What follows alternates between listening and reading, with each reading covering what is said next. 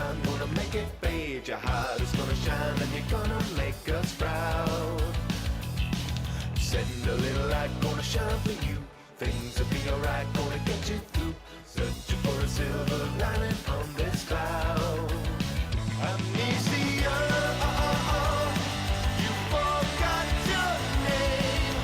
Don't let your spirit fade away. Amnesia, you've been through such pain, but your little heart is growing stronger every day. Hey, don't fade away. Don't fade away. Amnesia, you've got this burden to bear now, hiding away from the world. But deep down behind that disguise that you wear now, I see a lost little girl. So trust a little signs that you be afraid. Just a little time, gonna make it fade. Your heart is gonna shine and you're gonna make us proud. Send a little light, gonna shine for you. Things will be alright, gonna get you through. Searching for a silver lining on this cloud. Amnesia, you forgot your name. Don't let your spirit fade away. Amnesia, you've been through such pain, but your little heart is growing stronger every day. Hey, don't fade away. Don't fade away.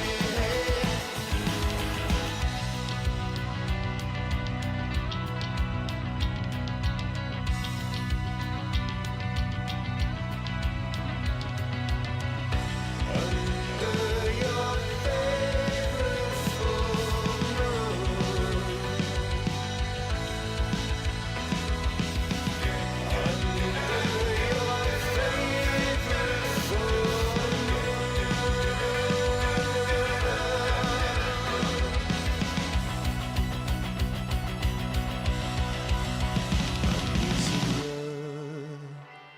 You forgot your name. Don't let your spirit fade away. Amnesia, you've been through such pain, but you're growing stronger every day. Amnesia, you forgot your name. Don't let your spirit fade away. Amnesia, you've been through such pain, but your little heart is growing stronger every day. Hey, don't fade away. Don't fade away. Don't fade away.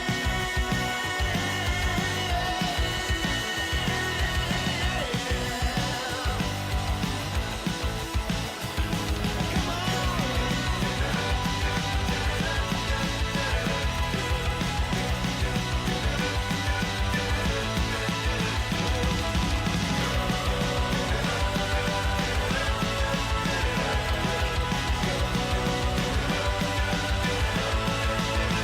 don't fade away.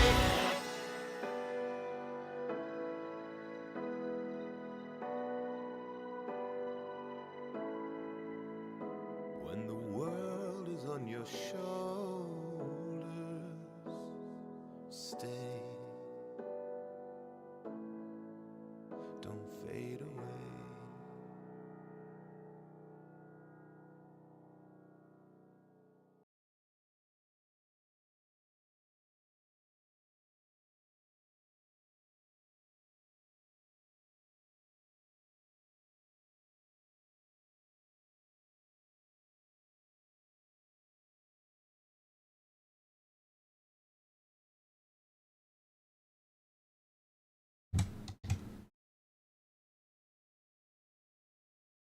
What's up, guys? How's it going? Hopefully everything's working. Dallas started off with a slight disturbance redemption, which didn't even play on my starting screen, apparently. So hopefully getting lag already, because that would suck. How you guys doing? Hope everybody had a good week.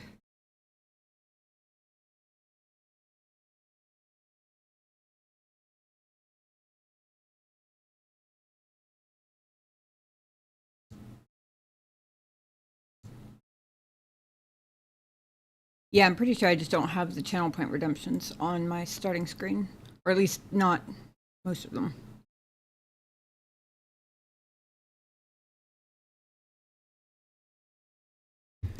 Let's see. This is the captain. We have a little problem with our entry sequence, Yep. so we may experience some slight turbulence and then explode. Precisely that.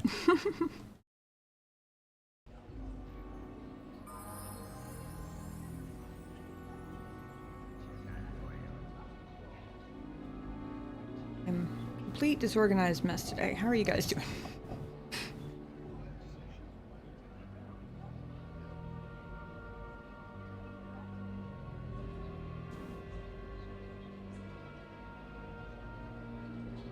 Mom showed me Dean from Supernatural singing Eye of the Tiger, and it was funny. Oh, that does sound funny. I haven't actually watched Supernatural. I maybe saw, like... I don't remember whether I've actually seen, like, half of an episode, or whether I just saw a whole bunch of ads for it. But, if I'm not mistaken, I'm pretty sure that Dean is the one who was also, oh wait. No, I think I'm... One of the main characters in Supernatural also plays a long-standing character in Gilmore Girls. But I think his name was Dean in Gilmore Girls, not Supernatural. I think I'm mixing my people up. Who are you? Ah, nobody. What do you want, huh? Handouts? Go dig a mine, fool.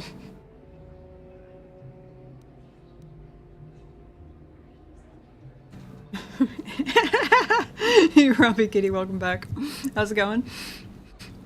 I found your ex-wife in game. That's... I'm so sorry. Or congratulations. Not sure what the best response to that is, but I'm sure one of those applies, right? I'm looking for information. Can you help? Not interested in helping. Only interested in racing. What if I'm looking for information on racing? I get enough beggars through here looking for money.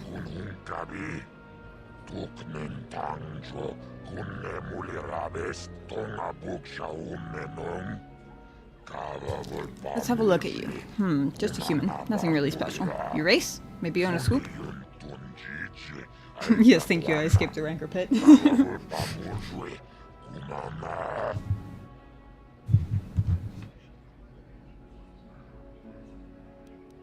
I raced on Terrace. I won the season opener there. Ah, you and 12 other liars. Planet blows up, race records are lost, no everyone's a champion.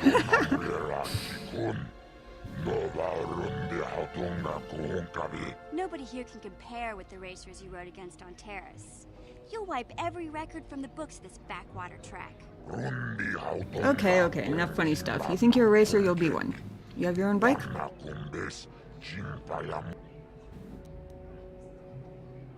I have my own bike stored on my ship. Got a bike, then you can race.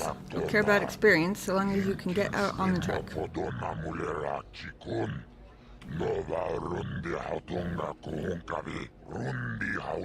If you crash and burn, that's your problem. You just need more bodies to pad the roster between the pros. Challenge accepted.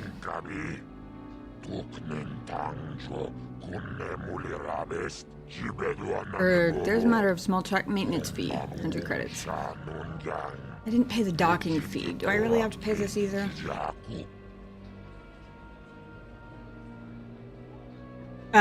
This one is Tatooine. There's also a racing track on Manon that I'm aware of, but I had other stuff to do, and I figured I had other reasons to go back to Manon eventually anyway. So I'm planning on going back there. The first time I was on Tatooine, I saw the swoop track and then promptly forgot about it until I finished all the side quests and moved on to a different planet. And I was like, oh, wait. So, here we are. Why not drop the fee? No racers means no crowds. Well, I suppose you're right, but I'm not dropping the whole amount. 50 credits, that's it. That's fine. I'll pay the 50 credits. Good, that shows you mean business. Now you can use the track for recreational runs, or I can give you an official race right away.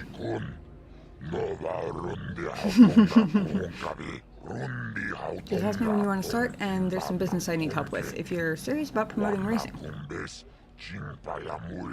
You miss just existing on Tatooine? Great game. It is a great game. I hit the massive plot twist.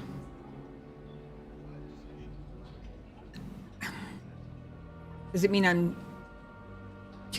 I spend too much time online, or at least listening to YouTube videos, that every time I say massive I think of the ninja meme, and you know what else is massive? Anyway. Totally lost my train of thought there. Apparently my brain is all over the place today. Oh yeah, massive plot twist.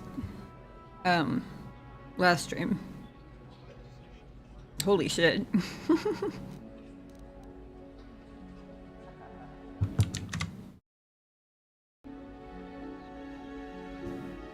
What sort of business do you need help with? I make my money off of signing good racers. Good ones, not great ones. I want them young and stupid. Interesting. I've got one, Nico Senvi. Great potential. Only started racing a year ago and loved it. He lives for it now. What I want is simple. I want Nico to sign a contract with me, and I want you to convince him. I'll pay well.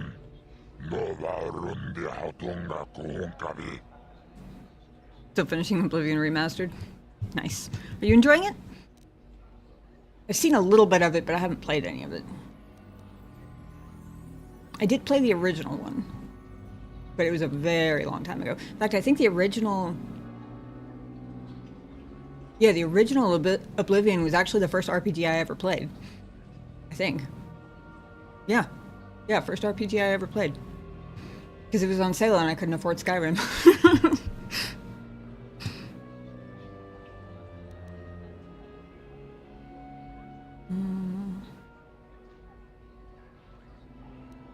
Why won't he sign?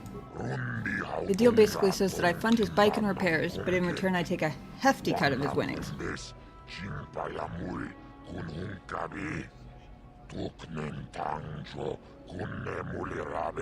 And you're surprised that the boy doesn't want to sign? That isn't fair. On Terrace, you had to give a cut to the Swoop Gang sponsoring you, but at least the rider got the higher share of the winnings. He knows it's harsh, but he can't afford to go pro on his own, and he doesn't want to give up racing.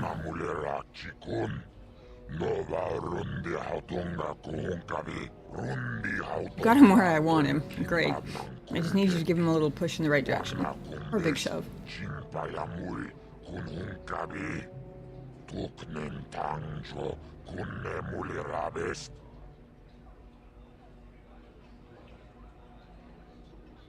My first time, and I enjoy the quest very much. The quest called Paranoia actually made me paranoid when I was doing the quest wrong. And when I went to finish the quest, I couldn't find gold in the house and was paranoid I missed it. Successful quest title indeed. Fair enough. That sounds like a me problem.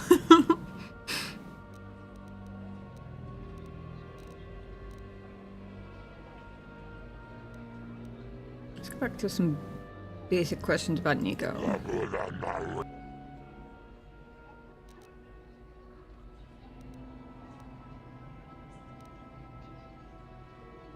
Aren't there other racers? Why him?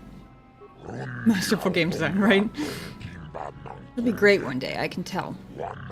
There are some pros here, but I'm not looking for experience. I want potential.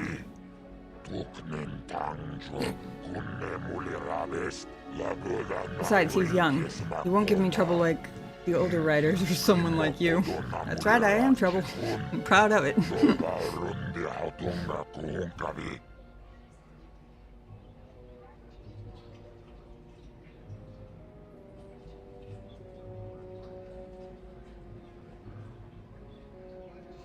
At least they didn't name any quests Shard. Yeah, with a track record like that, I think that is probably a very good thing.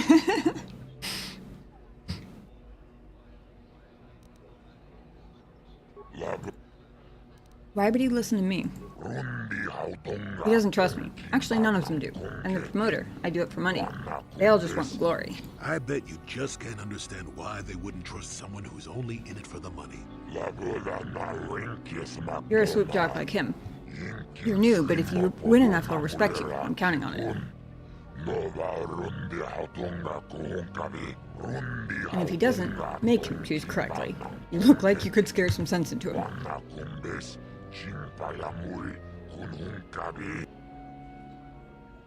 Okay, so, according to this guy, I look like I have the potential to win enough races to impress Nico. And I look like I could scare some sense into him. But I also look like I'm too much trouble to try and take advantage of. Pretty smart guy, honestly. Dinner time. Catch you later. People showed up with food. Alright, thanks for stopping by. Good to see you. Enjoy your dinner.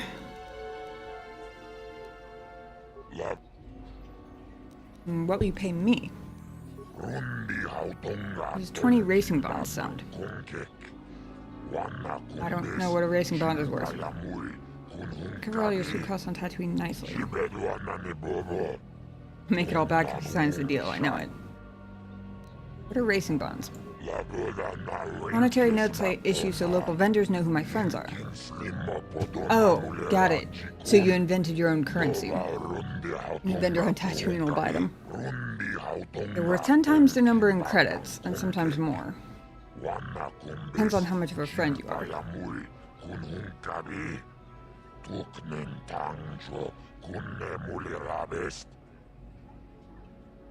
It sounds like a terrible economic system to bank on.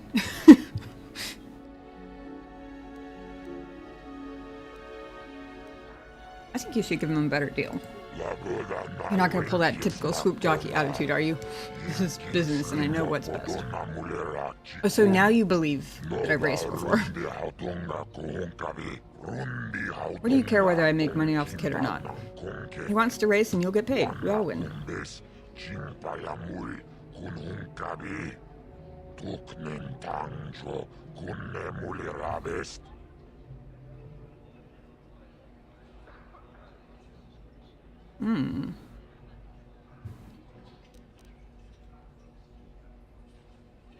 I succeeded the last persuasion check.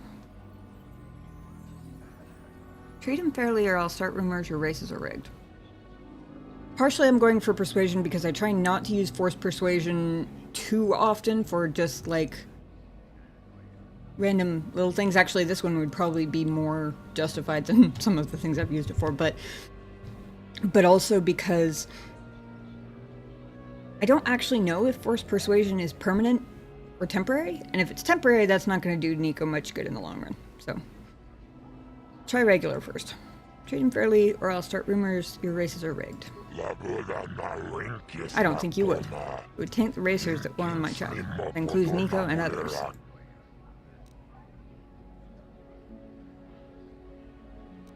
See what I can do.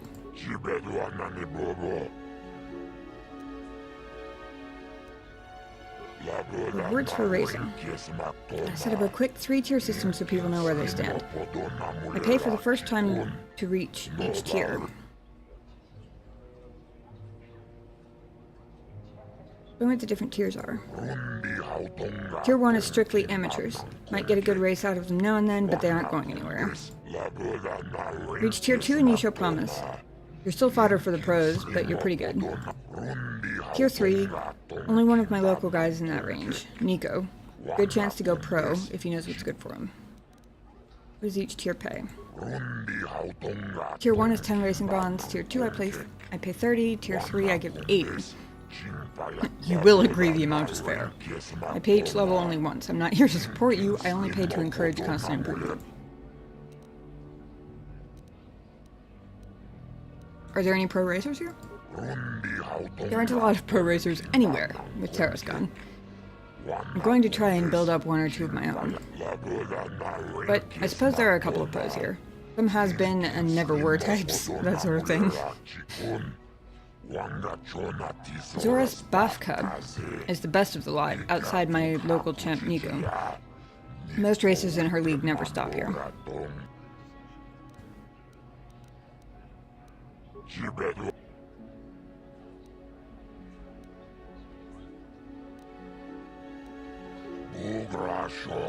Track crosses the dunes of Tatooine. You'll race against times set by other racers. There will be no other swoops on the track. The bike likely has the standard 5 gears to shift through. As your speed increases, watch the indicators in the lower left to know when to shift. Shift at the wrong time, and your swoop will accelerate poorly or slow down. Shift correctly, and you will optimize your performance.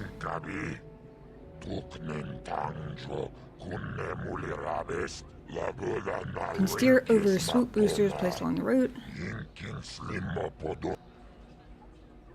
There are hazards on the track. Steering over rocks won't damage your bike, but it'll slow you down.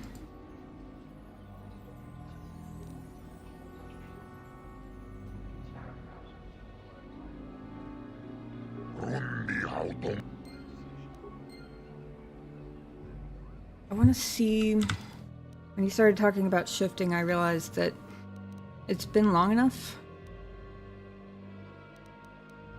that I don't remember the key bindings for it. I did only ever do 3 races, to be fair.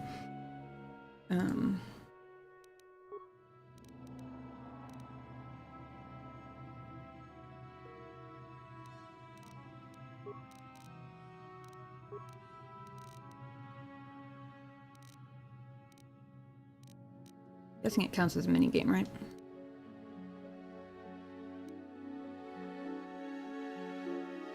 Yeah. Mini game action. Spacebar. This key will fire the turret guns or accelerate the swoop bike. I'm sure it's context-based which one, but the way they phrased it had me imagining a coin flip. Every time you try and hit the spacebar, it's like, you're either going to shoot something or you're going to speed up. You won't know which until it happens.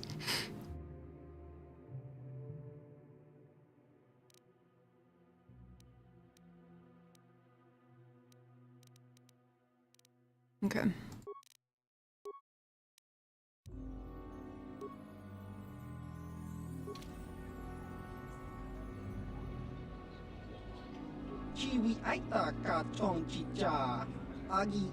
Another swoop job coming to give the track a try. There's a 20 credit timing fee for recreational runs.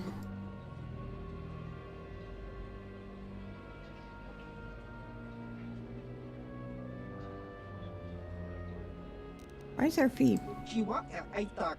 Modded pays for timing on official runs, but rec runs are staffed by volunteers. They deserve a little something. Fair enough. Besides, paying for runs keeps usage down. That way we don't crowd the pros off the track. Also, seems fair. Give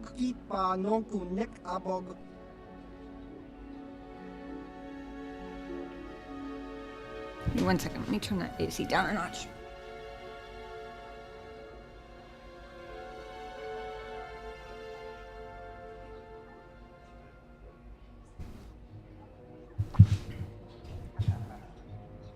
I think I'm going to do a recreational one first, just because my last race, I've only done 3, and my last one was like 2 months ago, or something like that, so. Very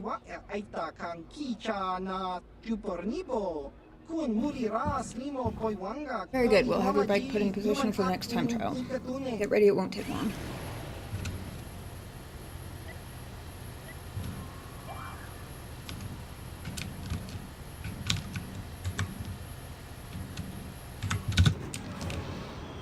Okay.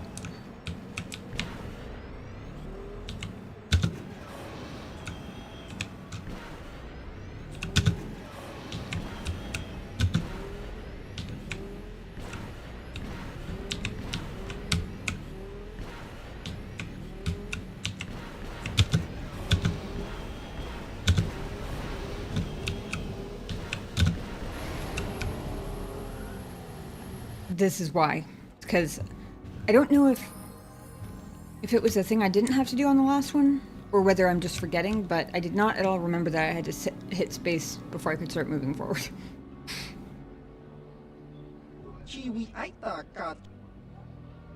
One more recreational.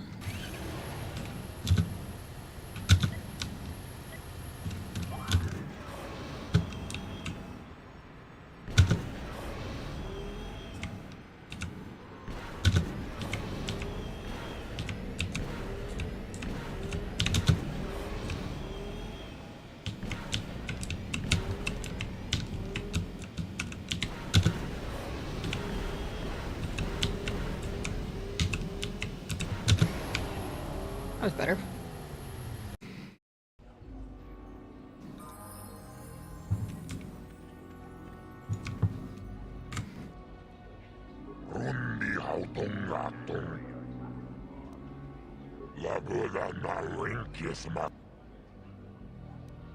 Set me up with a race. Oh my god. We just need to clear up the positioning fee. All racers pay the same before each officially timed race. Oh. He said a track maintenance fee before, but it was the same amount. Oh yeah, okay. I already paid a maintenance fee. The fee is due before each race. How else am I supposed to sponsor prize money at the level I do? I need to see some returns. I'm investing in my riders, but I also need to see profit now. You'll agree with my logic. If you don't race.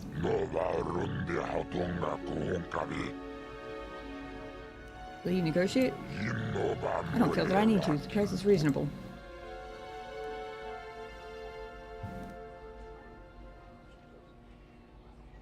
Try regular first. I'll put on a good show. You'll make your money back. Fine, I'll extend this discount to you. If only to close your mouth. I'll have your bike moved into position. Awesome.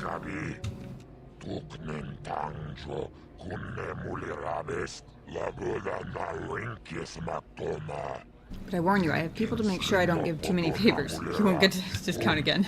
Wait, what does that mean? I thought you were in charge. I'll go against Garm Totrils this time in the first tier. He's a local boy new to the sport. Time to beat is something, I missed it. 20-something, I think. Make some noise for the new contender. Hey, that's me.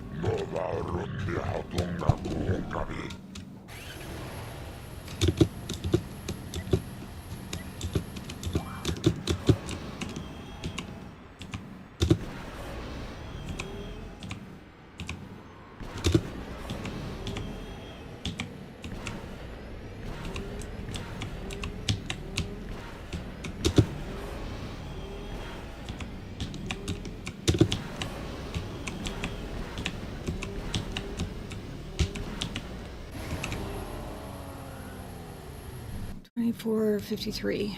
My last one was 24-something. What do you call that then? Winners draw the crowds, not lazy times like that. I didn't catch what his time to beat was, but it was 20-something, I think.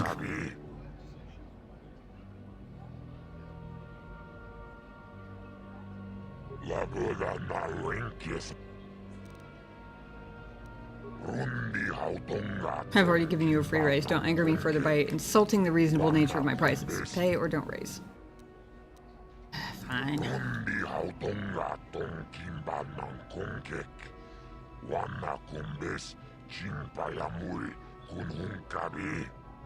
Let's see what level of race we should give you. 2390. Damn, I was actually really close, but... Less than a second. Less than half a second. Still though.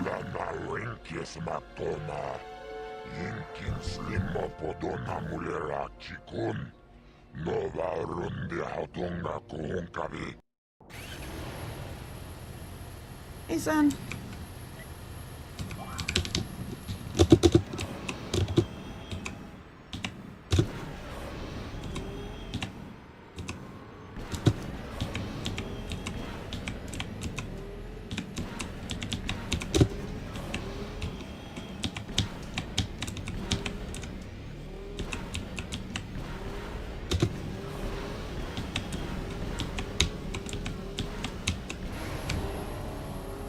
Ew, that was worse. Fuck.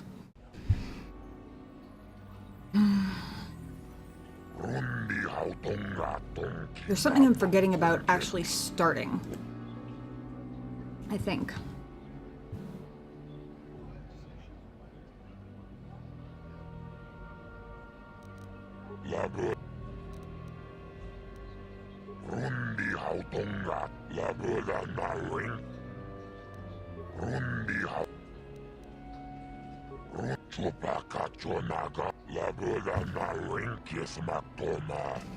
Somebody remind me to check the level of my credits after this just to make sure I'm not, because I know I bought a bunch of expensive stuff lately. I just want to make sure I'm not draining my bank account completely.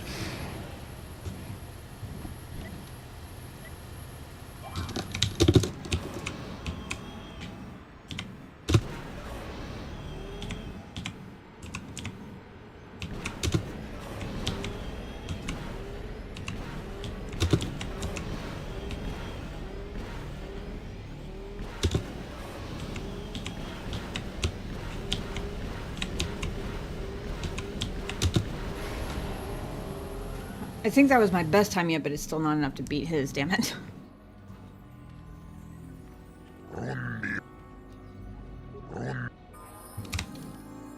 Oh.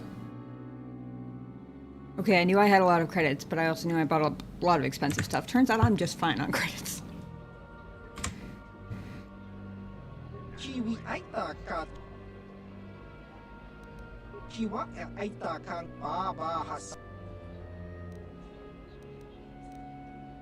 I'll go for a cheaper recreational run to see if I can figure out.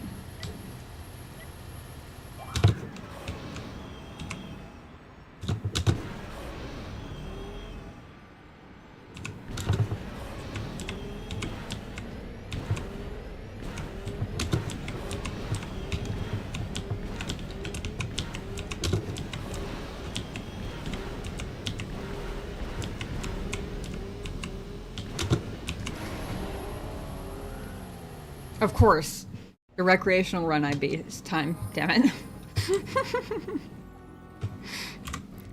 Okay. Oh, that was better anyway. How you doing, son? Good to see you.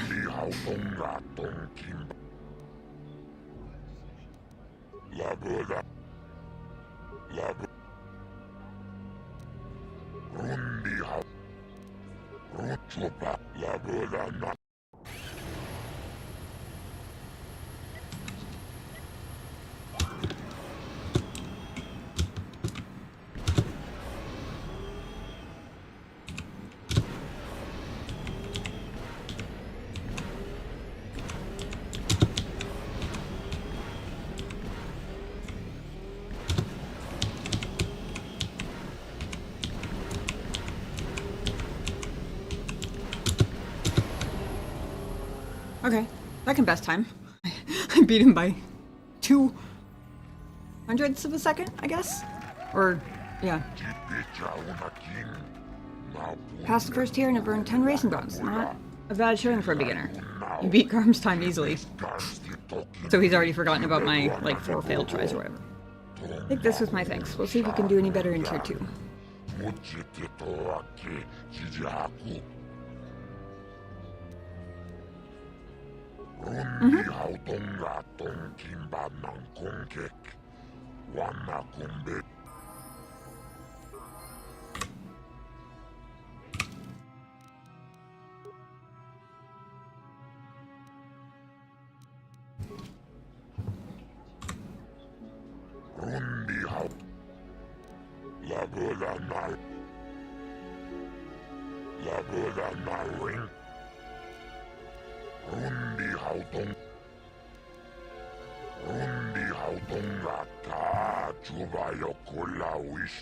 Yukaril is the current leader. Time to beat is 23-29.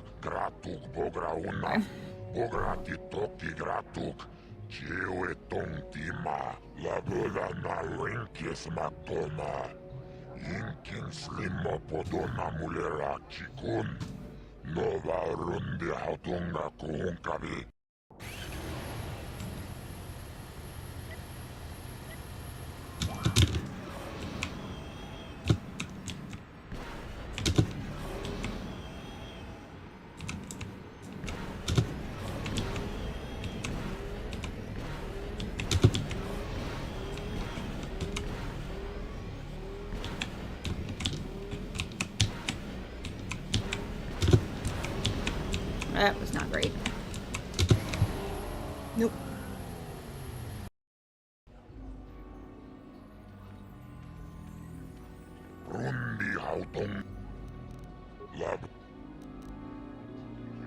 I almost ran into that one rock and it threw me off for the, like, next half of the race.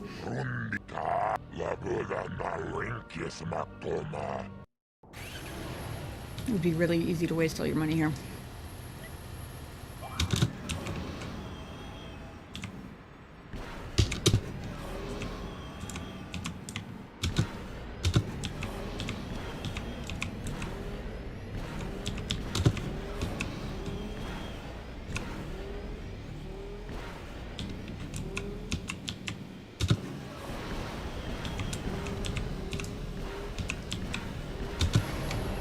Nope.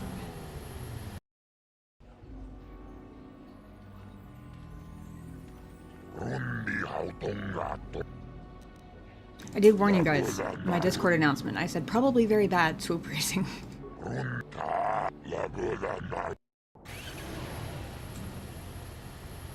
if I can get one or two more.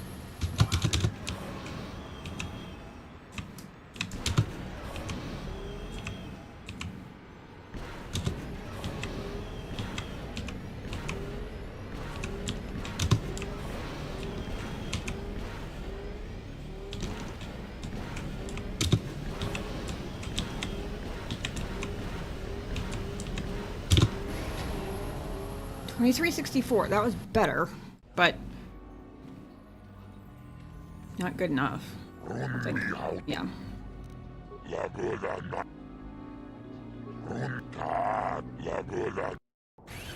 Closer though.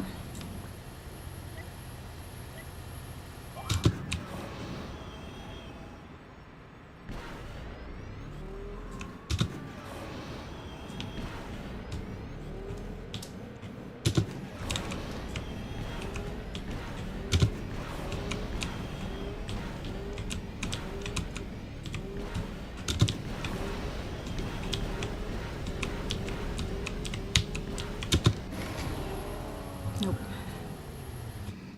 Damn. I underestimated my cheaty speed boost on Terrace.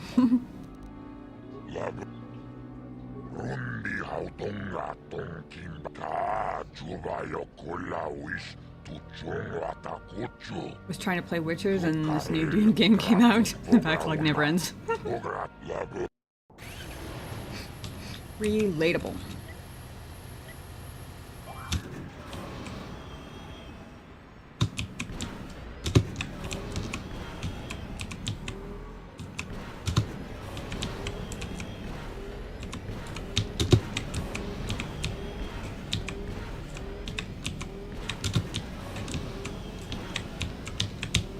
Damn it.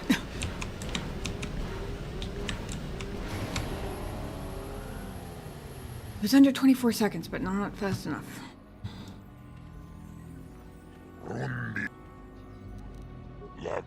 I was trying to see that time if holding down the spacebar in the beginning would help. I don't think it did. It might have actually made it worse, but...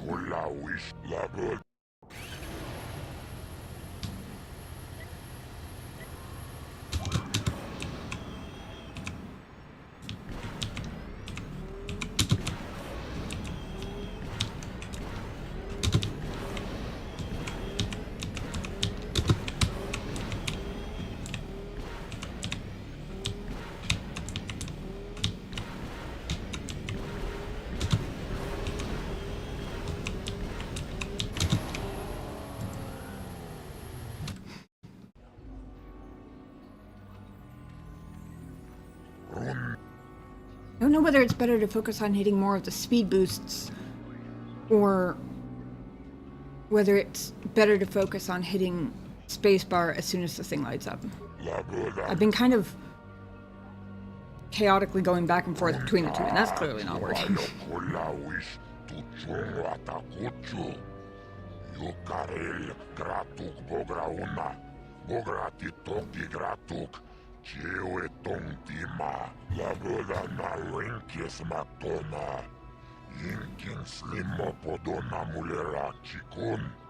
너가 룬디 하동가 공까비.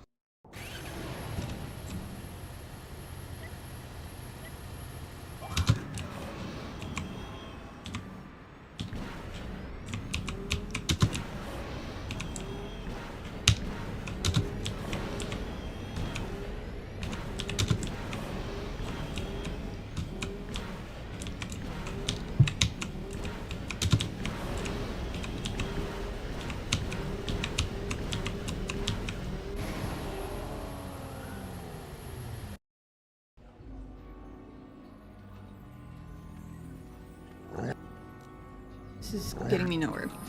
I'm gonna do a couple of recreational races for science.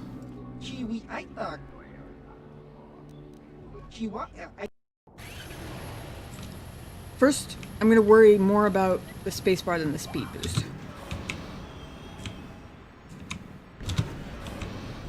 Still trying to hit the speed boost when I can, but basically just gonna go straight down the track and focus on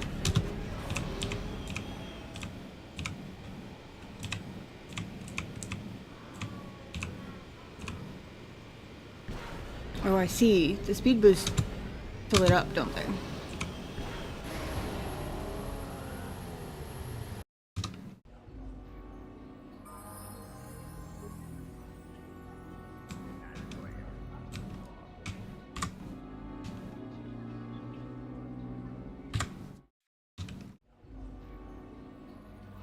Got stuck.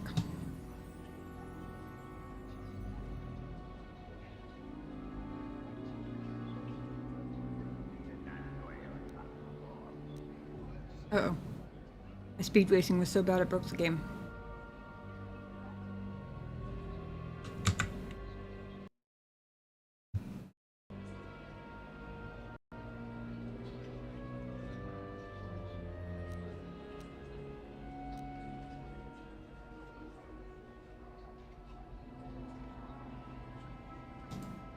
Well.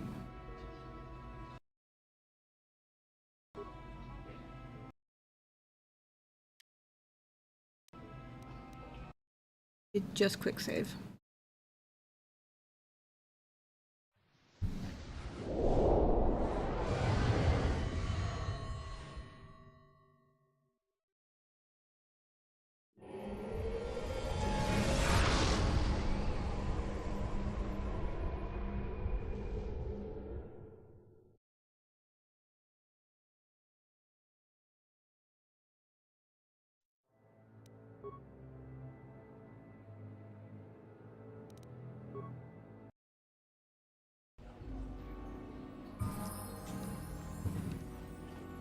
Weird. This time I'm not going to worry too much about the shift. I'm just going to hit as many...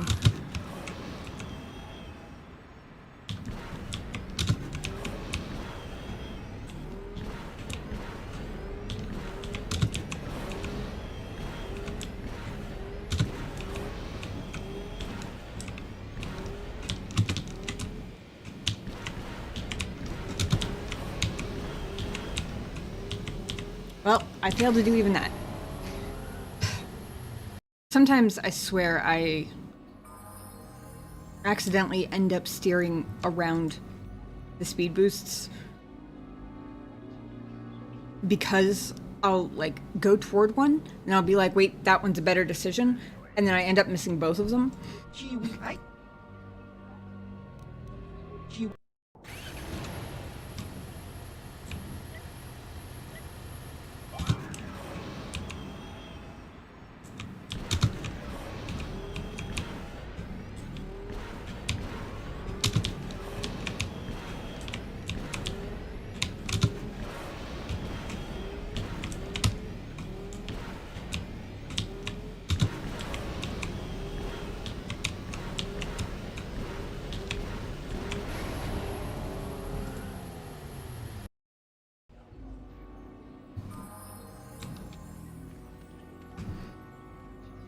Okay.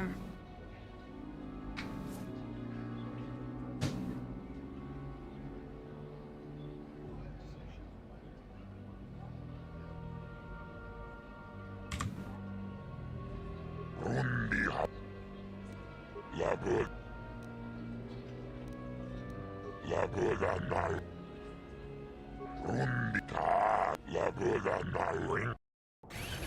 probably shouldn't be trying this again until I get my practice races up high, but...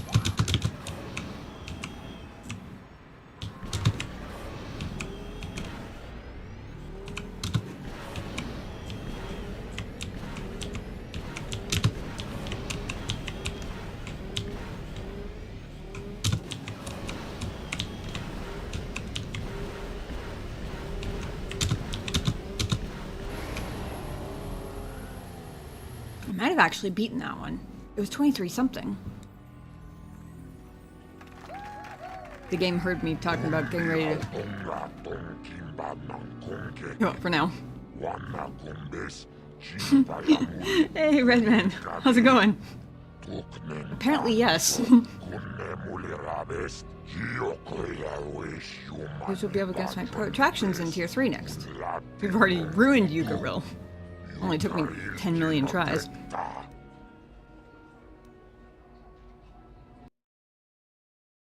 How's it going, Redman? Good to see ya.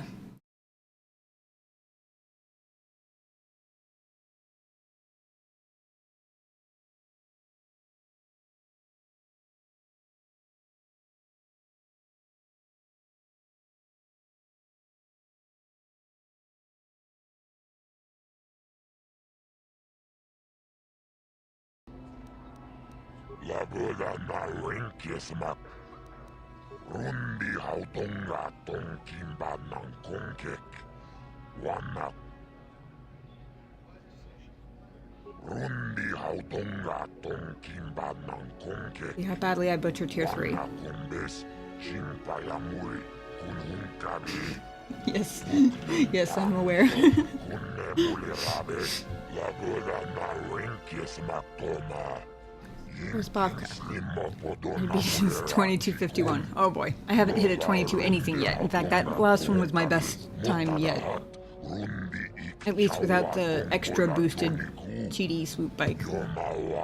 You know, the one that almost burned me alive or whatever.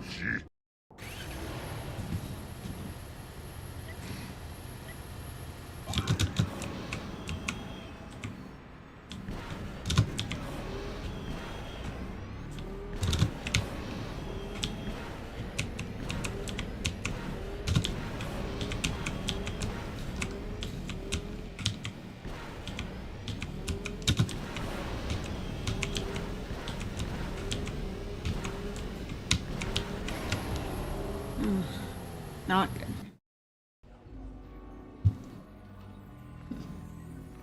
Rundi hautonga tonkimbanang. Labuda na ring.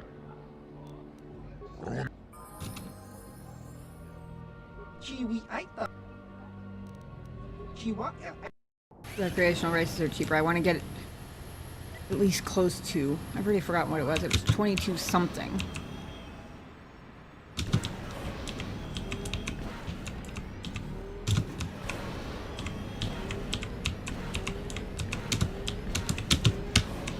It would help if my spacebar wasn't sticking.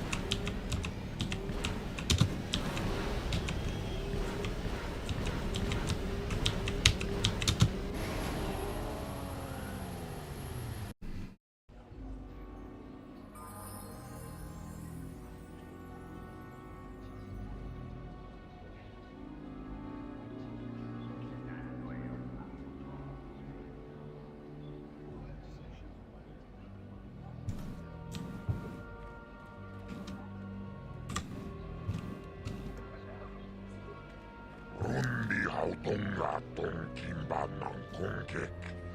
Wanakumbes. Labudan. Wait, I didn't mean to do that. I meant to go back and do another practice round because they're a fifth of the price.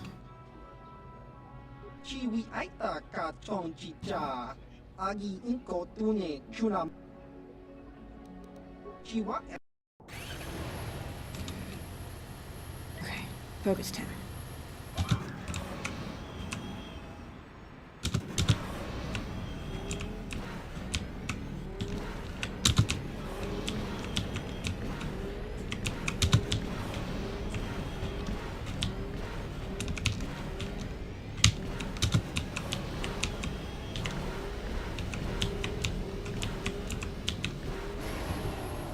Okay.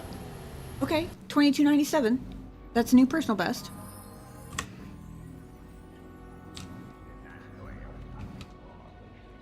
One more. Oh, can I hear what the top card cards are?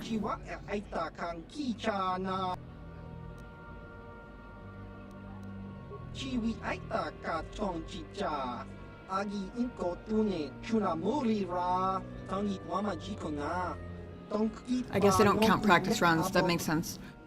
My best time in a race is 23:20, but my personal best time out of everything was, what, 22.97? And what is Zoris's again? 22.51. Okay, so I'm...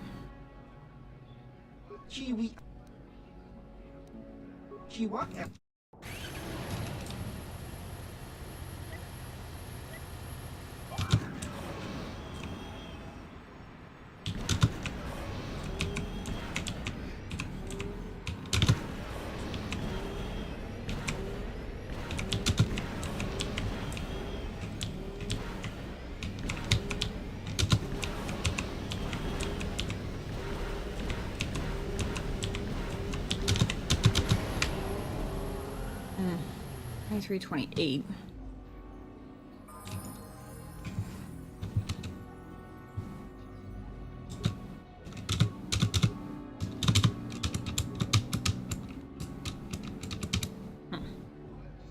One second.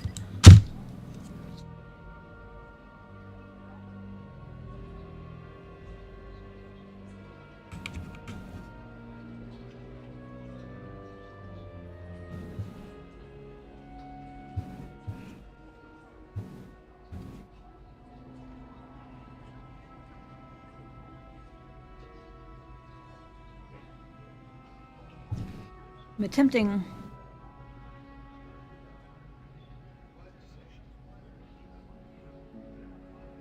to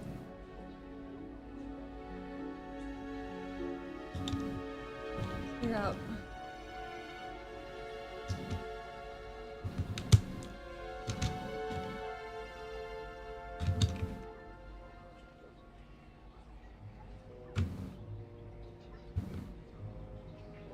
uh-oh.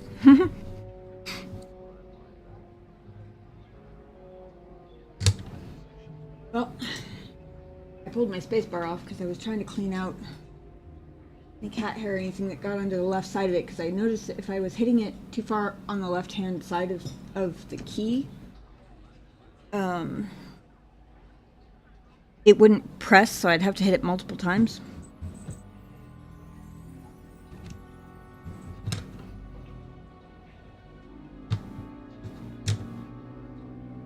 However, it came apart weirdly.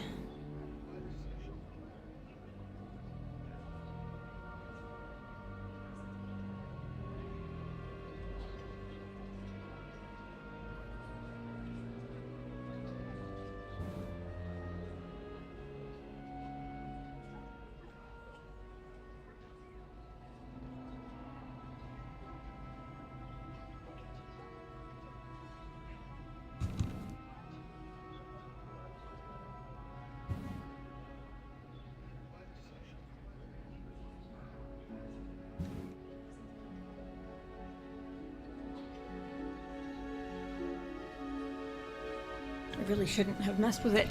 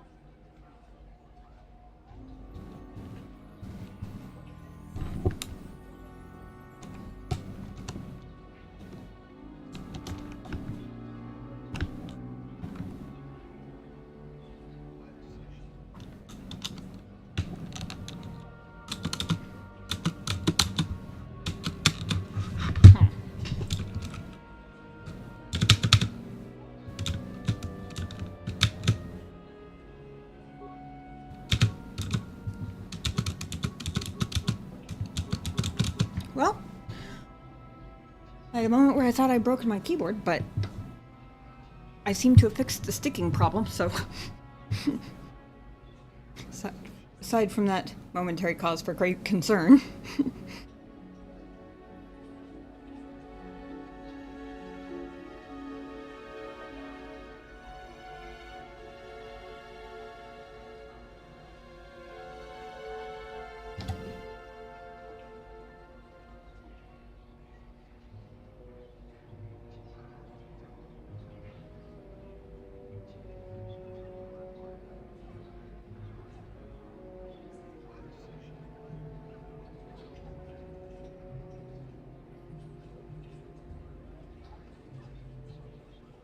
There we go. Sorry, thank you guys for bearing with me as I just butchered my equipment live on stream.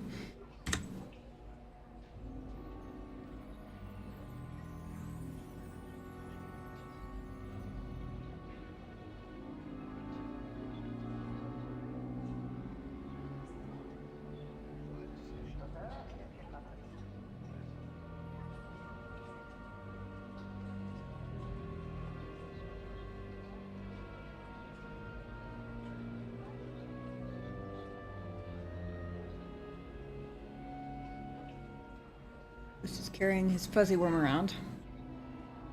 He doesn't seem to know where he wants to go with it.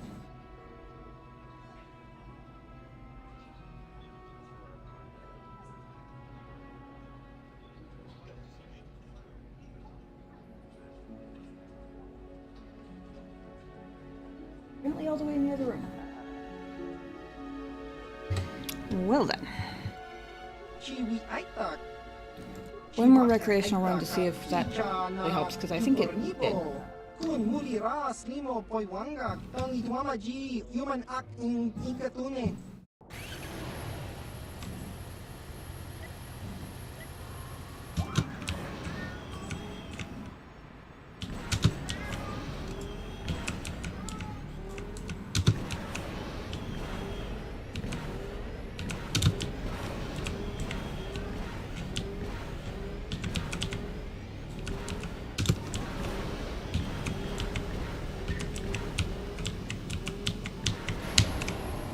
Well, that did help. My terrible driving didn't, but I still managed... Actually, I wonder if it was happening more often than I thought it was, just because... Like, I could tell out of the corner of my eye sometimes when it happened. But the fact that that was my personal best time by 0.02 of a second or whatever...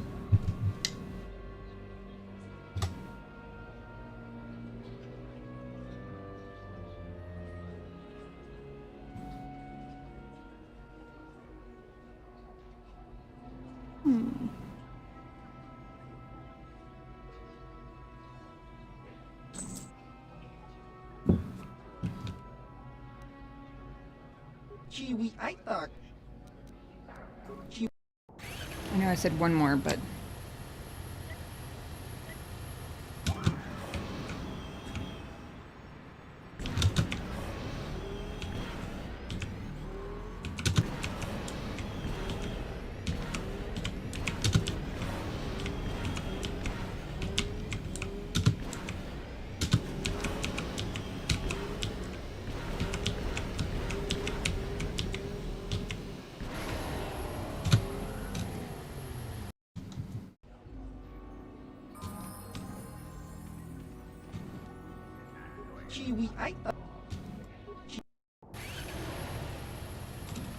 A couple more and then we'll go to Korriban, whether I've won or not. I won.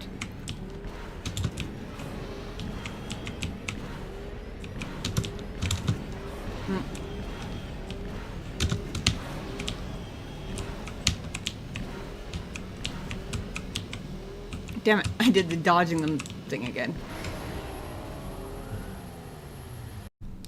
Still, my overall average time I think is improving.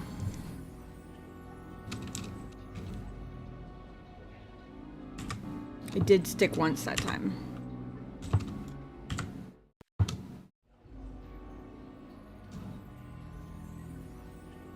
I think I figured out whatever this bug is, though.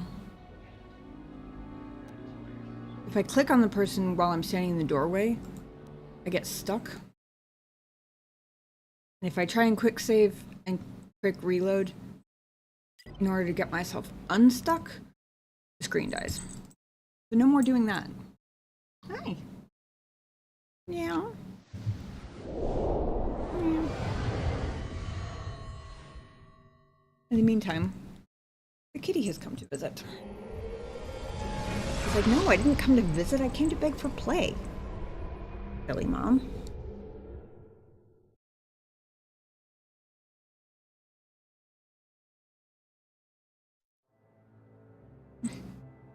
He's like, wait, no, give me that hand back.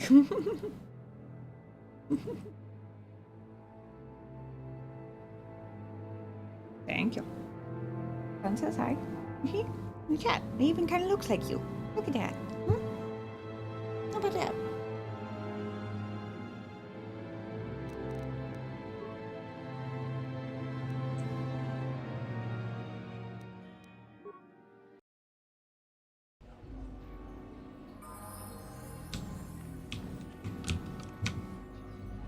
I'm gonna have to put you down in a second. He's like, nope, I'm good. I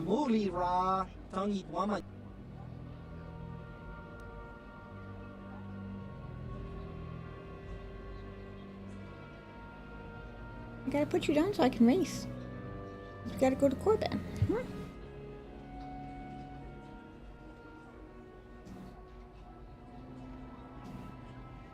I know.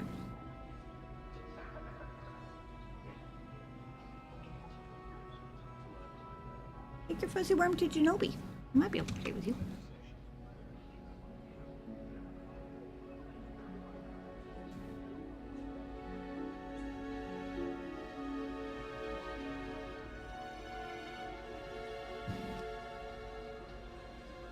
He's standing between me and my swoop bike controls. But I feel bad kicking him off my desk. You get away with so much because you're so damn cute. You really do.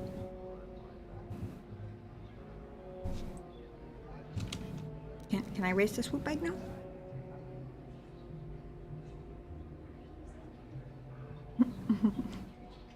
Face bonk. Jiwa aita kang kicha na jupornibo. Kun muli ras limo poiwanga tang itwamaji human act in ikatune. Make me press the spacebar at the right time.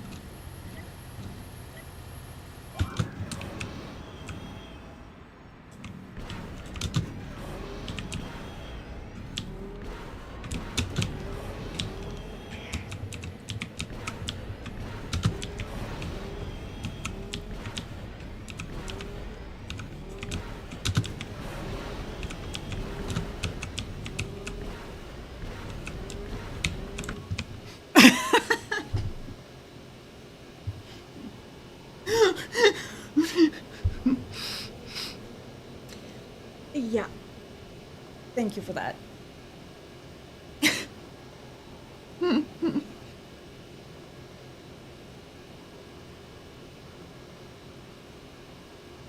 Really can.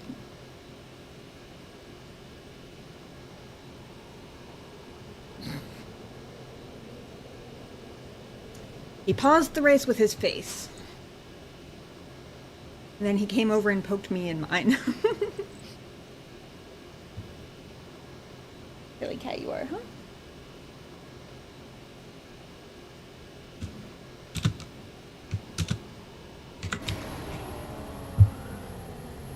Okay, it wasn't a good race anyway. Walk forward first so I don't get stuck.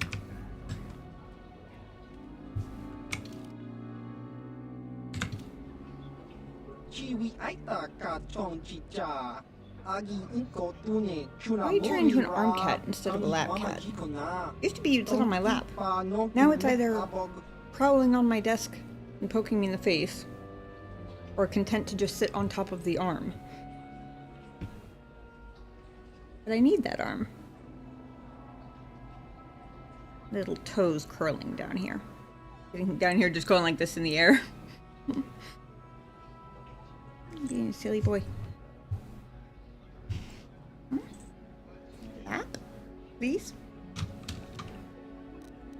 Jiwa ay takang kicha na jupornibo. Kun muliras limo poiwangak tang itumamaji human act in ikatune. Actually, I guess I technically don't really need the mouse. That was a terrible start.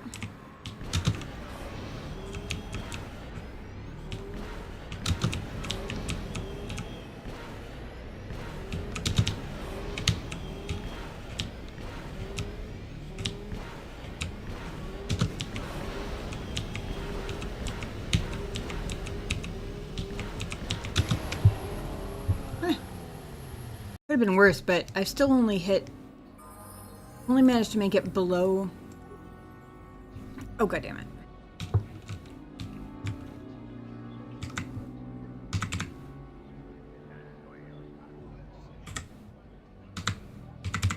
Damn it, I did it again.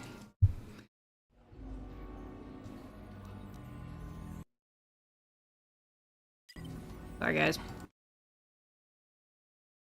I'm dumb. I click, and then I realize that I'm not supposed to do that, because I already figured out that's what keeps shutting this stupid thing down.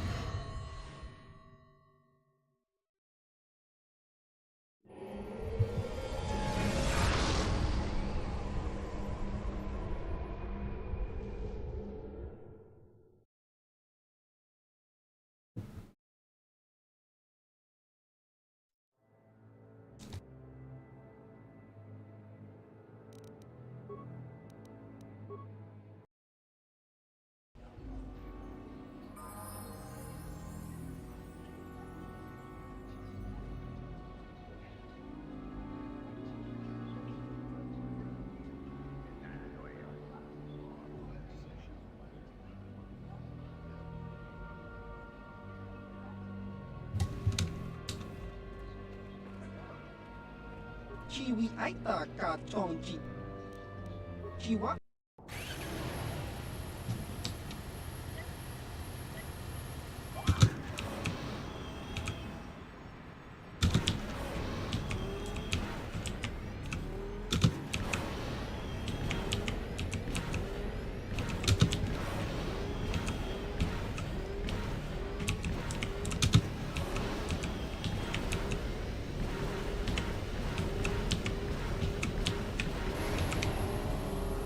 Okay, that was another personal best. Still not enough to walk forward first. Still not enough to beat what's his name. But getting closer. Like every time I start to think I'm not really making much more progress, I do. It inspires me to keep going.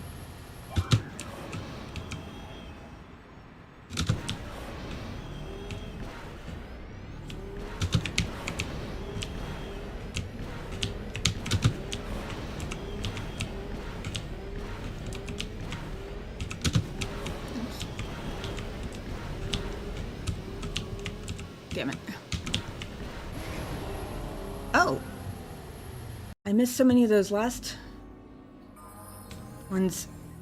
I really was not expecting that to be so much better time.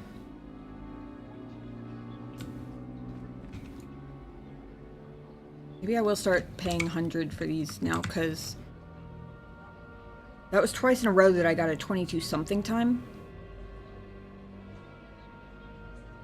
If I happen to beat his time on a practice run, it's gonna be annoying because then I'm gonna have to replicate the feat. Whereas, if I beat it on an actual race, then we can just move on. Uh-oh.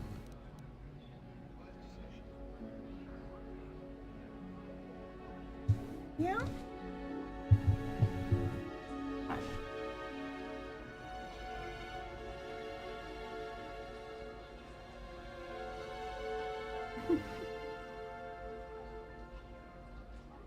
Have you? Mom, no stream. Play games with me. Easy. Hey, be gentle.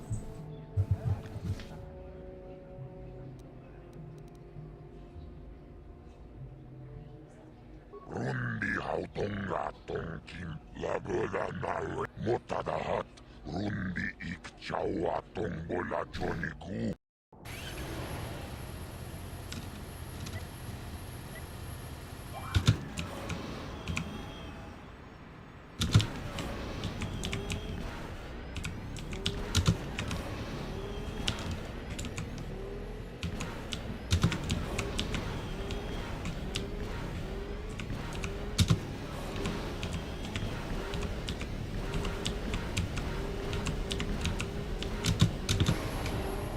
Damn it. See, that one felt faster than the last one did, but it wasn't by like a full second.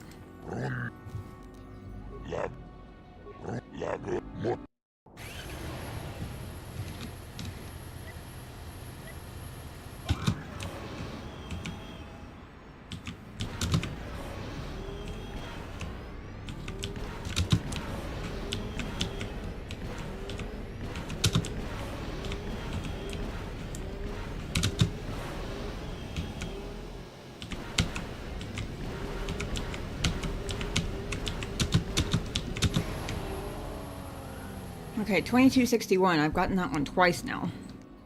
Once on a practice and once on an actual.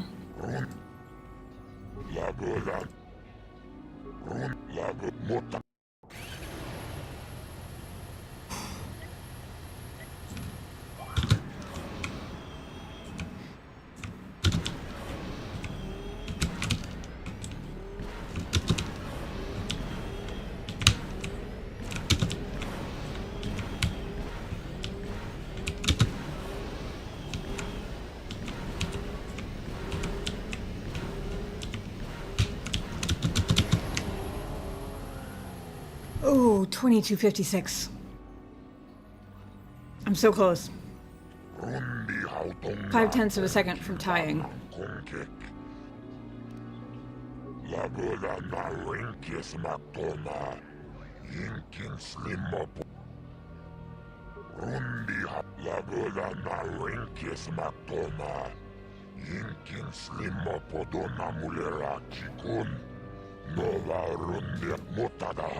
Rundi Ik Chawa Tombola Joniku. Yomawa Mani Boba Lorda Wish Wanga Shachi.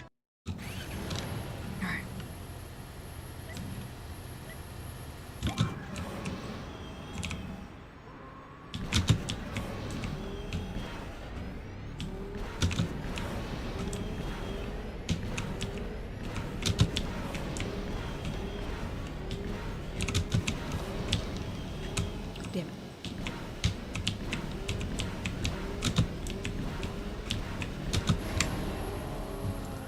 Not as bad as I thought. Honestly, I thought that was going to be a 23-second something. Still 2368, which is a little bit surprising, but I'm certainly not going to argue with it. So close. I just want to beat this guy.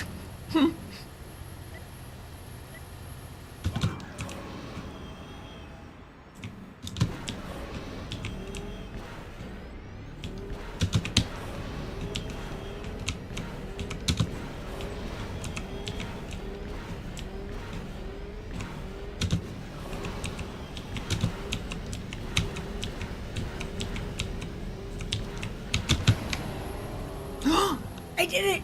That was 2226! Fuck yes! Wow, I did it by a lot, too. Awesome. It's a big payout for you. You shattered my track record and took tier 3. 80 racing bonds was the deal. Thank you. Only took me a little over an hour. It's the last I'll be giving you, I hope. You're too fast for most of my racers. Only on this track. Put me on an unfamiliar track that I haven't failed on 17 million times, and I will be back to like 29 seconds.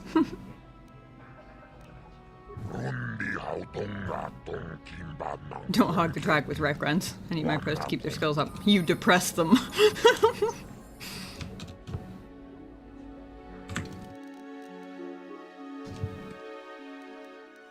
That's funny. Oh, hi. You another racer then? I heard someone new was talking to Mata. Always room for more, I guess. Nice job beating my times, too. I guess my heart isn't in the racing. Contracts are distracting stuff.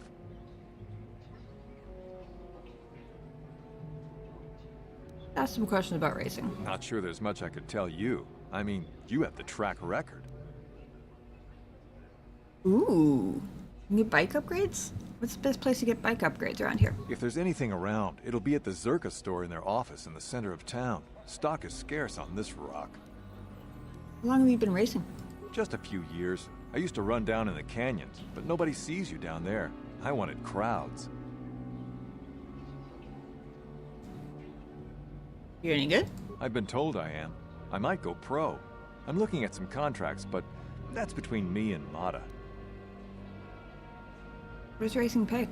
Mata has some basic incentives for good times, which you probably know, but this is just an amateur track. The pro circuit is where the real credits are, but even that is hurting. I guess a lot of riders were on Terrace. Hurry it up, all right? I have things on my mind. I talked to Mata about you. I suppose you've got a right to know track business, but with the times you've been posting... Why don't you want to deal with Mata? It's not that I'm not grateful. I mean, it would get me into the pros. I don't have the credits to get in on my own. Not that I care about credits. I just want to race. But the deal with Mata is pretty bad. He'll get most of what I win.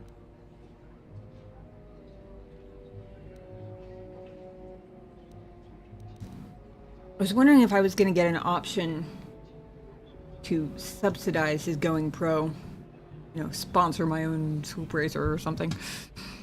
Maybe I can talk to him about it. You've posted some good times. He might listen to you. I would. I respect you as a racer. But I kind of doubt he'd give me a better deal. He doesn't have to. He's putting up most of the credits. Thanks anyway, but I'll think it through myself. Doesn't mean I won't try anyway.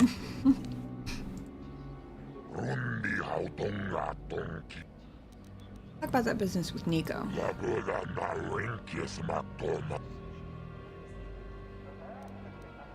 think you should give him a better deal.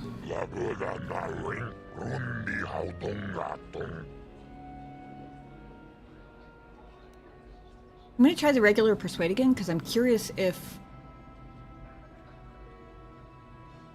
Well, for starters, because I can, and anything with a dice roll, you never know.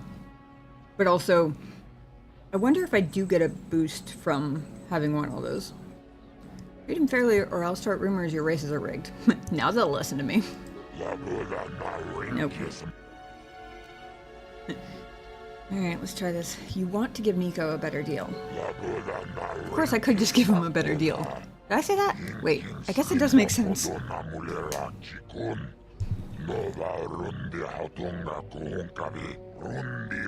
These times have suffered since I made the offer. I mean, swoop jocks are moody. They feel bad they don't win.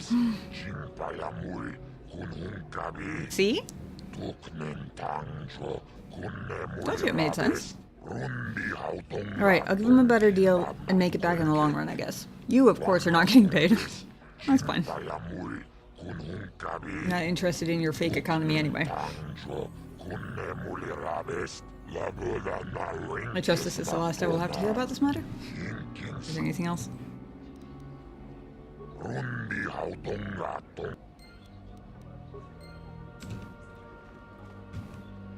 You again? I don't really feel like... I suppose you've got a right to... I convinced Mata to give you a better contract. You did? I don't believe it. I mean, I do, but I sure wasn't expecting it. I appreciate it, I really do. Now I can take my bike to the big races. There's not much of a circuit right now, but I'll be ready when it recovers. When do you think you'll be leaving? Hard to tell. I'll get some more runs here first. I need the practice.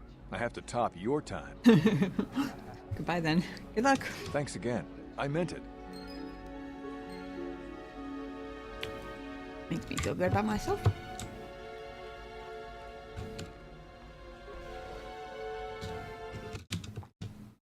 Now. Oh, you're the one. You beat Zora's Bafka's time. I have to get your auto print? What? My auto print? Are you serious? Is there identity theft in this universe? Giving my signature a terrible security idea. Sorry, I forgot.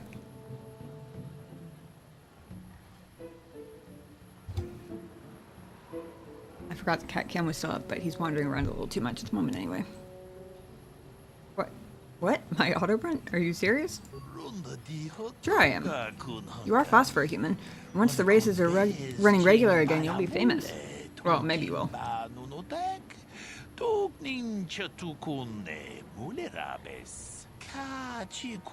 If you start winning on the real tour, I want to be able to say I saw you when you were just starting out. How about it? I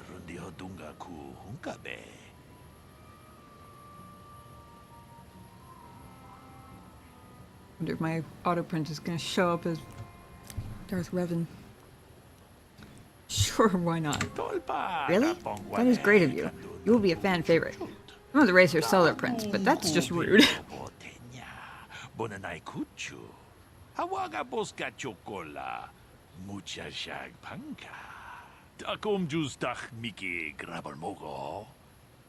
Here, just put your hand on this pad. Thanks again. I know I'll be seeing more of you, human. Apparently it didn't show up as Darth Revan, which is good for me.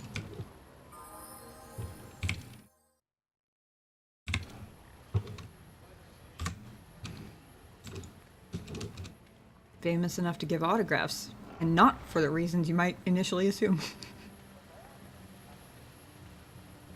Let's see if I can spend these special friend credits of what's his name? Swoop Jock, huh? I know I don't have the crazy suicide parts you're looking for.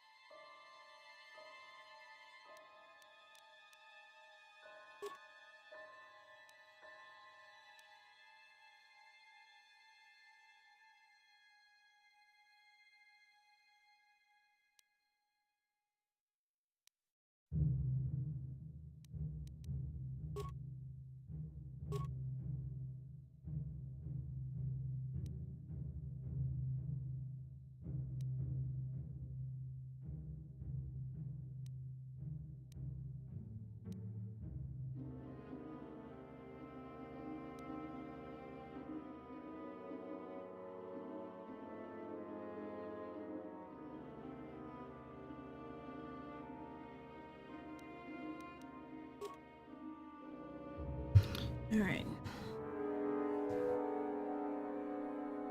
What I'm really looking for here... Well, I'm selling some junk while I'm here.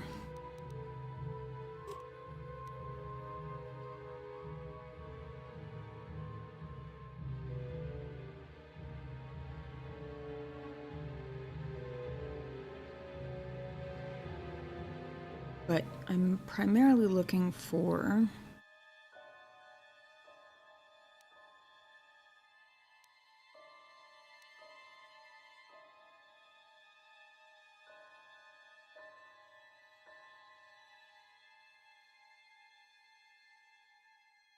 race bonds.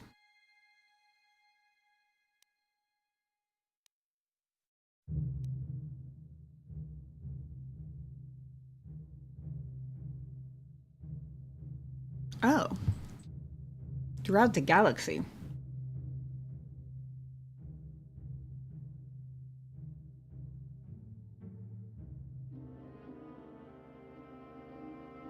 Any merchant, any store. Huh. In that case, I might wait, because, dude on Yavin. I don't know why I always think Yavin name starts with a T. I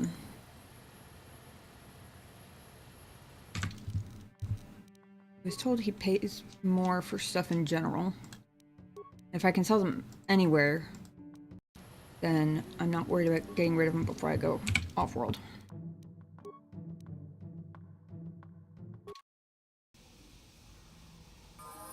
Plus, as I recall, it was recommended I go to Yavin a couple of times.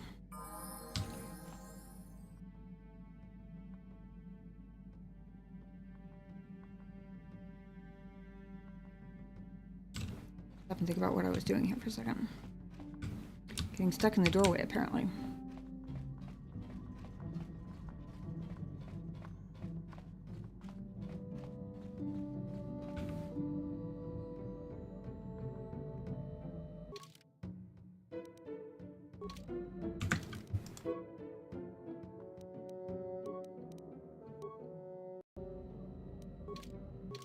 All right, time to go to Korriban.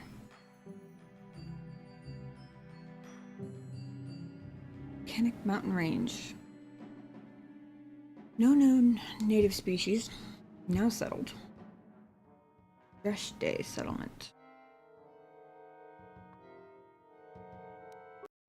Let's go.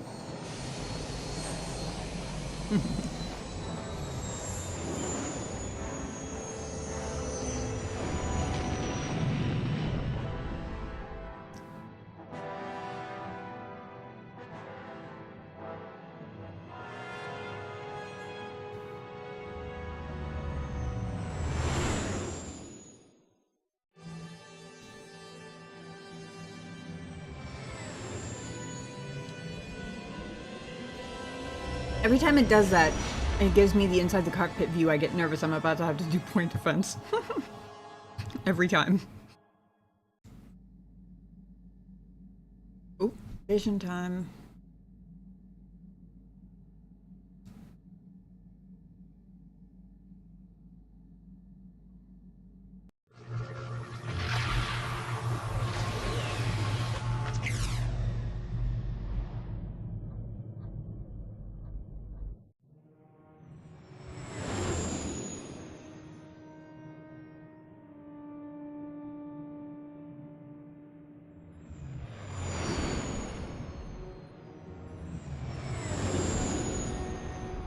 Quite pretty already.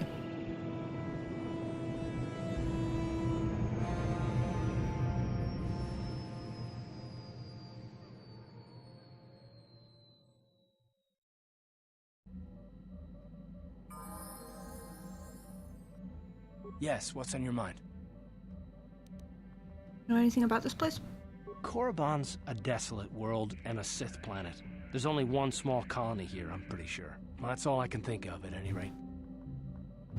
You got it.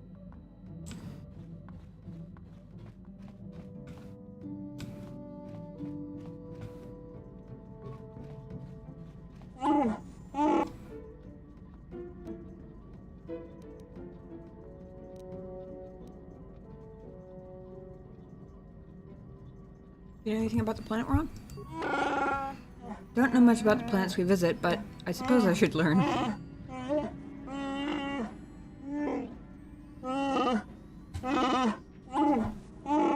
When you ask someone else, I will listen as well.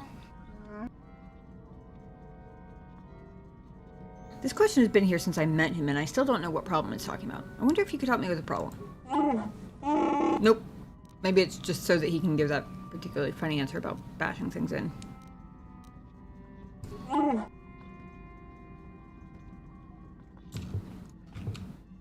Yes.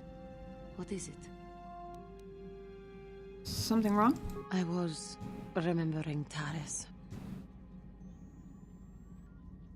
I'm sorry, Gianni. No, it's all right. I think I am over the worst of it. I apologize again for lashing out at you. It was not your fault. It was a horrible place to have to live. At least in the lower cities where the non-humans tended to get relegated. Living for years in a place with no sun, living off the trash dropped from the upper levels, and the meager pay doing back-breaking labor. And those rat ghouls. There was always the danger of rat ghouls coming up from the sewers, or more mundane predators living and working in the area. My family and I struggled each and every day to make something of our lives. But we could only go so far. Taxes from the corrupt government, more fees from the gangs controlling the streets, and whatever was left paying for what food and medical supplies we could afford.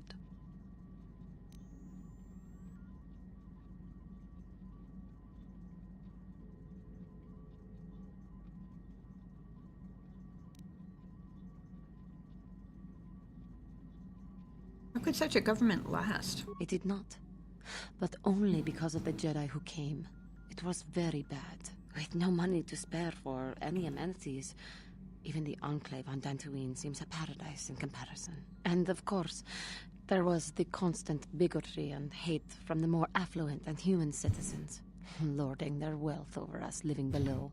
Every once in a while, a rich human would come down through the lower levels with his droid entourage just to see how the wildlife lived, and laughed at the mockeries that were our successes. But I have come to meet many decent humans in my travels since those days. Indeed, some of the greatest people I have ever met are human.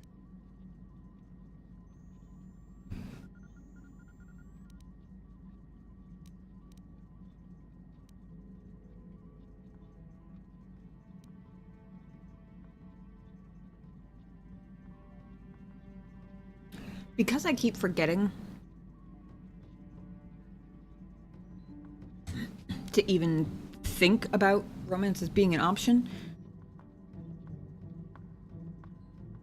and because I assume the biggest spoiler is behind me now, anybody who would like to fill me in on who the other romance options are would be most welcome, because I know Juhani is, but I don't think I've gotten any... I was gonna say I haven't gotten any obvious flirtation options, but maybe I should amend that too. I haven't gotten any flirtation dialogue that's obvious enough for me to identify it.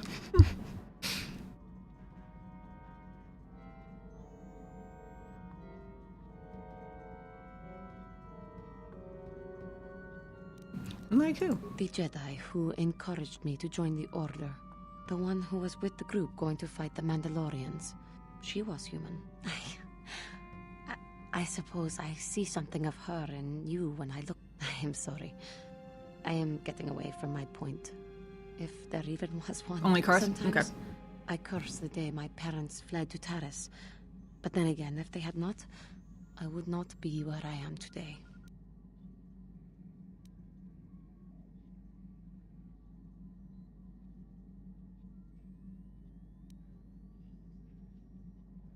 Fled?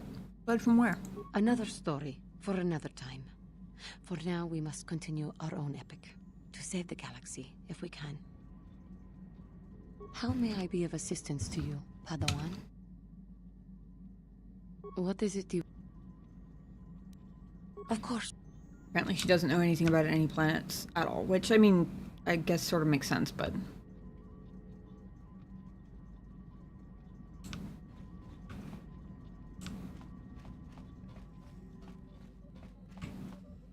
Got something on your mind, do you? What do you know about the Sith? Bad men. Women, too, to be fair. You must know more than that. Oh, indeed. They make a fine sandwich, also. But don't tell the Jedi Council I said that. Inherent Sith trait, apparently. Sandwich making.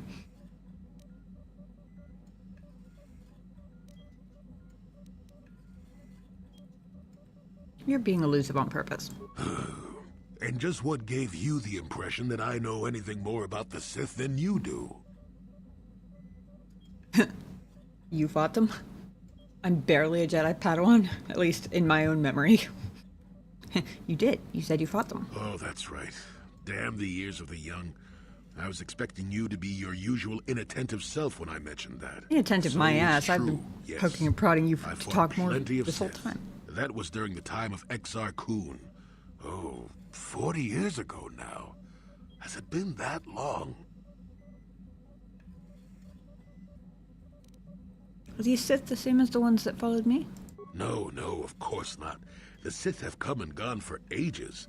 They were not called the Sith many thousands of years ago, perhaps. But the dark side was always present, without a doubt. Oh, sure, occasionally the light side comes close to vanquishing the dark. But the dark always returns. The fact that Exar Kun was defeated didn't mean the Sith would never return, as they obviously have now. Everyone knows that.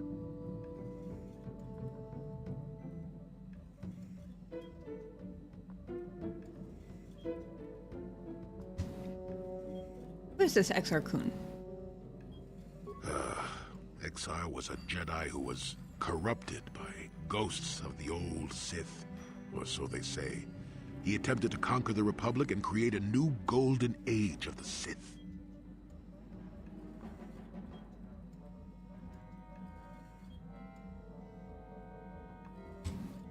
Sort of like Revan. I mean, me. I assume he was killed? Better to say he was defeated, but essentially yes. The victory did not come easily, however.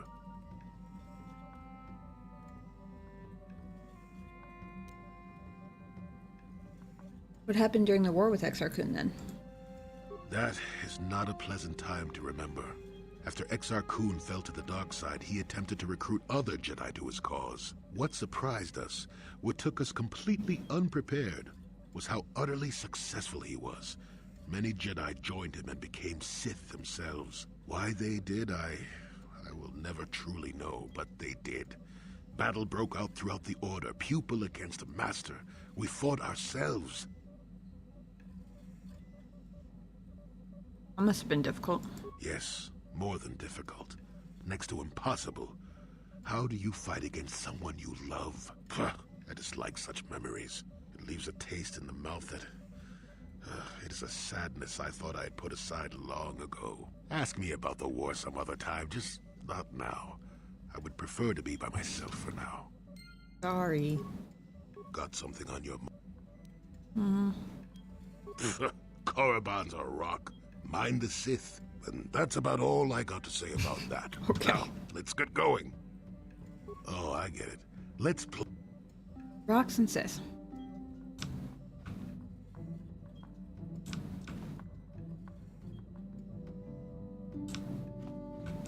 You know who I bet knows more?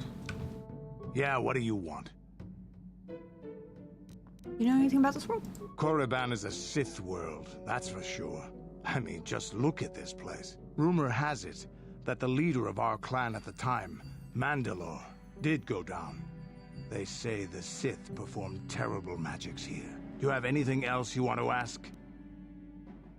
Your choice. Statement. HK-47 is ready to serve, Master.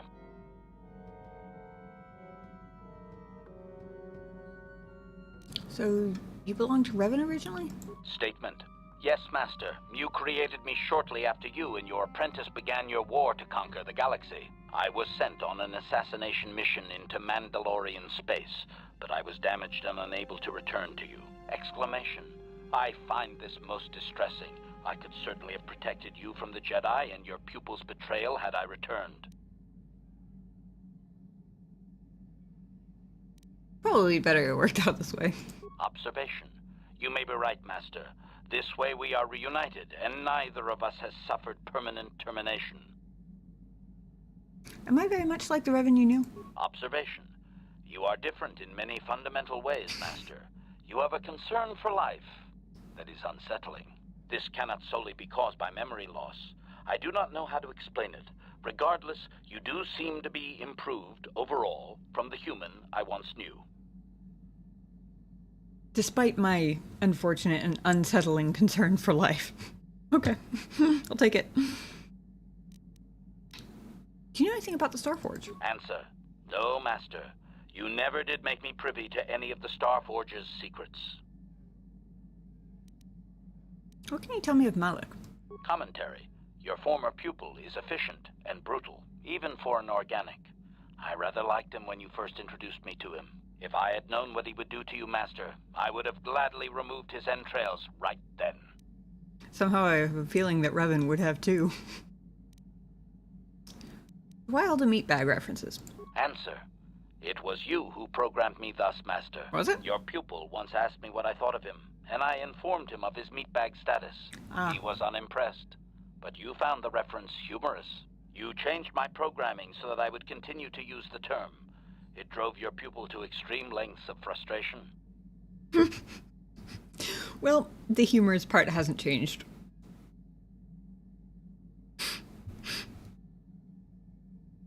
I also rather appreciate knowing that I changed his programming just to piss Malik off. That's pretty funny. So Malik was the original meatbag. I like that idea. Observation. Of course you do, Master. You did then as well.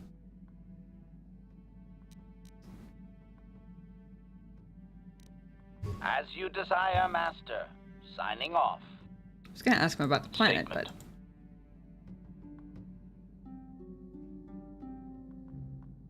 but... Ooh, fighter simulation. I haven't talked to HK enough, honestly. Commentary. That is unnecessary now, Master. I have been returned to you and I figured my he'd say that, core but I wanted to make is sure. now fully functional. Statement. My functionality has now been fully restored, Master. I exist to serve Revan as your personal battle droid.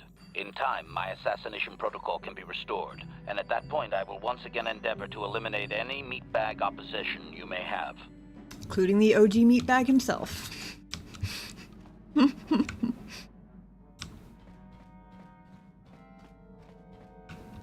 Hey there, what can I do for you? I don't know anything about Korriban, but I get a bad feeling in this place. If there's such a thing as an evil planet, this is it. Sorry I can't be more help, you know? Is there anything else I can do for you? Okay. Okay, so who should I take with me? Also, what are my objectives while I'm here?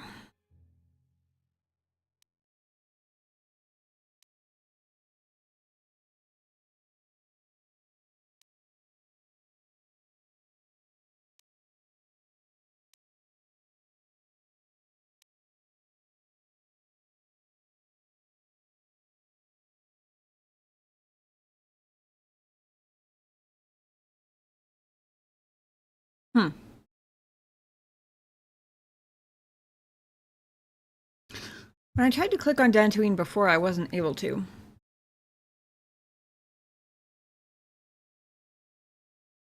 I wonder if I'm soft-locked out of this quest.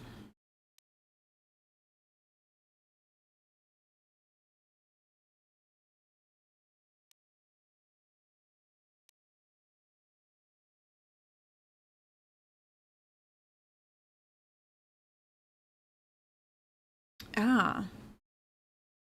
Special merchant on Korriban, in the cantina.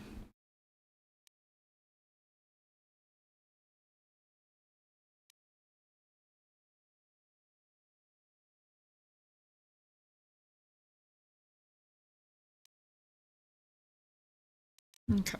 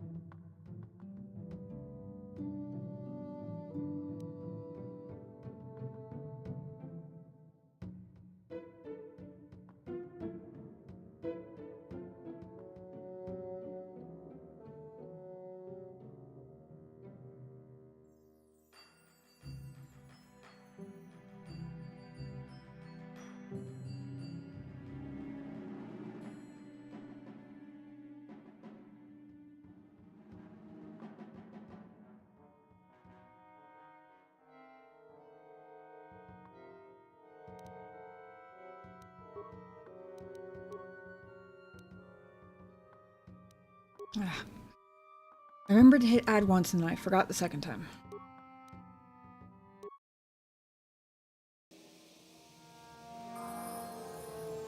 Master?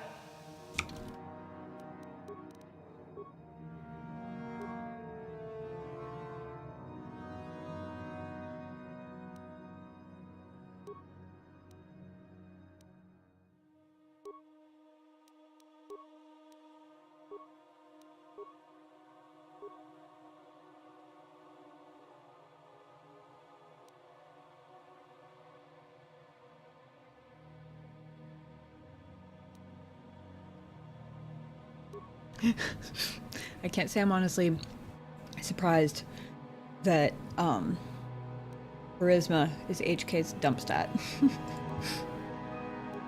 that makes a lot of sense actually.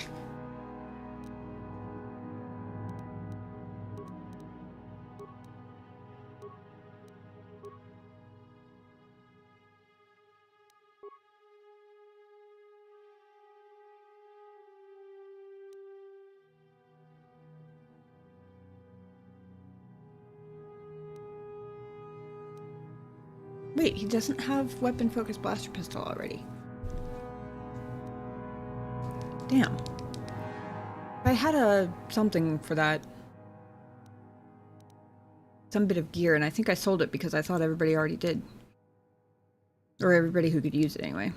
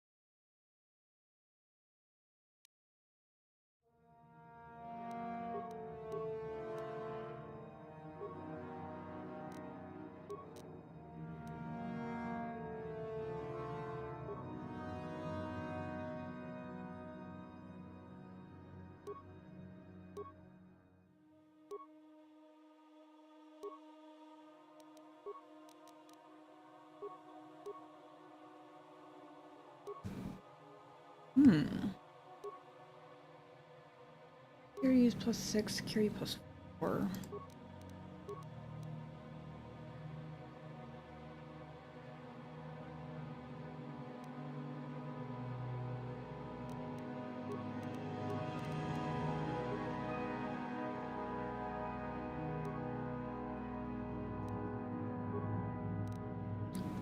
Maybe plating type 3.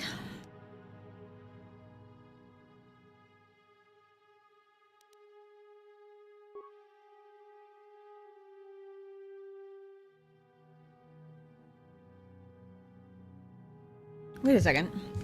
He's already got an advanced targeting computer equipped. Gives him weapon focused blaster pistol and weapon focused blaster rifle. But only one of those was actually showing up in his...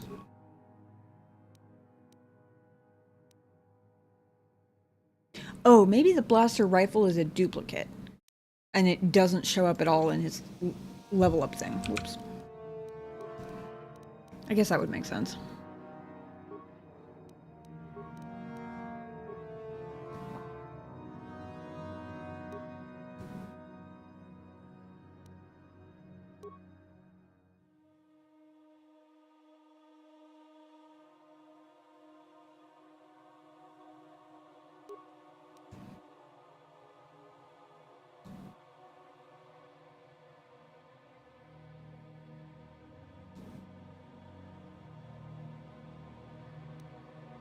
Give him an advanced stun ray.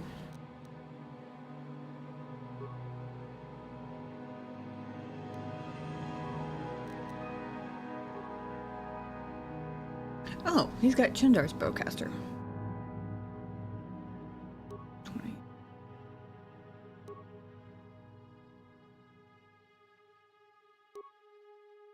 Might actually be the best thing I've got for him.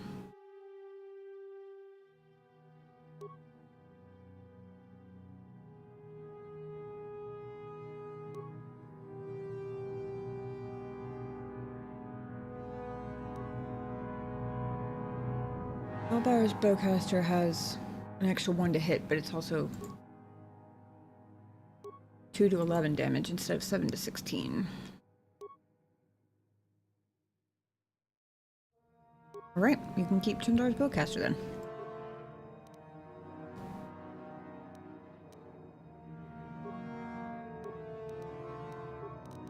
I just realized I can actually equip both of these.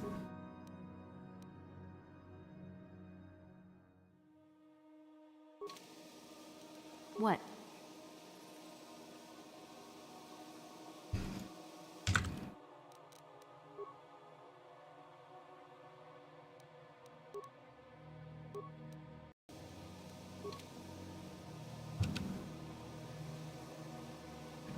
Nobody coming to try and charge me a docking fee?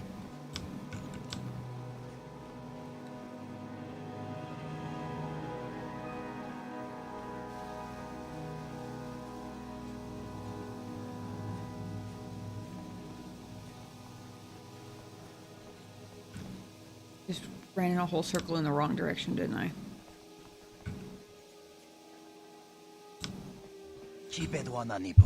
There we go. Ah, I see, I see. Another Jedi come to small Korriban, yes? Good to meet you.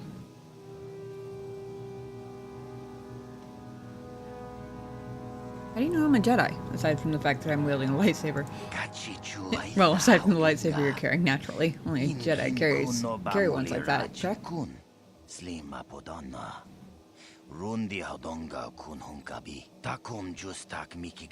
There are many people who come to Korriban from throughout space, hoping to join the Academy.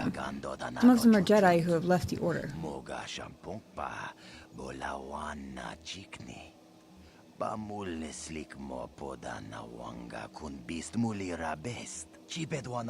We will get into the Academy for certain. I understand Jedi who have left the light side are made very welcome. I bet they are.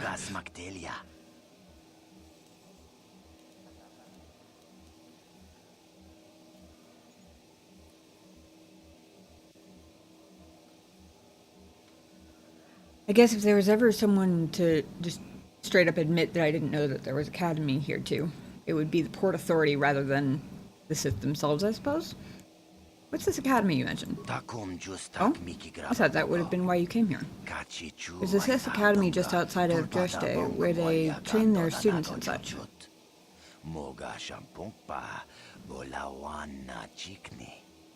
But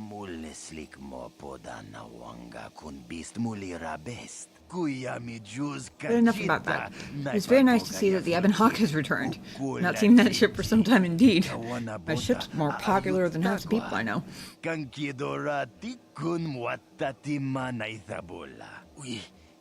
Since you're a regular to our little colony, the docking fee is only 25 credits.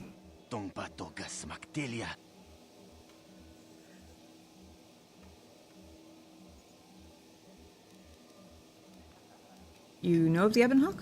But of course, there was a time when that ship used to dock here on a weekly basis. It's changed hands then, has it? Ah, well, that happens.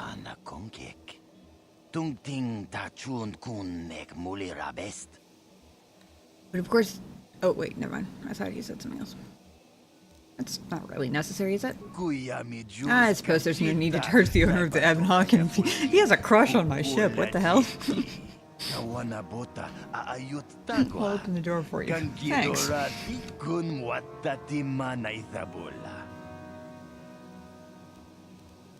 Pretty sure that's every planet I've been on where I've dodged the docking fee. Can I ask you some questions?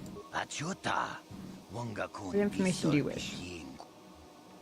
Tell me about Korriban. Well, this is Dreshte, the only colony on the planet. Korriban is a Sith planet, well within their space, though it's not very well inhabited. The Sith allow Zerka to conduct some mining here, and the company operates the starport. But otherwise, the colony revolves around the local Sith Academy. What can you tell me about the Sith Academy? Unless you're one of the hopefuls who's trying to become a student there, I suggest you avoid it. The Sith are the law here and do as they please. It can be quite dangerous. Fair enough.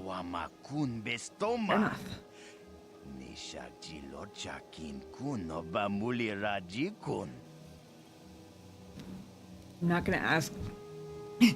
It's proven pretty smart so far. Granted, I haven't tried any other method of operating, but so far I have yet to regret not asking the first person I run into about star maps the second I step off the ship. So I'm going to keep up that pattern. No, that is the wrong answer. Again, you pathetic hopefuls can't possibly all be this stupid, can you? Please, Master Shardan. Give us a chance. We'll do anything to get into the academy. Shardan, why does that sound familiar? I'm no master, yet, but I like the sound of that. All right, one more question.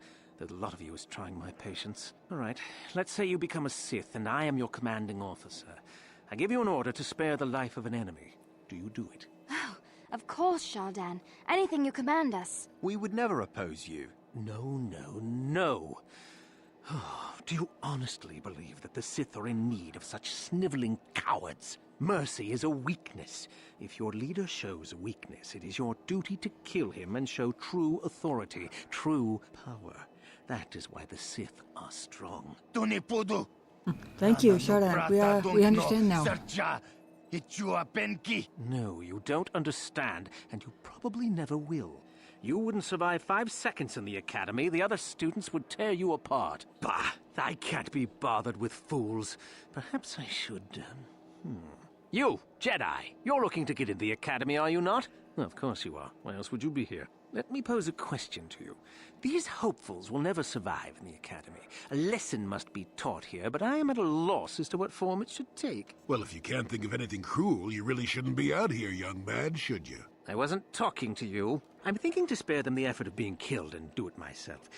Perhaps I shall turn their skin inside out. Or force lightning. Yes, it's a most impressive display. Or perhaps a bit of humiliation is in order. I could easily strip off their tunics and make them run through the colony. Or they could lose all control of their bodily functions. What do you think? I just can't seem to decide.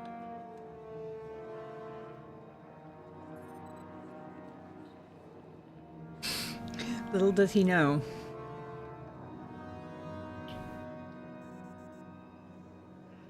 Ooh, little does he know who he's speaking to. Little do I know who he's speaking to either, to be fair.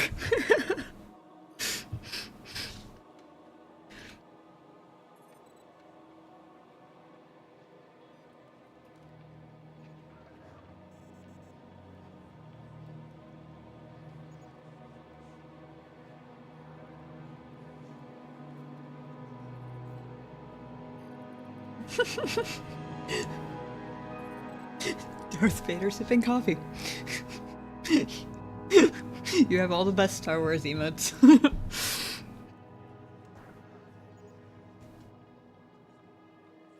Hey, welcome in. I'm not going with number 2. He sort of just told me the answer to number 3. I'm also sort of processing, nope, no mods. Just as it was made in 2003. I'm also sort of processing that lesson that he was teaching them, because honestly, I would have answered...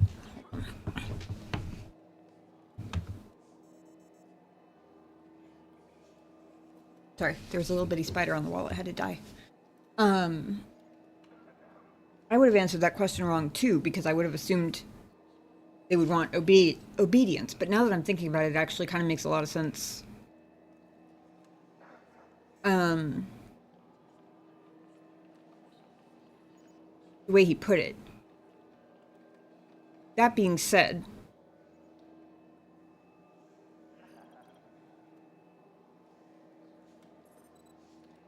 I'm going to try and word this in a way that makes sense. You know how sometimes, even if you don't agree with what someone's saying, you can see if there's like... You can see the reasonable, like, logic behind it. Like, how they got there, basically. And it's like, I can... Obviously, I don't agree with his methods, but I can see why that would be the expected action for the students to take, or for the subordinates to take, from the Sith's perspective. What I don't see is any logic-based motivation for his current actions. So if I was acting in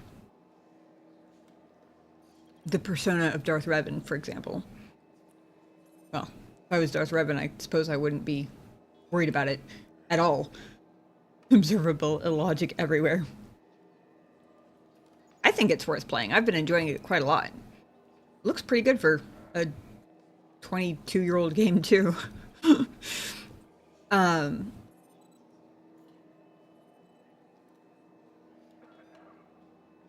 interrupted myself and lost my own train of thought.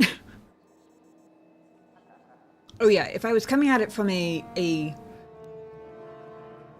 Sith logic standpoint, it doesn't make any sense to waste energy on them if they're not joining the academy. Because you only need to teach them a lesson if they're going to be your students, right? Otherwise, they're just random nobodies, and why are you still messing with them? Sort of thing. Does that make sense? I hope they do too. I hope they would make it too. That'd be awesome.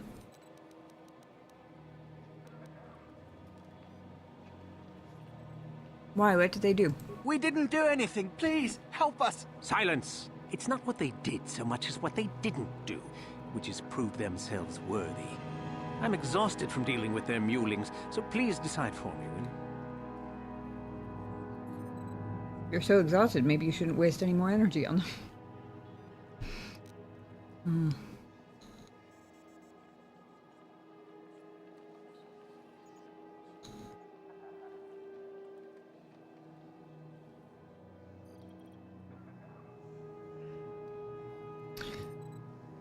Here's where the overthinking comes in.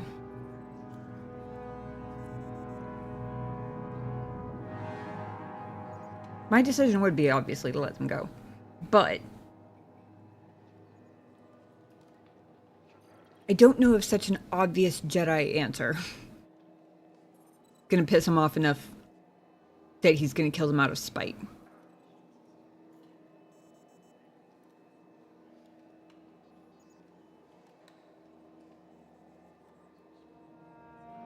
That's the only reason I haven't picked it, is I'm weighing the potential of giving them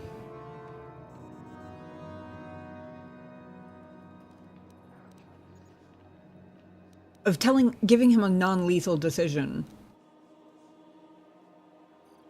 for the sake of him not killing them just to spite me. But I'm probably overthinking it.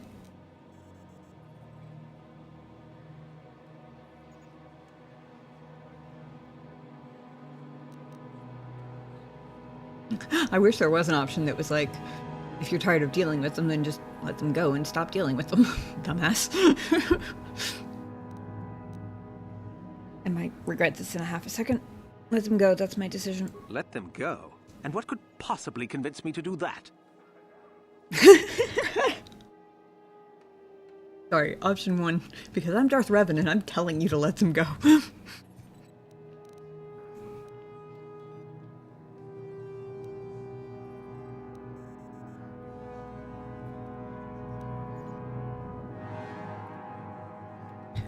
I don't think I've tried Force Persuade on a Sith before. He said he wasn't Master yet, so it might work. Might work on a Master too, but somehow I suspect not.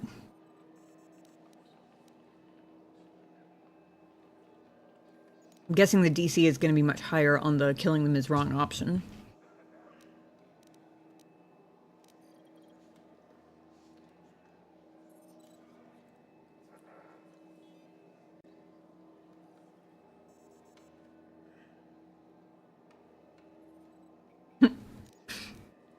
Part of me is kind of tempted to go with the Darth Revan option just because it's hilarious.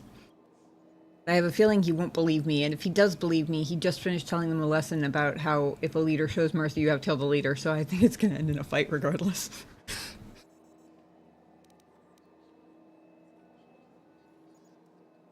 Besides, I'd rather have a chance to find the star map before Malik finds out where I am. So, you know, as much as it might be a potentially useful tool while we're here, probably better to at least get a lead to the star map before I start wielding my newly found identity on them. This is sort of what I was just saying I wish there was an option for, though. They aren't worth your time. Let's go with that. They aren't worth your time. No, I think it's you who isn't worth my time. Them I prefer to kill. Just feel lucky I don't squish you while I'm at it.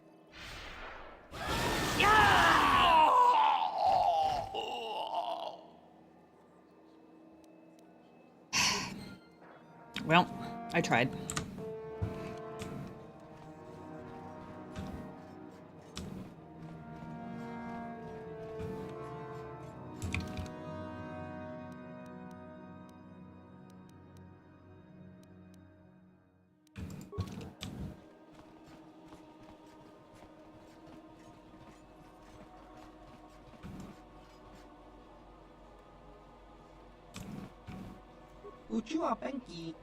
Greetings, welcome to Korriban. If there's anything you need, you can talk to me. What merchandise do you offer? Weapons, mostly. I've got connections. You'll need them if you're going to be spending any time here. Why so? There are a lot of Sith on this planet. This is where they come to study. Obnoxious brats, a lot of them. I believe that. Just between you and me, I'll never understand why everyone thinks dark side and hooligan should be the same thing. But they're definitely dangerous, so that's why you'll probably need weapons. Not that they'll be much help. What sort of connections do you have? Mandalorian raiders occasionally drop by, needing to get rid of some extras that they can't sell in the civilized systems. They treat me well, I treat them well, it works out. If you need weapons, and you probably will, this is the place to come.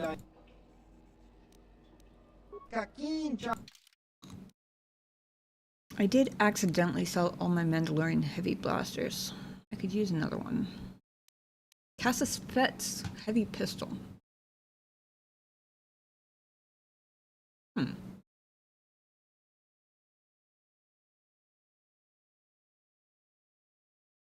Oh, for a second I thought that's at 100,000 credits. I was like, what the fuck?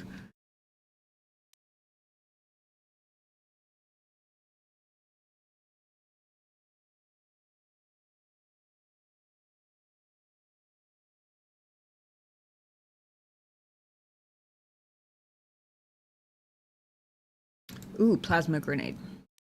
I think I used up my only one just recently.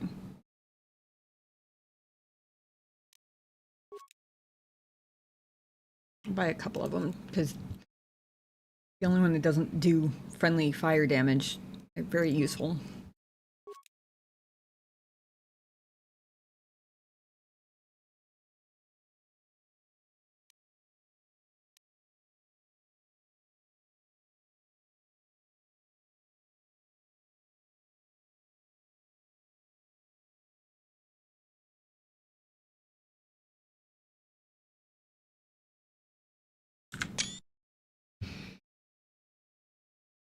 I might have to come back for that. I want to make sure that it's as much of a boost as I think it's going to be, but the fact that it's upgradable, I could use an upgradable offhand weapon for Karth, or even a replacement for whatever mission's currently carrying. Look here, my dear friends. We have some newcomers to the colony, led by a Jedi, no less. I don't believe I've seen any of them before, have you? I hate Jedi, and these fallen ones are worse. They always get into the academy, and they think they're better than the rest of us. Well, if you'd seen us before, we wouldn't be newcomers, would we? Smart-mouthed newcomers, to boot. Looks pretty fresh to me, Lasho. That's what I thought. Well, stranger, I don't know whether you're aware of this or not, but here on Korriban, the Sith do as they please. And we are Sith. Quite literally, whether you live or die depends upon our whim. What do you think of that, I think you severely overestimate your own skills.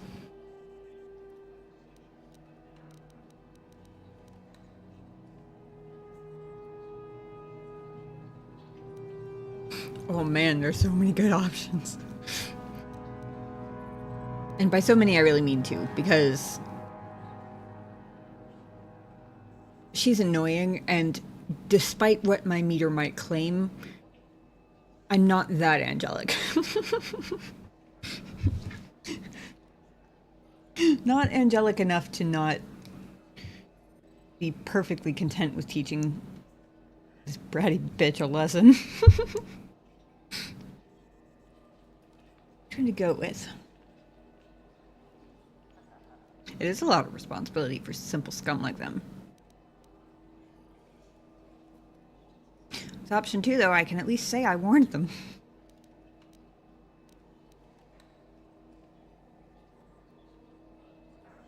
Let's go with the plausible deniability route.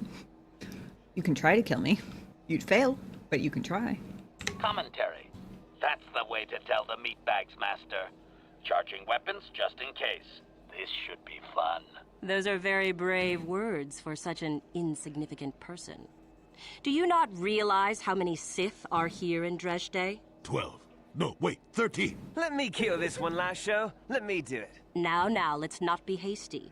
Perhaps our friend here could yet offer up some amusement. What do you say? Amuse us, make us laugh, and we might just consider allowing you to live. The more groups of these brats I run into, the more tempting it's going to be to pull out the identity card and wield it like a sword.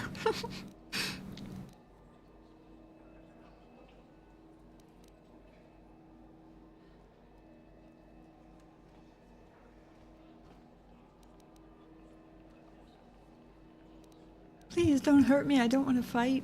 That's the best way to get them to kill me, I think. The persuade option is, okay, these two Mandalorians are out in the woods.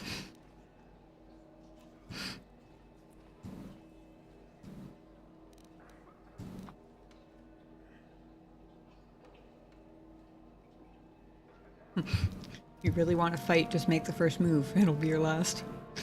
Be careful, you might be heading for more trouble than you can handle.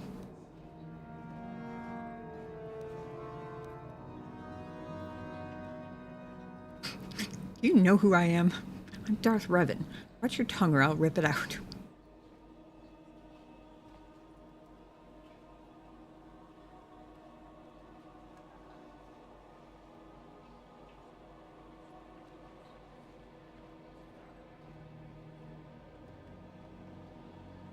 Actually, you'd probably take that as the amusement. You'd probably consider that the joke.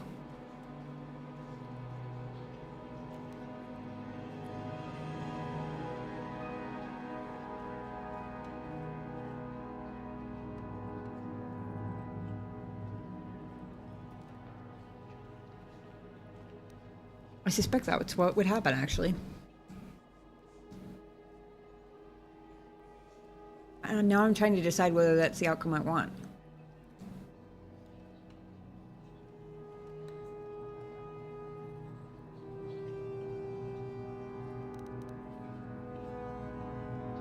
Because option 2 is also pretty good. I'm not looking for trouble, but I'm not here to amuse you.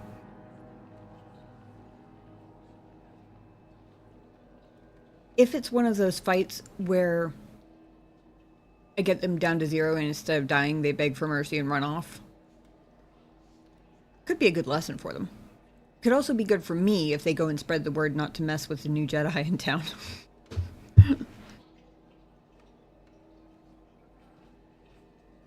course, that could also be bad news for me if some other group of ruffians decides to take that as a challenge, but I'm not super worried about it unless I have the whole Sith Academy coming down on my head at once.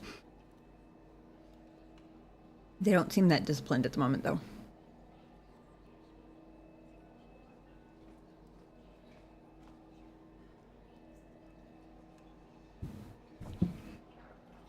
Actually, I'm kind of curious if I'm right. You know who I am? I'm Darth Revan. Watch your tongue or I'll rip it out. Ha! Too Called it. funny. No, my only option is, it's no joke. I really am Darth Revan. Good one! Yes, I suppose that wasn't too bad. Called it. All right then, my friend. You've done as you were asked. Perhaps we will meet again. What a bitch.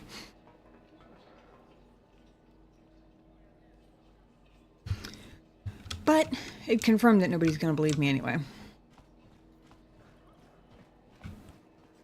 Which sort of tamps down the amount of temptingness that option had. Greetings. You've heard of that awful business on Idian, yes? Our corporate outpost there has been destroyed by the Wookiee savages. This could put back the use of Wookiee labor considerably. We may even have to abandon the planet completely. Ah, well, what can you do? Sorry. Was there something you needed?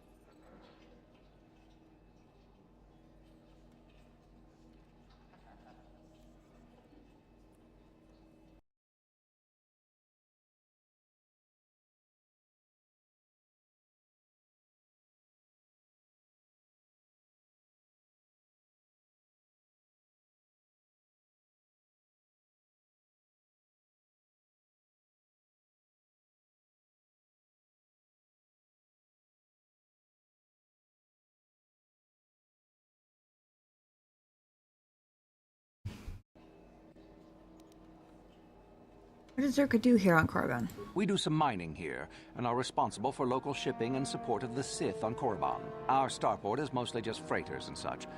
But we do get many travelers that come here to learn from the Sith. I must say, Zerka is in need of droids right now. That's a mighty fine-looking one you have there. Objection.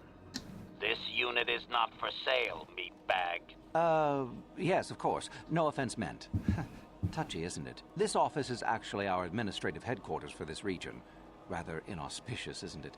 We offer good prices here to those traders that keep the colony supplied. If you're in need of anything, this is the place to come.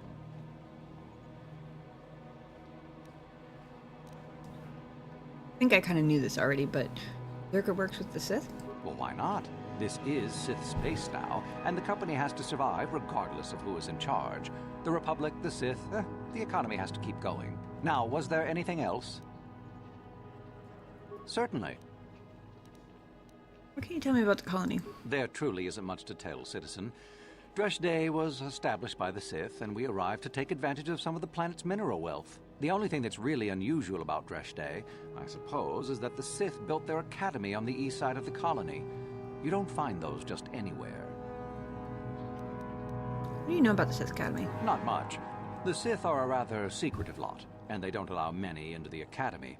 I hear they claim that Korriban was inhabited long ago by other Sith, but no one really knows if that's true. The planet is certainly uninhabited outside of Dreshdae, and always has been.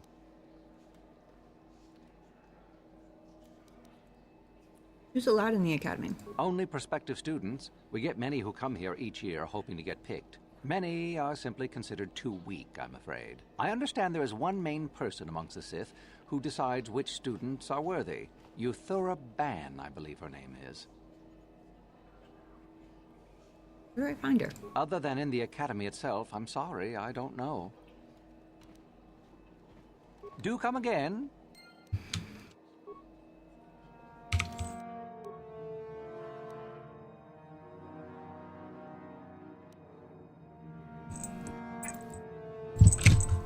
Hi. You almost fell off the desk.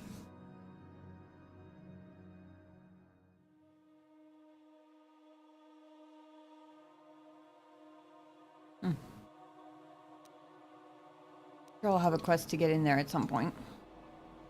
Be good to know for later. In the meantime, though, let's see what this special merchant in the cantina is all about.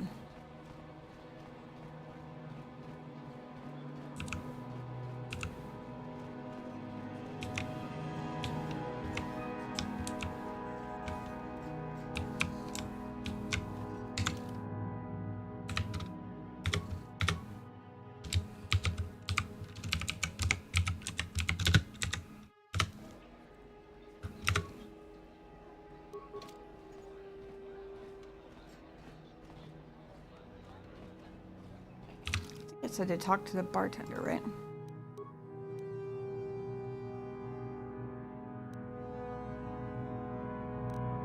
Make a door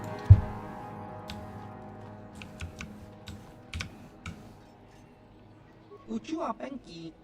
Greetings, Sentient. You're the owner of the Ebon Hawk, yes? Or its latest owner, at least. I'm honored to meet you.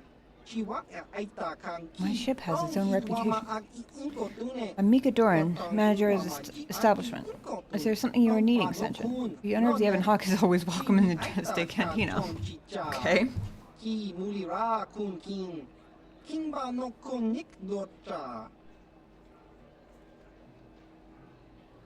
You know something about the Ebon Hawk?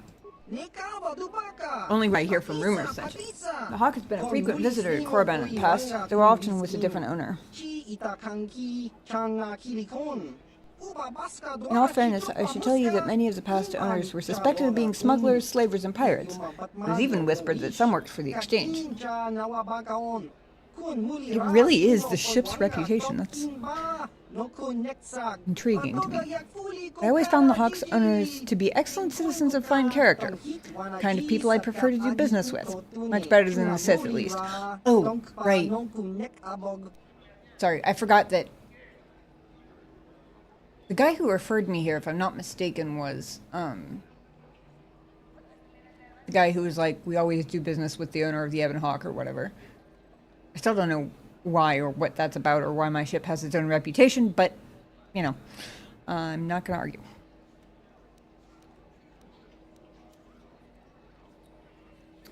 Korriban says you sell special items. Yes, to the right buyer. Additionally, the owner of the Ebon Hawk has been the contact for all of my transactions, but in the past, the owner was always affiliated with the exchange.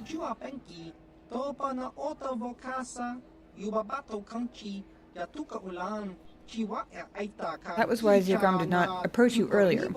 We had no idea who you were, or if we wanted to do business with you. Of course, all that has changed now, Lord Revan.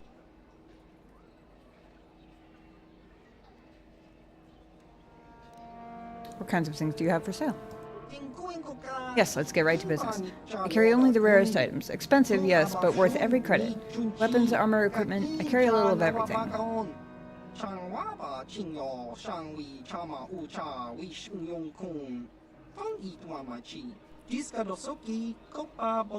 The previous owners of the Ebon Hawk would often resell the items they purchased, but in your case I imagine you might find more than a few of them quite useful against your old apprentice.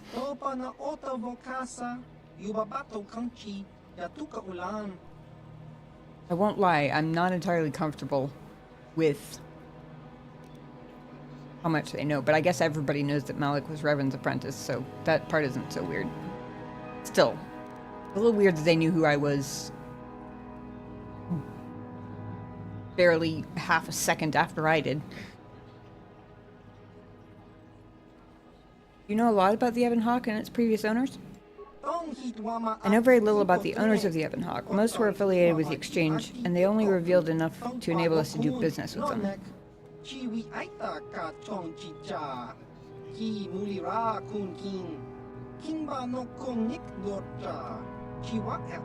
The ship itself is very well known, especially here on Korriban. Some say it's the finest smuggling vessel in this sector. Others say it's a cursed vessel, bringing doom to its owners. Cursed? What do you mean? None deny the Hawk is a fine vessel with a long history of successful smuggling runs to its credit. The owners have not fared nearly as well as the ship itself. I guess that explains why it has its own reputation. Tong hitwama ak Take Davik Kang. He was the last owner I know of before you. His home world was the planet Terrace, a world the Sith utterly destroyed. Few would call that a fortunate occurrence. Touche. And even if Terrace hadn't been destroyed, would Davik still be around? It seemed doubtful he sold the ship to you. And I know Davik didn't buy it from the previous owner. I see.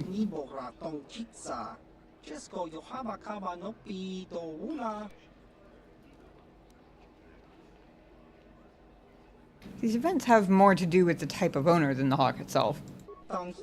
Yes, I suppose a Sith Lord has little time for curses. You are probably far beyond such things. In any case, I meant no offense. I'm only telling you what I know of the hawk's reputation.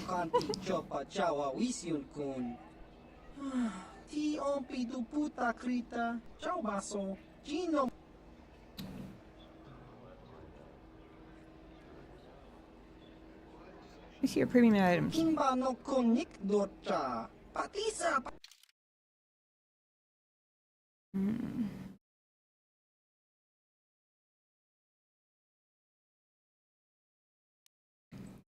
In fiber mesh. Raxus Newly had plans of planetary conquest in the wake of Sith aggression. Though eclipsed by recent events, the Jedi saw the pirate jailed and his verpine stockpiles auctioned.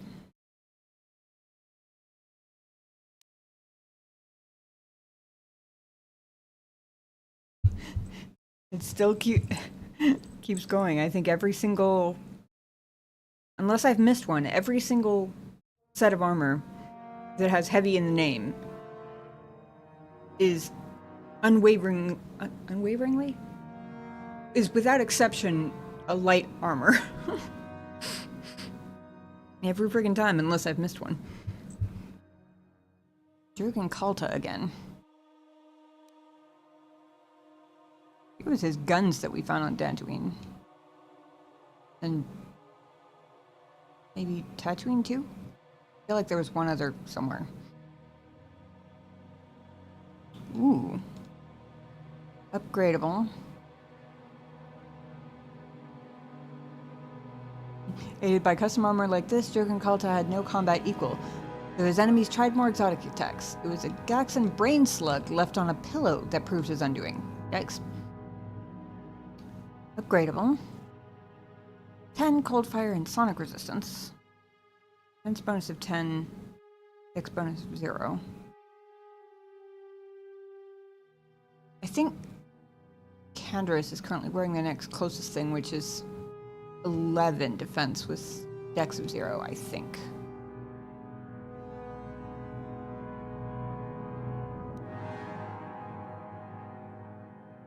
Due to all saves.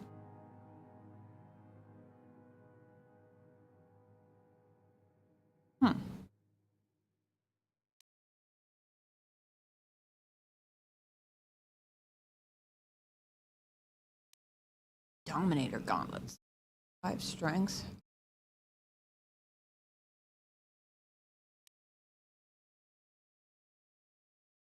Ooh, 70 points. Energy, sonic, cold, heat, and electrical.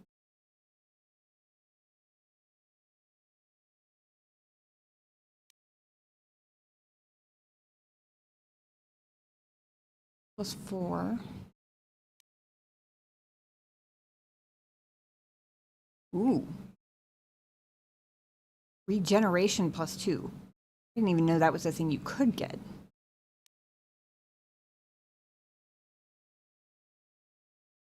Wish I didn't keep forgetting which ranged weapon upgrades it is that I still haven't gotten for people. Although I do seem to pick them up semi-regularly. Alright. Wanna move to that?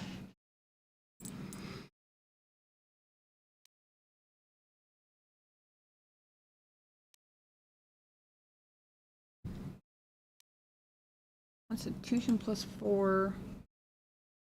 Ooh, boy. All saves +4. Ah! Kitty cat. I wasn't done with that yet. Goofball.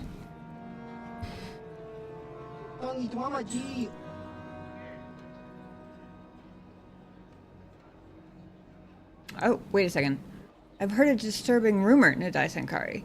Wait, why are you calling me by my name now instead of Darth Revan? I'm confused.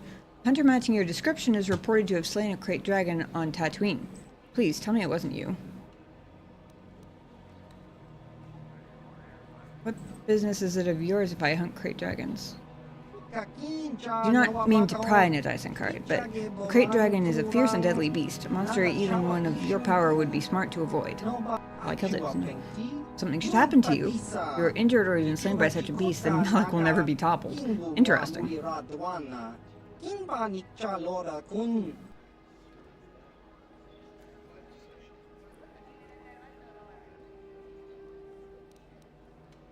I didn't have a choice, really.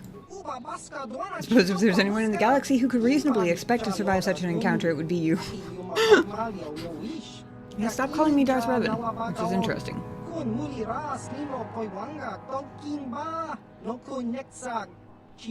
If you're going to continue with such reckless escapades, I would strongly recommend you stock up with weapons and armor from my inventory. Well, I wasn't done shopping, but the kitty cat exited me out, so, you know.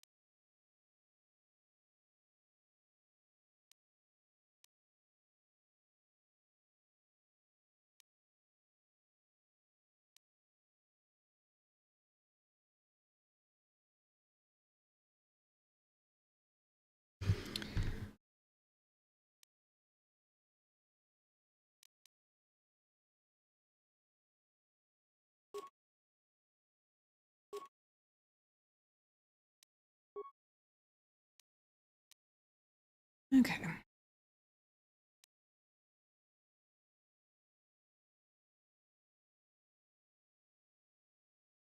Trying to think of whose armor has been upgraded the least recently.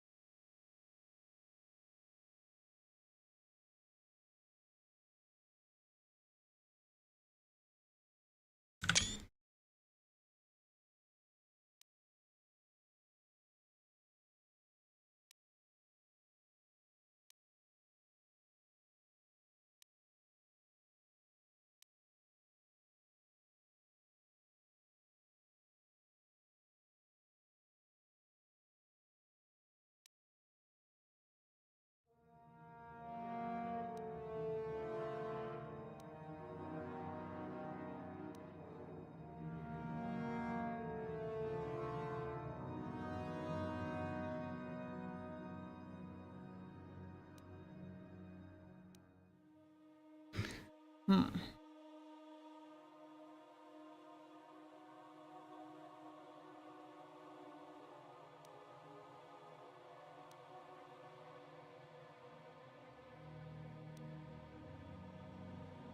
Either of these is really good. I don't have the money for both of them.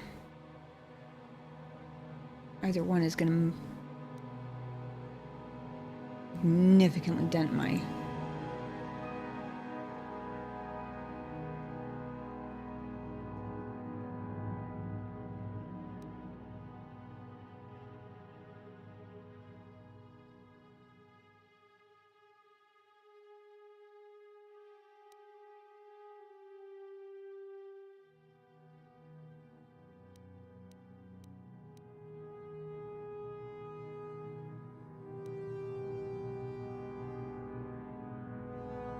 I might have to buy a couple of Pizzazz cards too. Not that I've been playing a lot, but when I do, it's fun.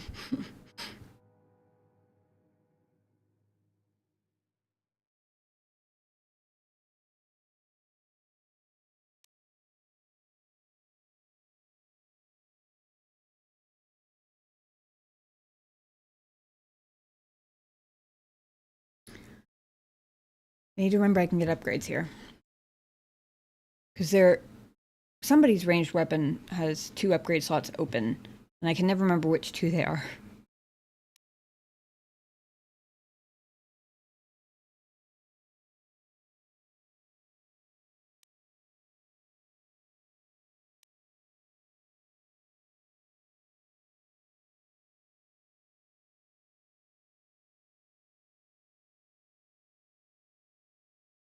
Won't lie, part of me wants to buy the bonnet and alloy heavy suit that is light armor, just to see what it looks like.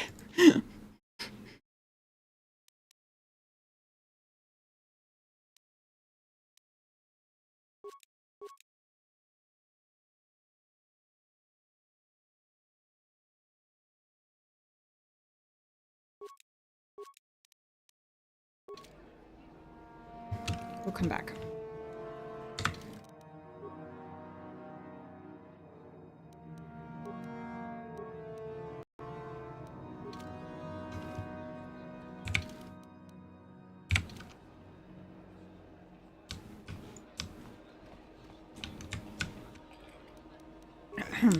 Excuse me, Jolie. Hmm?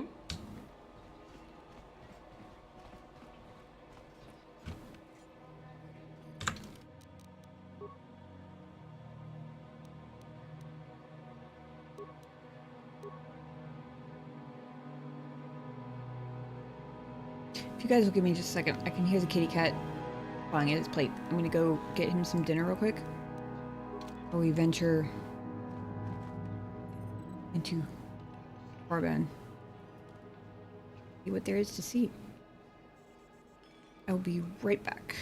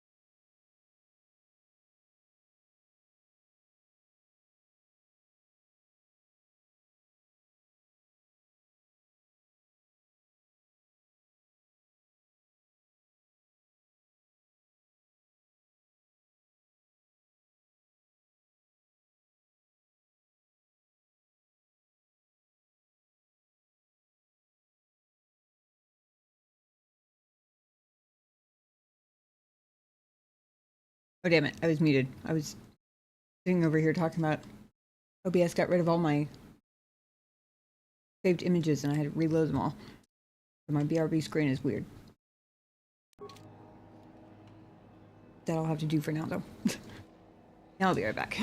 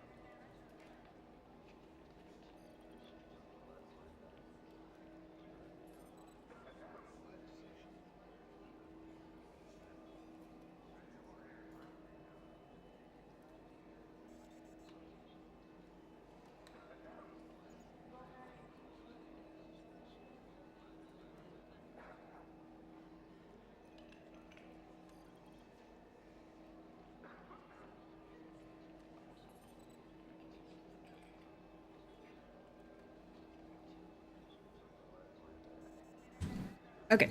Sorry about that.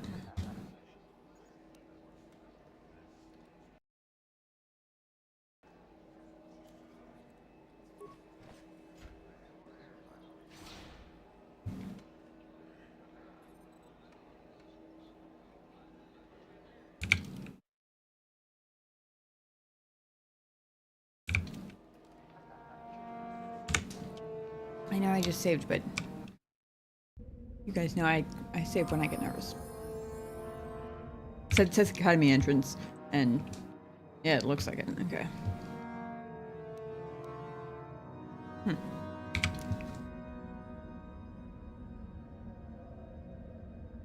Actually, a really cool looking planet.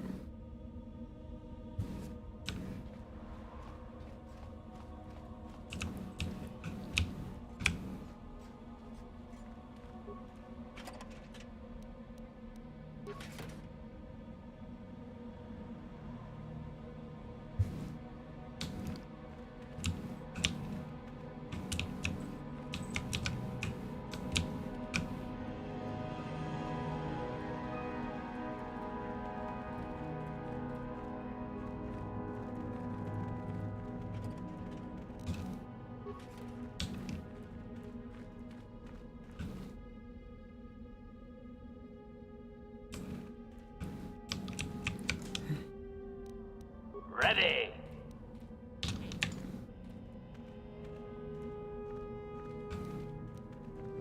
I'm here.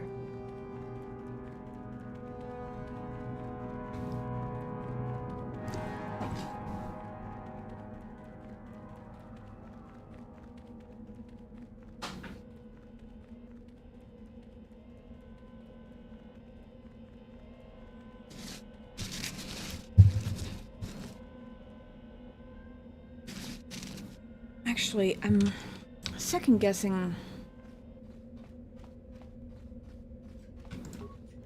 In my head, I was still in the mode of I just walked in the door. Maybe I don't start asking for the secret item that I'm here to find from everybody right away. Like that sort of mode. But I just realized that this guy might actually be the least bad idea person to ask. Talk among the Zerka people is of a rebellion on the planet of Vidian. Here's the Wookiees have turned on their masters. I have to assume you are the one responsible for this, Azai Sankari. I can think of no other who could bring about the collapse of Zerka's operations so spectacularly. Why, thank you. I only hope your actions don't draw the attention of your old apprentice. I suggest you stock up.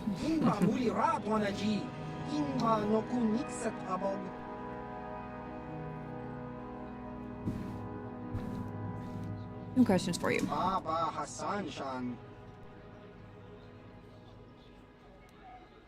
Anything of interest going on here first? Since Malik stole the order from you, the academy here on Korriban has become all but impossible to deal with. The Sith there care for nothing but their own plots and schemes. I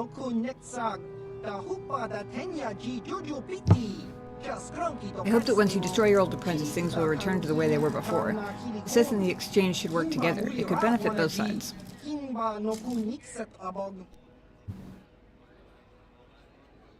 Alright, moment of truth. Do you know anything about a star map on Korriban? Could you be more specific, Sentient? What manner of star map do you seek? The very old kind. Perhaps you know of some ruins on Korriban? There's a place on the surface of this planet called the Valley of the Dark Lords, I believe, where the Sith dig amongst such ruins. Perhaps what you seek is there.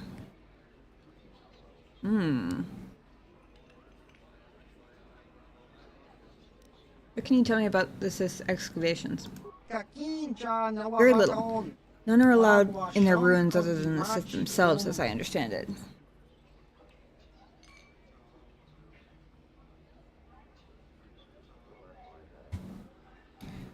It would be good to know if this game warns me before a point of no return, basically. Assuming there is one. Now that I'm getting close to my last star map. I don't know if I'm soft locked out of the Genoherden questline because I don't know if I'm going to be able to go back to Dantooine, but regardless, other quests and swoop racing and stuff that I want to do on other places, it'd be good to know if I'm not going to be able to after a certain point. Surely there must be some way to go there. The Sith do have a passage that leads to their valley from within their monastery, only they may use it, however. I doubt they would let you in, even if you could somehow convince them of your true identity.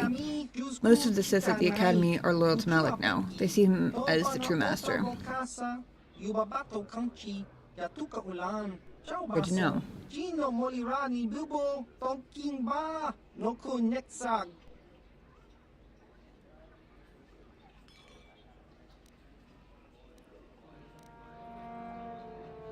Thank you. You've been very helpful, Mikadoran.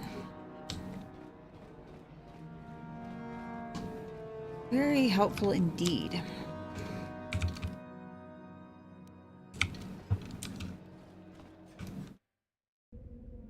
Especially that point about the Jedi Academy, because it means I should probably go in as an Adai Sankari, the Jedi, rather than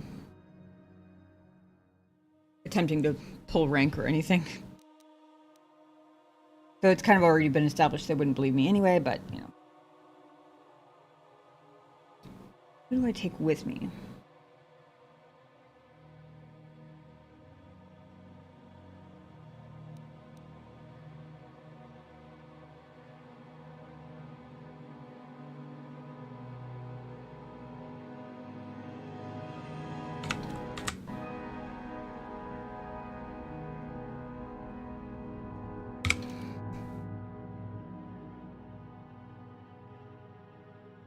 I haven't been paying a whole lot of attention to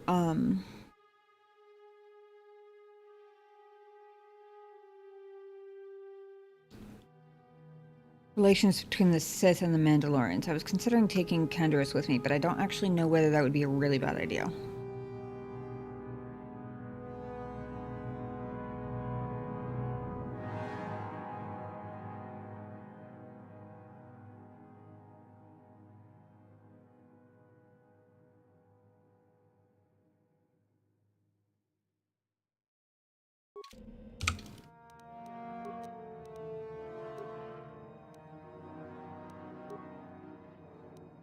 Maybe I'll keep my party as is for now and just see what happens.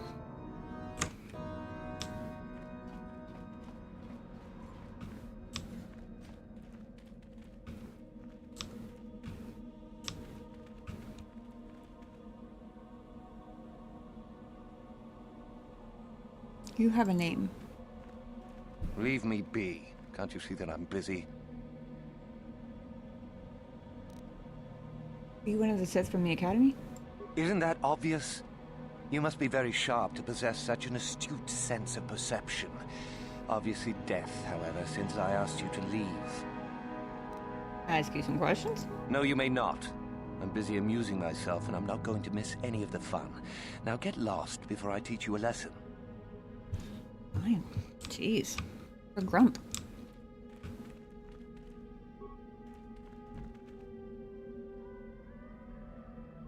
You are neither a Sith, nor do you bear the medallion of a student of this facility. Please, leave at once.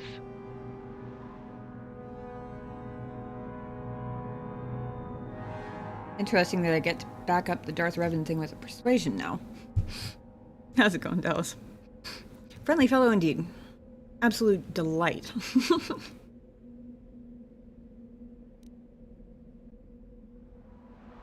Suppose if I had let those students attack me and then killed them, I would have a medallion. Oh well.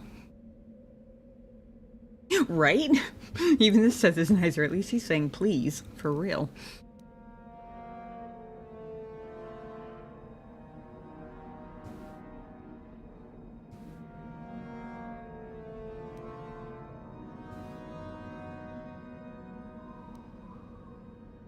Try persuasion, see if I could talk my way in. Although, I'm a little... I don't know if it's going to come back to these options.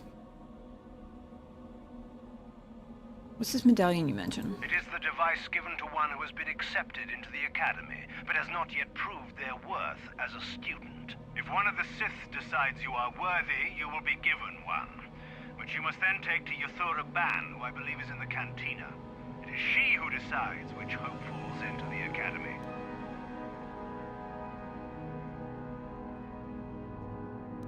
Okay, it is coming back to this. That's good. How do I become a Sith then? You must be admitted to the Academy. That decision must be made by a Sith who has already been accepted here. The final decision, however, remains with Master Yathura. I believe she is currently at the cantina. Oh, he just said that, take her out. didn't he? Now go. You are neither a Sith.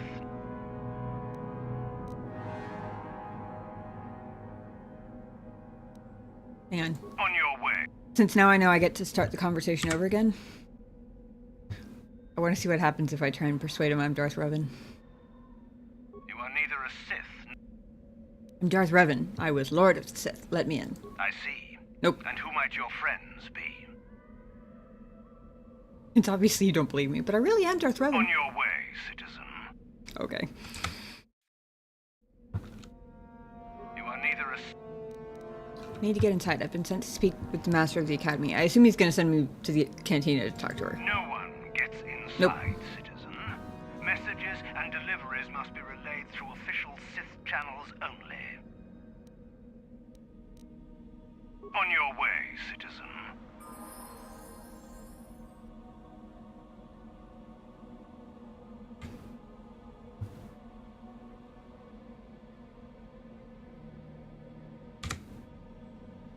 One more. I want to see what happens if I try a forced persuasion on a Sith guard. I have been conditioned to resist yeah, okay, I figured. Citizen, please do not attempt that. He was still polite about it, though, honestly. On your way, citizen. Fair enough. I had to try. I was curious. Back to the cantina, then. To be fair, I didn't really walk around much in there. I kind of went straight to Mika Doran. Actually, forget that's even an option here. Yeah. I've actually gotten it a few times. The only time I used it was with a group of students who had just asked me to amuse them. And I chose it just to see if my suspicion was correct that they would take it as my attempt to tell them a joke. And they did. Otherwise, there hasn't been... I haven't used it just because it seems like a bad idea to go to a Sith Academy planet and start announcing my name everywhere for Melek to come find me. You know? Just doesn't seem like the smartest thing in the world. Is there something you need, Jedi? Make it good, for I have little patience.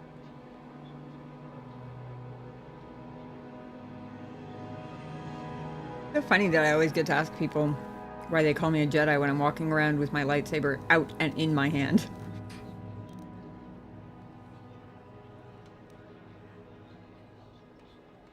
Do you know what I am? You are far from the first Jedi who has come here after all, willing to abandon that decrepit order of yours. It might be the most polite Sith guard in the whole game. You know, you're not wrong.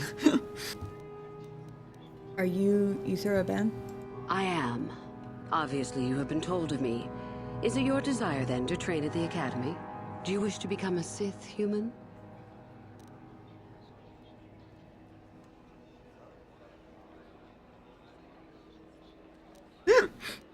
I'm sorry, option number 4 would be really funny after all of this. I'm obviously a Jedi. They have all these Jedi who periodically come here wanting to join the Sith. She's the head of the Academy. I already know her and her name. To then come back with, no, I would never join the Sith. It's like, well then why the fuck are you here?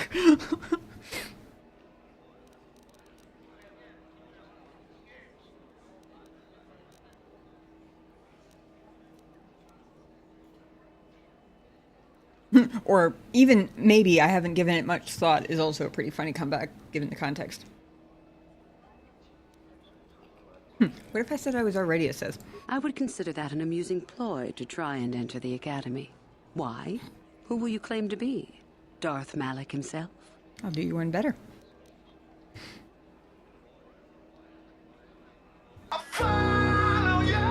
thank you for the follow. Appreciate that. Welcome in.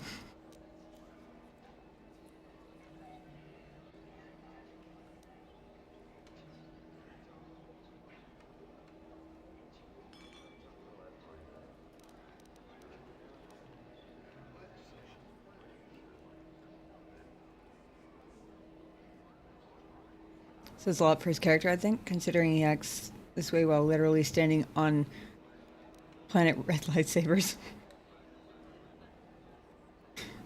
True.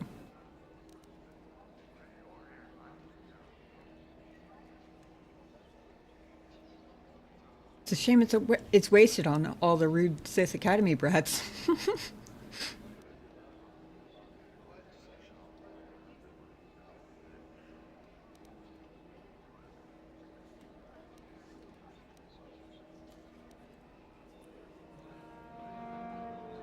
What about Darth Revan? What about Revan? Revan is dead. You may have a natural gift for the Force, human, but you've no gift for lies. That's... You might be right, but you wouldn't know, because I'm not lying. Apparently I have no gift for truth either. You know, those terrorist guys were dicks, mostly. Yeah, and the Academy students are even worse, it seems. But as far as guards go, yeah, definitely. The terrorist ones were absolute assholes. Every single one of them.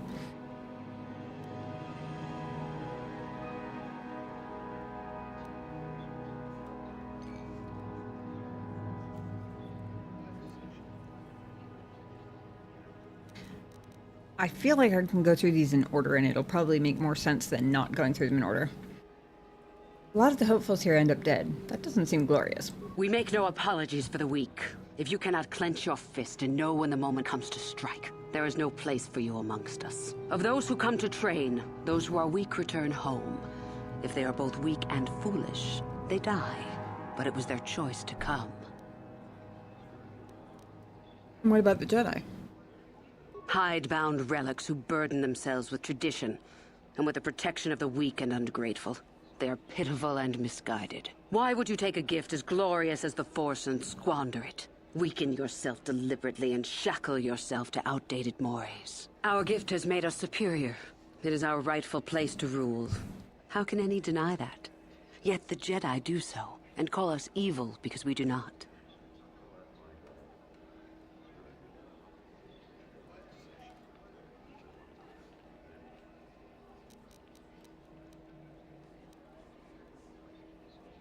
It doesn't surprise me that she doesn't consider herself evil. Seems like, honestly, very few evil people do consider themselves evil. Because everybody always thinks that they're doing the best thing, whatever that equates to in their heads, right? Or at least the vast majority of the time. But I'm curious what she's going to say, so I'm going to ask anyway. You don't consider yourself evil? Is the Sarkath beast who dominates his jungle evil? The Tukata who leaps on the Squellbug for the kill? These are things of nature, of the universe. We are no different from this. The Force is part of the universe, part of the same laws. We were gifted to set us above the rest. To deny nature is foolish. It's about what I would have expected, honestly. You serve the dark side of the Force, don't you? It is the Jedi who serve the Force, trying to discern its wishes like frightened old men staring at the stars. The Force serves us. We shape it to our will. We are its master. The Jedi deny their darkness, but we revel in it. We allow it to fuel our strength. She has more patience than she gives herself credit for, I will say. Also, if the Jedi serves the Force, and the Force serves the Sith, that has very interesting implications.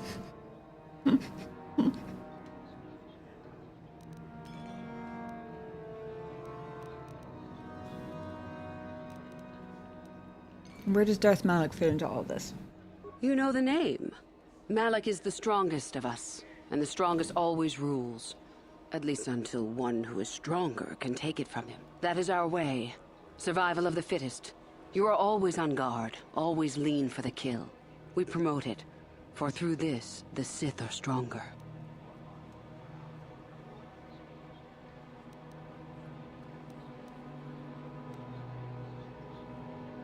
Hey, Uber, good to see you. How's it going?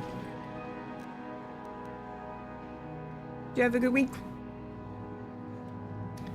I mean, I already know the answer to this, and it's kind of obvious, but especially given how I didn't die, but almost died. But it's the only question I had left to ask anyway. You kill each other? If a Sith is proven to be weak, and if the time is right, the Force rewards the cunning and the mighty. Step up to the challenge if you dare, or turn tail and run. HK, yeah.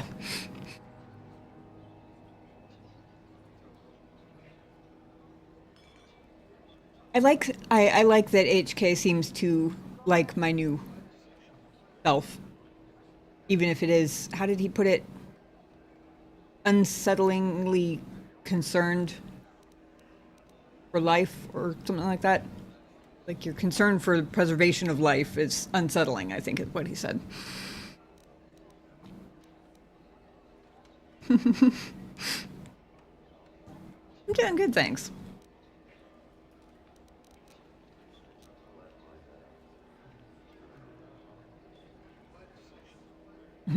Meatbag, yep. Oh, and I just learned tonight that Malik was the original meatbag, which is hilarious and very gratifying tidbit of trivia from Revan's, I mean my past.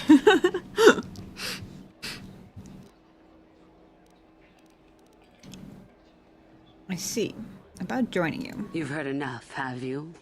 So what is it to be? Are you here to be a Sith or not?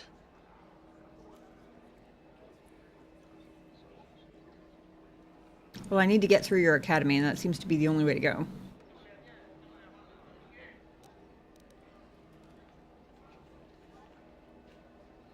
By the way, if either of you guys in chat know, is there a point of no return in this game? Because I'm pretty sure this is my last star map, and it'd be good to know if, like, the second I pick it up, it's gonna start endgame stuff and lock me out of everything else or anything. Hey, Mitchell, how's it going? Love the Korriban mission. Yep, I've already gotten a couple of chuckles by identifying myself as Darth Revan.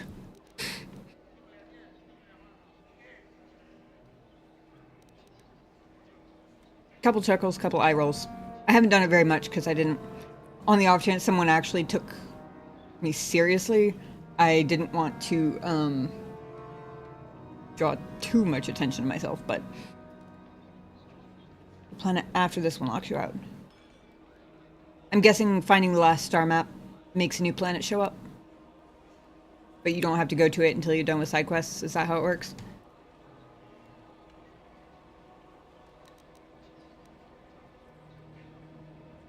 Sure, I want to join the Sith. Why not? Ah, so you are just another hopeful after all.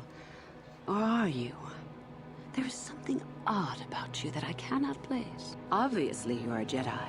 One who is very strong in the Force, it seems. So were you a part of the Order for very long? Did they train you?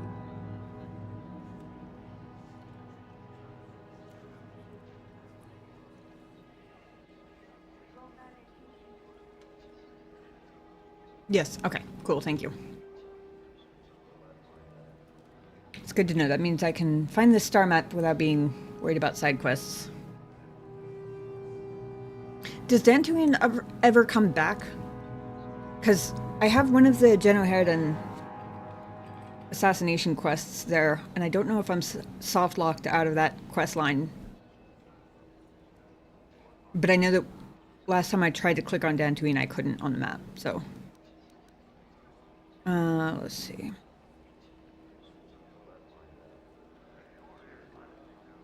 What difference does it make? Perhaps none. Perhaps all the difference in the world. Either way, you possess enough raw power to intrigue me greatly. With that kind of power, you could become a great Sith. Perhaps, if I let you. Does that interest you?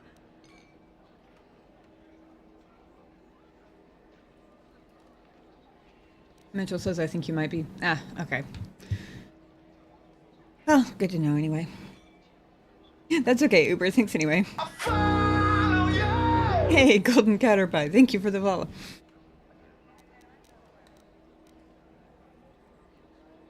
I think Malik bombarded the planet before he confronted you. Yeah, okay. He did say that in the interrogation, but I wasn't sure I believed him at the time. Because there wasn't anything to support that. But then when I couldn't go back, I wondered. And I wasn't sure whether I'd be able to go back and just not access the academy or something. Or whether it was locked out for good. Sounds like it's locked out for good. Oh well. Uber says, my first playthrough I accidentally killed you, honey, because I didn't realize you could recruit her. Oof.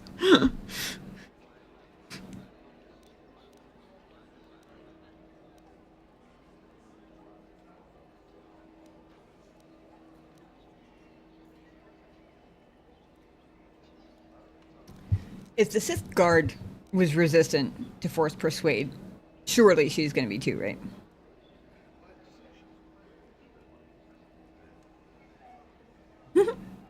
I don't know whether this again is because she's asking me the question again, or to go back to my claim of having been a Sith before.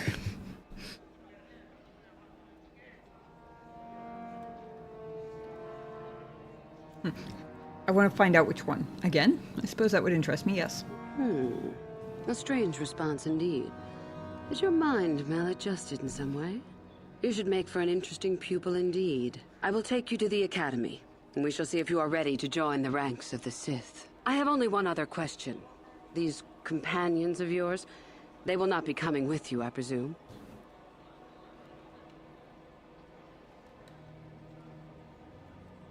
I think she just called me a little mentally touched.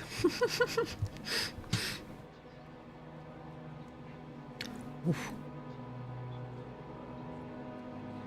I have a feeling that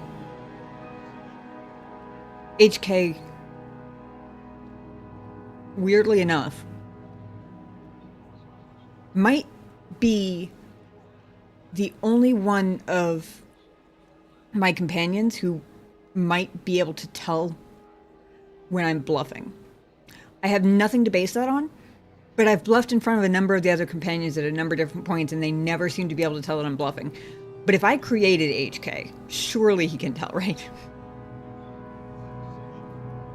Jolie, on the other hand, is probably not going to like this, unless he's pretty clever, though. He might see through it. They're slaves. Don't worry about them. My hearing's not so good. I'm just pleased my nice master doesn't beat me so much anymore. Yes, sir. There's something odd about this servant of yours. No matter. Make sure they don't disturb your training or cause trouble. You are responsible for them. Now, are you ready to go to the academy?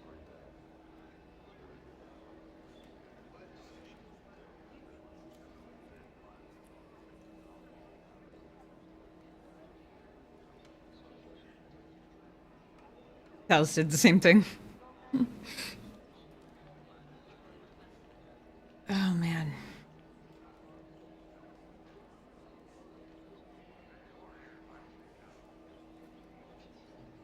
I'm guessing just because she's asking... Can I go back to the ship from inside the academy? Because if I can, then I don't need to worry about this. But if I can't, I might need to double check gear and stuff.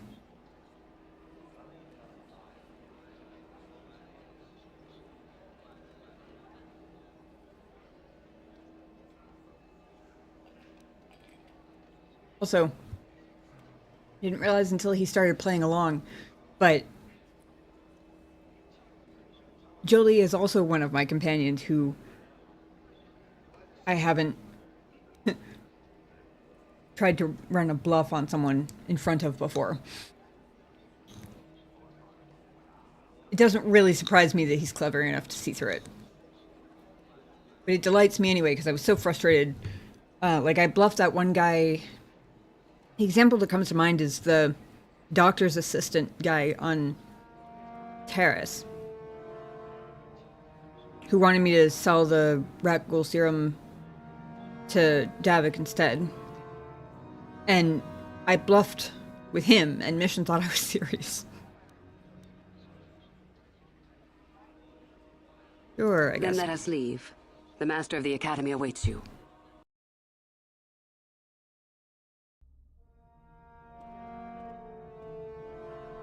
Greetings, prospective students. It appears we have a late entry. Who do you bring before me, Uthura? A young human bristling with the Force? A human that has had some training, it seems, Master Uthar. Very promising, I think. Promising? That one's not worthy to lick spit off your shoes, Master. That I'll judge for myself, thank you.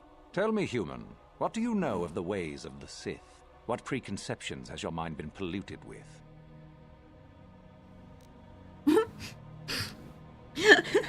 Option 1. I know more about the Sith than you, I've just forgotten.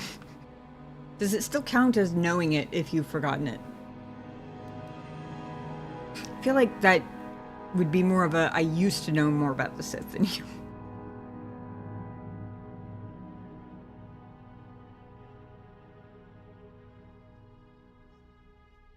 I know that the Sith are powerful, force to be reckoned with. Oh, force. Har har. See what you did there. Is they're evil and surrender themselves to the temptation and corruption of their power. Yeah, okay.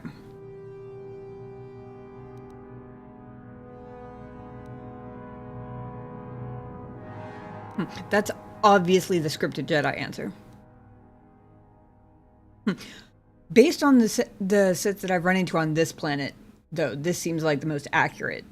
The Sith do what they want and pay no heed to duty or discipline. Untrue. The Force demands discipline from all who use it, and the Sith demand duty. The truth goes far beyond such a superficial evaluation. The Jedi equate the light with goodness and strength, and the dark with weakness and evil. That is their tradition, and it is truly no surprise that they cling to it for comfort. We, however, do not treat the Force as a burden. We treat it as a gift, a thing to be celebrated. We use it to acquire power over others. And why should we not? Because the Jedi say we should not. We are as the Force is meant to be. The Jedi would hide that from you. They would tell you the dark side is too quick, too easy, all so that they need never challenge the passions that lie within them. Joining with us means realizing your true potential. It means not stifling yourself solely for the sake of hidebound shamans and their antiquated notion of order. Be what you were meant to be. What say you, Lasho? Are you ready to learn the secrets of the dark side? Dare you? I dare, Master Uthar. I am ready. Brash and fiery, as expected. Turn that passion to your advantage, child. What of you, Meekle? Are you ready? I am, Master. More than ready. I sense much anger within you, young one. That is good. That will provide you power. And Shardan, what of you? I am always ready. I see. You had best gather your wits for the trial ahead, boy, or you will not last. And you, young human, does this interest you? Are you ready to learn more of what I speak?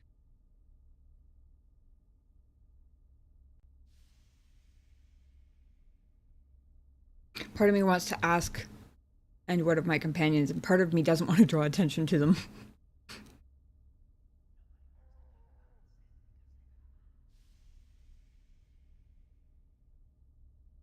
But power without consideration of morality is a weakness. What of my companions? Your slaves. They are irrelevant. They may accompany you so long as they do not interfere with us or with your training. Are you ready or not, young one? I'm ready to learn more. Are you? I can see into your heart, young human, and I see the dark kernel that is there. If it is ready to sprout, remains to be seen. Now then, all of you 5 recruits have shown a degree of facility with the Force. You all have the potential to become true Sith. Only one of you, however, will succeed. The one who succeeds will be admitted to the Academy as a full Sith. All others must wait until next year and try again. If you survive, my pupil, Uthura, shall be your teacher and master while you attempt to prove yourselves. Heed her words. As Master Uthar said, none of you are true Sith yet. For that to occur, one of you must do enough of worth, gain enough prestige, to be selected. What is an act of worth? You must learn that for yourselves. Remember that you are competitors here.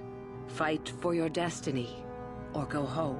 If you wish to gain a lead over your competitors, The first of you to learn the code of the Sith and tell me of it will be rewarded. The rest is for you to discover.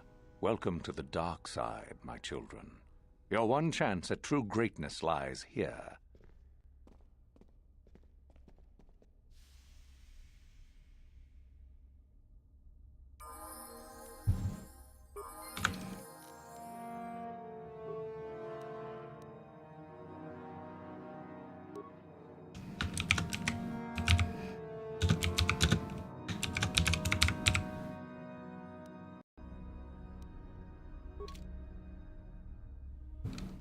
Statement. HK-47 is ready to serve, Master. Damn. As you desire, Master. I was hoping he might be able to tell me the code of the Sith.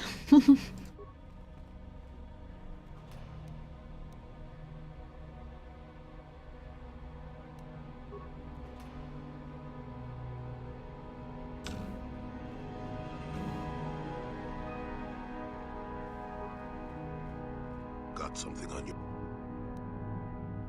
Oh, I get it.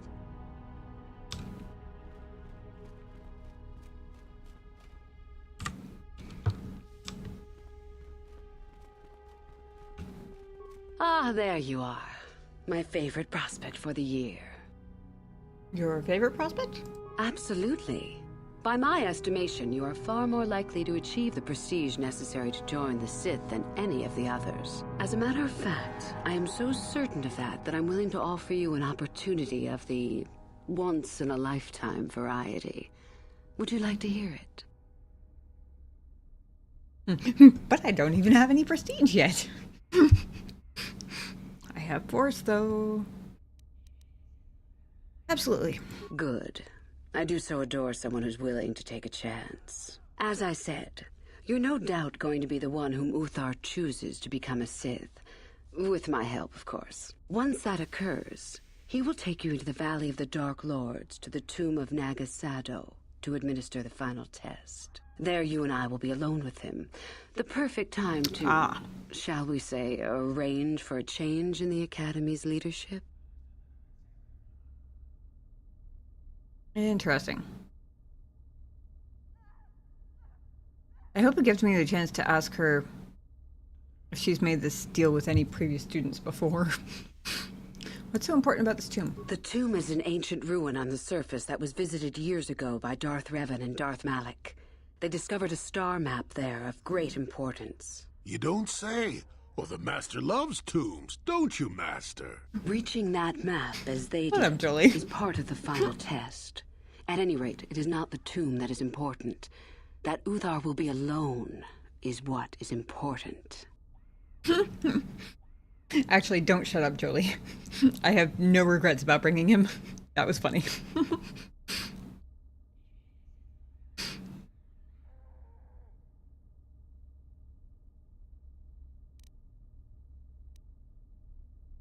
And what's your part in this? My part in this is to help you gain enough prestige and slow down the progress of the other hopefuls. I want you in that tomb when the time is right. We destroy Master Uthar together and I take his place. And you take your place at my side. A beautiful plan in its sheer simplicity.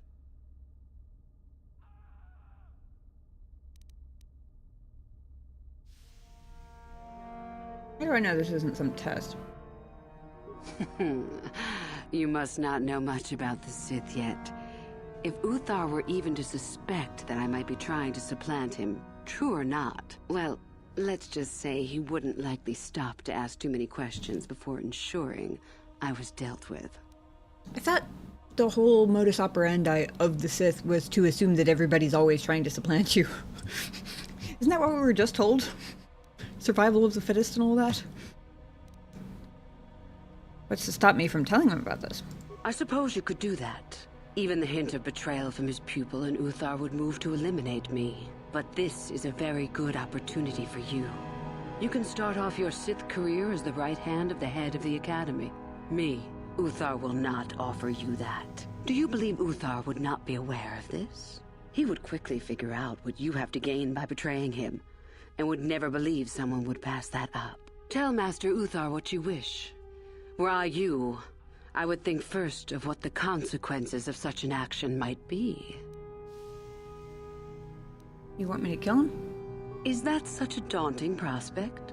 It is not as if I am asking you to perform the task alone, or as if you will get nothing out of it. Master Uthar cannot prevail against us both. That's all there is to it. It is a very simple matter.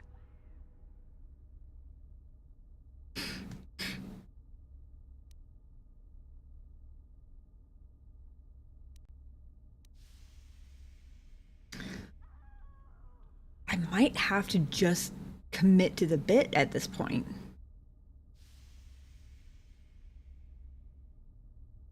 Because I started off our conversation before saying, what if I told you I was already part of the Sith? And she scoffed and was like, who are you going to tell me you are, Darth Malak himself? And I replied with, what if I said Darth Revan? And she scoffed at that. But then I had that last option. Instead of persuading her, I was like, again? And she implied that my mental faculties are not entirely up to par. I wonder what happens if you choose all of the remind her that I sort of low-key claim to be Darth Revan options. Like, everyone that comes up. I want to know what happens. Maybe nothing, but people against Master. Sounds familiar. And so it should. It is central to our beliefs. It is my responsibility to replace my master when I am strong enough.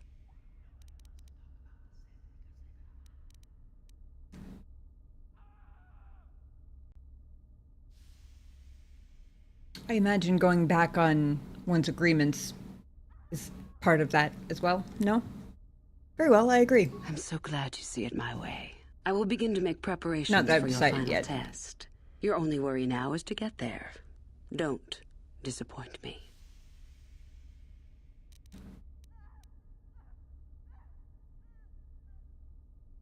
Okay, so how do I get more prestige? You must impress Master Uthar.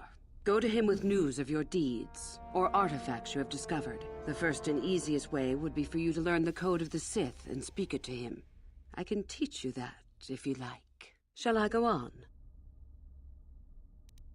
Yes, go on. There are a group of students who refused an order by Master Uthar to execute a group of civilians in the colony. Uthar declared that they were to be executed themselves, but the students escaped and fled before the order could be carried out. We are certain that they have not left Korriban. No doubt they have not gotten far and are simply in hiding.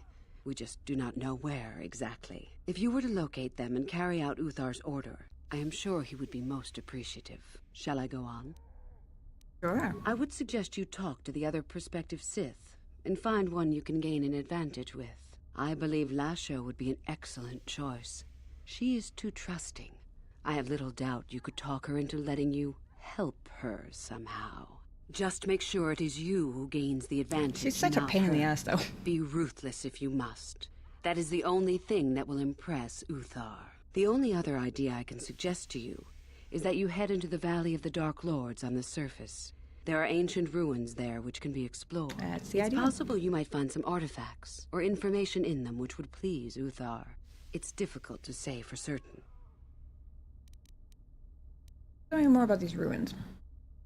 I have been involved in the work there over the last couple of years, but not often. Most of the excavating is left to the students. What did you wish to know?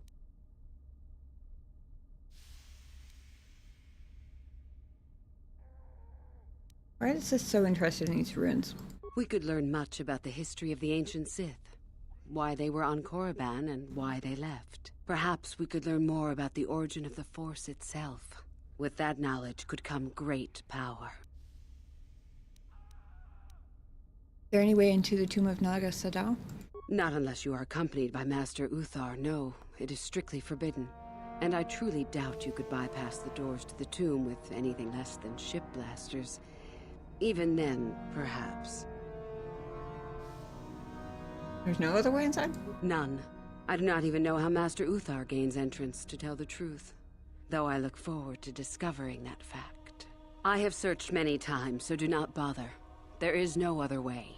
Do not fret, however. Simply get the prestige you need and you will see the tomb soon enough. As you wish. Do you know anything about Darth Revan? Revan? You mean Darth Malak's former master? That's the one. Very little. I never met her personally, though I hear she was a powerful woman. Very charismatic. Why, thank In you. the end, Revan was outshone by her pupil. Such is the way of the Sith. Why? Is this dead woman of importance to you?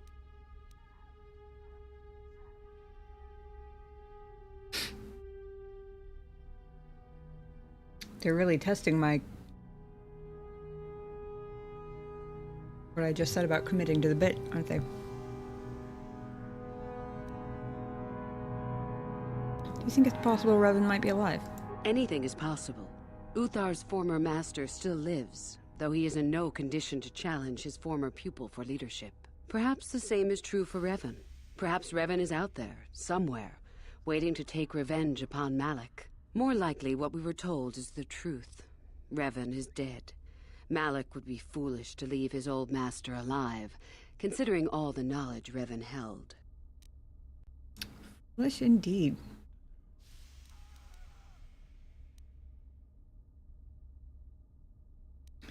So you wouldn't recognize Revan if the two of you met?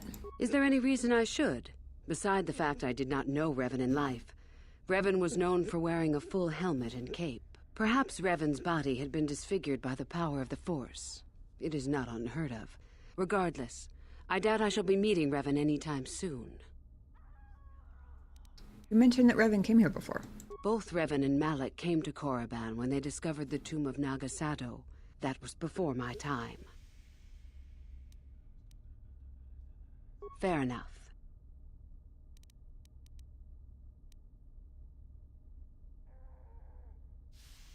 Okay, tell me about the Code of the Sith. I can help you understand it. Would you like to hear it? Peace is a lie. There is only passion. Through passion, I gain strength. Through strength, I gain power. Through power, I gain victory. Through victory, my chains are broken. The Force shall free me. Simple words, yet easily misunderstood. Would you care for me to explain anything?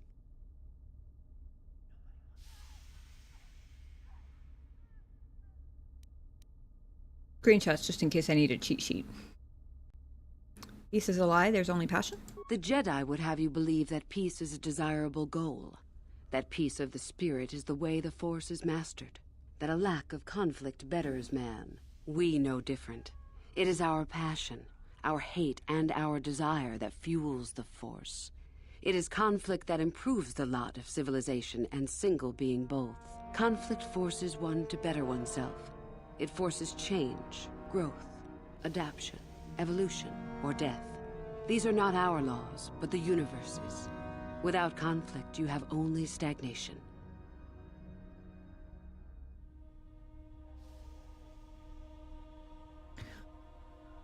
To a certain extent, she's not wrong. But using human as a broad assumptive term for humanoids, I guess. I feel like when it comes to humans, and presumably all humanoids, conflict is kind of inevitable. Like,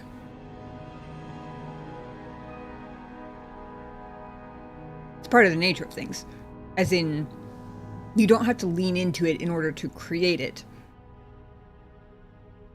Because it's going to be there regardless.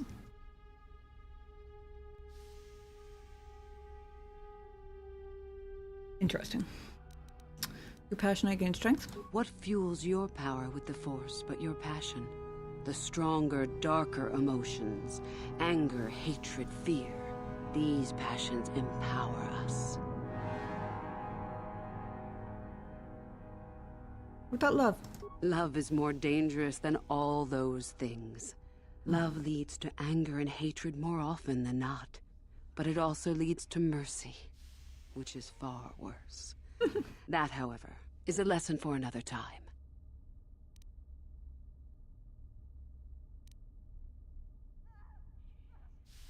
Seem like awfully negative passions. Negative? Compared to what? What keeps even the most rudimentary creature alive? Fear to run, anger to fight. Without it, a creature would most surely die.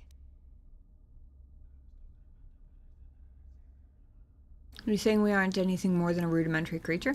We are far more than them, perhaps. But in some ways, we are little different. To think us creatures beyond the need of simple passions is a delusion. It is our goal to be stronger, to achieve our potential and not rest upon our laurels. We are the seekers, not the shepherds.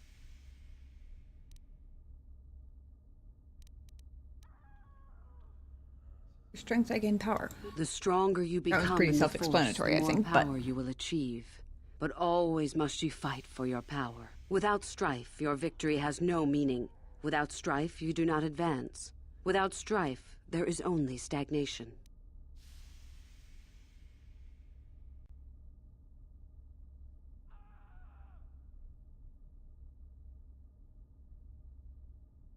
Again, this next one seems pretty self-explanatory, but might as well go through them all. Through power, I gain victory.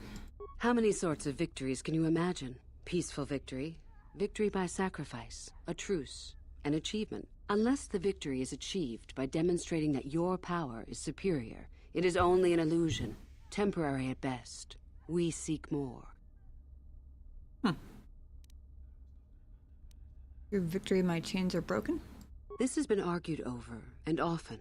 The chains represent our restrictions, both those placed upon us and those we place upon ourselves. Ultimately, the goal of any Sith is to free herself from such restrictions. In a way, it is so we may do whatever we wish, but it is much more than that. One who has freed themselves from all restrictions has reached perfection, their potential fulfilled. Perfect strength, perfect power, perfect destiny. Imagine it. That is our ideal, at any rate. It is said in Sith legend that the Sithari, the perfect being, will one day lead us. But perhaps that is just a legend. You don't think the Sithari can exist? I wonder what that being would be like. The legends say the Sithari will destroy us and make us stronger than ever. But perhaps that is just a legend. Perfection is a goal, I think, rather than a state of being. The Jedi would argue that, no doubt.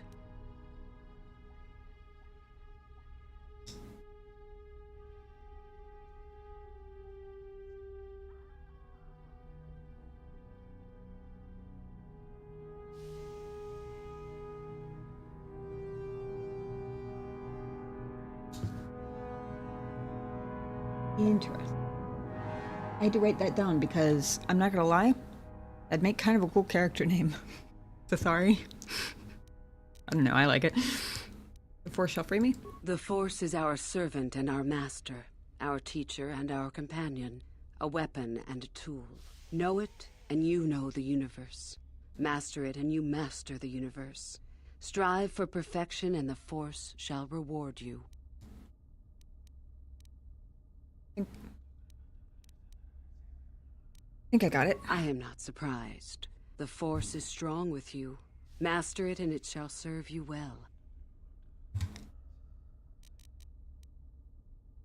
About yourself.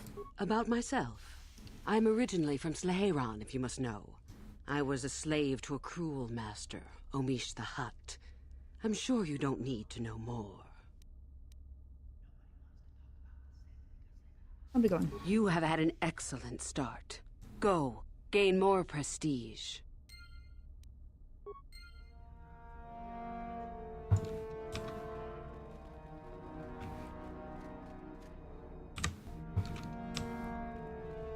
Gotta go find... Oh dear. This place is quite maze-like.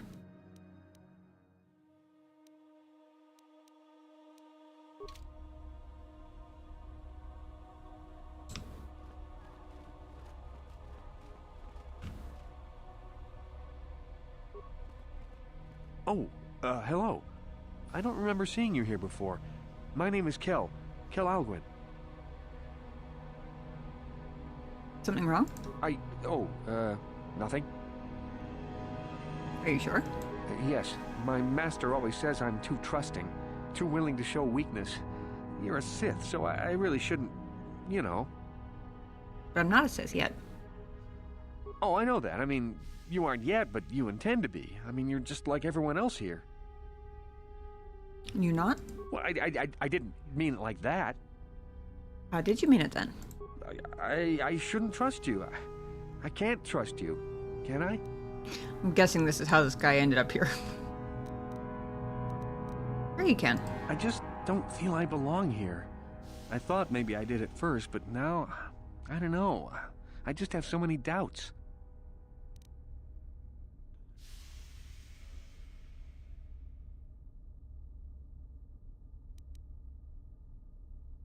If it doesn't feel right, then perhaps you don't belong here. But where would I go then? What would I do?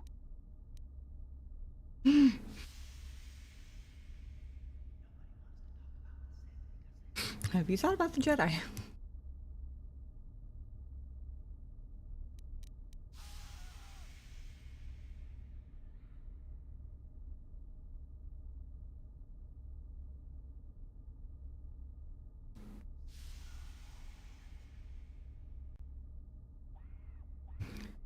It doesn't matter. Have you considered that the dark side just isn't your way? Yeah, maybe you're right. I wouldn't do that if I were you. I would just leave. That I'm not ready for this. Maybe it won't be so bad. Thank you.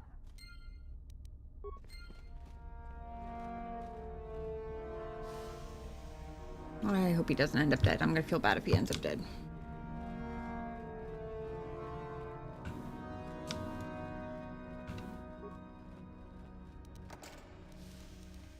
Master? Affirmative. Successful entry.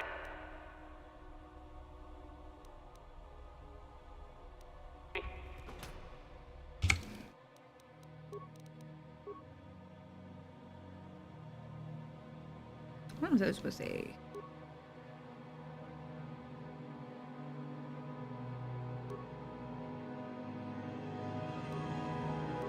This sniper rifle, not better than what he's already got.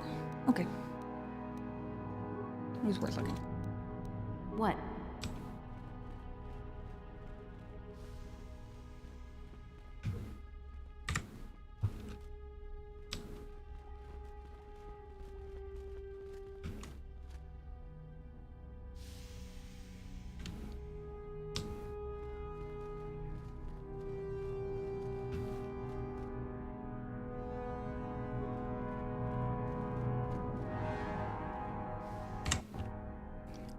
Alright, HK.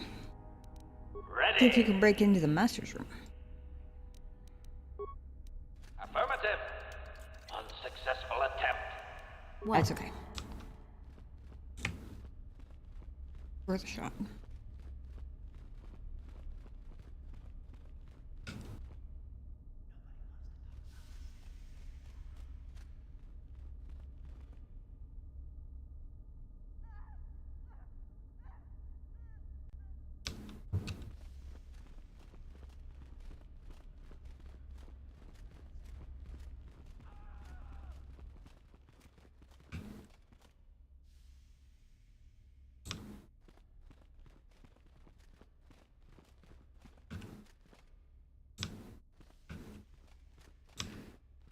Oh god. Couldn't have just been hallways. It had to also be round things. Damn it.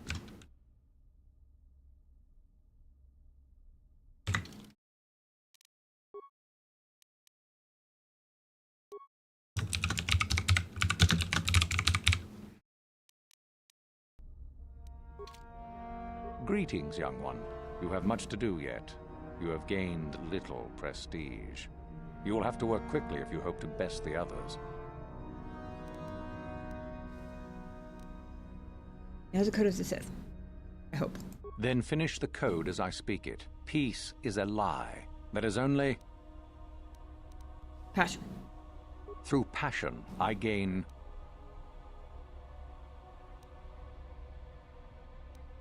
Strength. Wait. Passion, strength. Power, victory. Yeah, okay. Through strength, I gain... Power. Through power, I gain... Victory. Through victory, My chains are broken. The Force shall free me. Yes, good. You have indeed learned the code of the Sith. Speaking the words and knowing the words are, however, two different things. Tell me then, true or false? It is our passion that fuels the Force.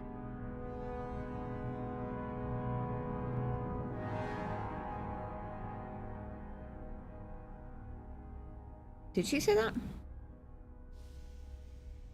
You seem to think passion was kind of at the root of just about everything, as long as it's only negative passion, so...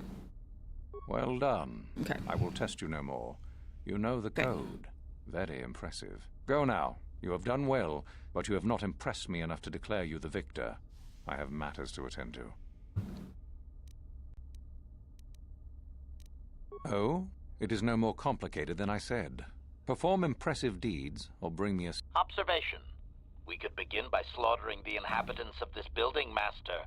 Would that be impressive? Really, however, you should seek out Euthura and get her advice. Where is this valley? There is an exit that leads to the surface of the planet. The valley is only a short trip from there. It is not difficult to find.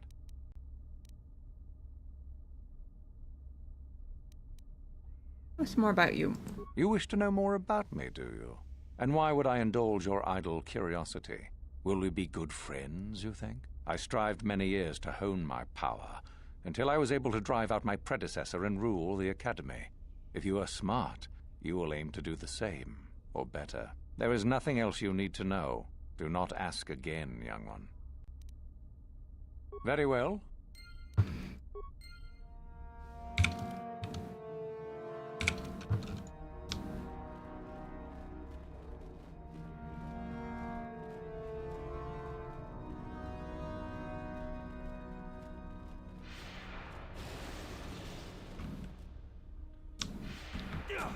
Dueling room. Interrogation room.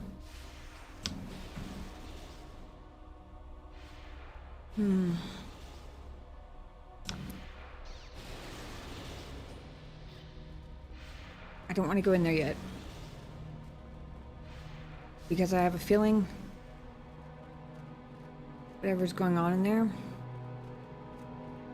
I'm gonna want to help somebody. And I need to get a little closer to getting the star map before I go and bring the whole place down on my head.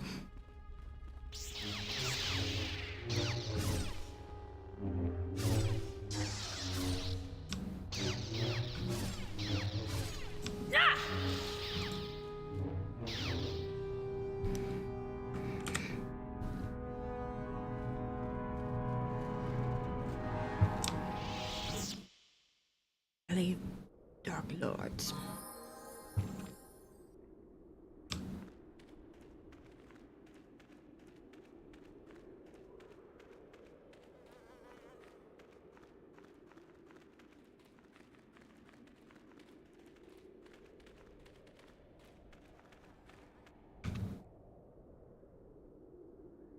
Chirac worm.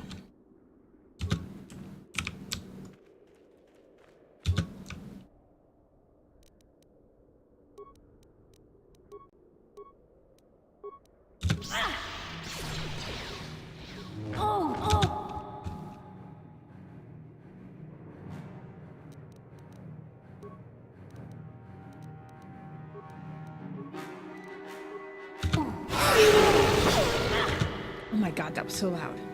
Why was that so loud?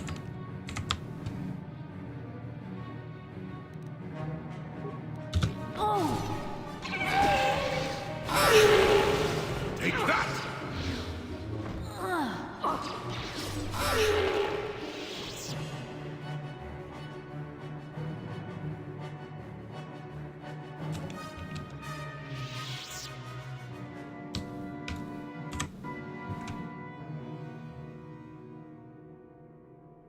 Yes?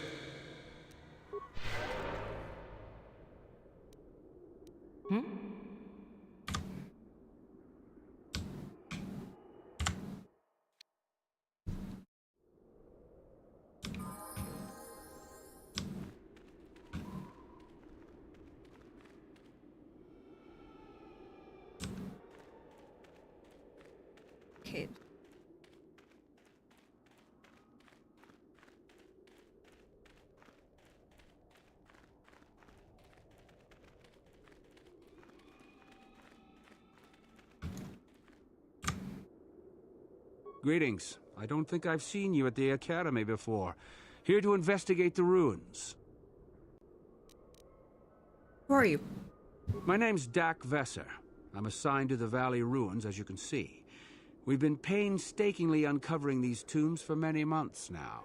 Master Uthar won't allow us to dig with lasers or sonics. We have to use hand tools only, so we don't accidentally destroy anything we run across. That makes progress very slow, however. What can you tell me about the ruins? Well, it seems that the Sith once inhabited Korriban a long time ago. There was a fortress here that was destroyed at some point before the Sith abandoned the planet completely. Why they left, we don't know. Perhaps the Jedi drove them off. The tombs in this valley are the only parts of the fortress we found mostly intact. Made any unusual findings? Some. Most of the interesting stuff is still in the tombs, but Master Uthar prefers to leave them to be explored by the students as a challenge. In time, they will probably become safe enough for us to enter. Until that time, however, we're stuck to digging up the valley piece by piece. Tombs are dangerous? Definitely dangerous. Most of the students that go inside them don't come back out. Master Uthar prefers it that way. What can you tell me about them? There's 4 tombs here. On the right are the tombs of Ajunta Paul and Tulak Horde. On the left are the tombs of Marco Ragnos and Nagasato. All 4 were ancient Sith lords. Tell me about Ajunta. That's the first tomb on the right. There's a rumor that there's a powerful artifact still in there, but nobody's retrieved it yet. That tomb supposedly has ancient battle droids and traps that are still functioning. It's amazing that their power sources have lasted so long, really. What about Tulak? That's the farthest tomb on the right. We don't know much about Tulak Horde, unfortunately. The Takata have a nest in that tomb, I think. Takata? A local pack animal that's very dangerous. Occasionally, the guards track down a queen and kill it. That usually pacifies them for a bit. Okay, what about Marco? That's the first tomb on the left. Someone mentioned that a crazy droid has holed itself up in there, but I don't know much about that. And Naga? It's the second tomb on the left when you enter the valley. Nagasato was the leader of the old Sith Masters here, we think. Darth Malak found something in there a while back, however, and ever since then only Master Uthar can enter it. You know what he found? No. A lot of the discoveries are kept secret, even from the students. I only heard that Darth Malak found something there by rumor, to be honest. Well, it seems that the Sith once inhabited Korriban a long time ago. There was a fortress here that was destroyed at some point before the Sith abandoned the planet completely. Why they left, we don't know. Perhaps the Jedi drove them off. A star map? No, I haven't heard anything about that. Something like that could be in Nagasato's tomb, I suppose. That tomb's off limits to the students. All right, just be careful if you head into any of those tombs.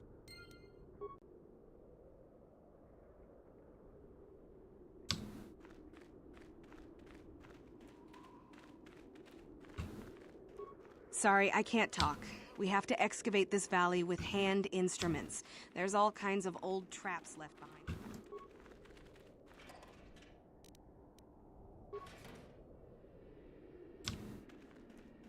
Definitely not concerning that the random loot boxes scattered around are giving me life support packs. Totally not concerning.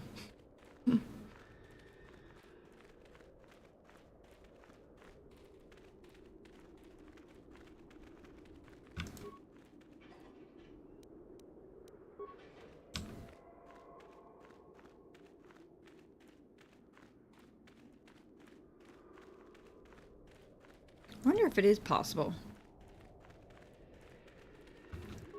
Probably not.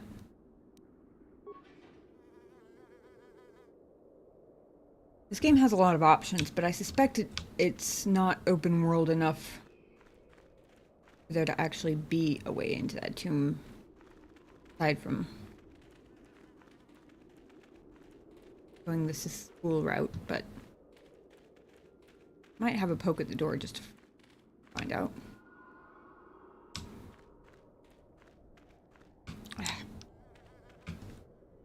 I'm here.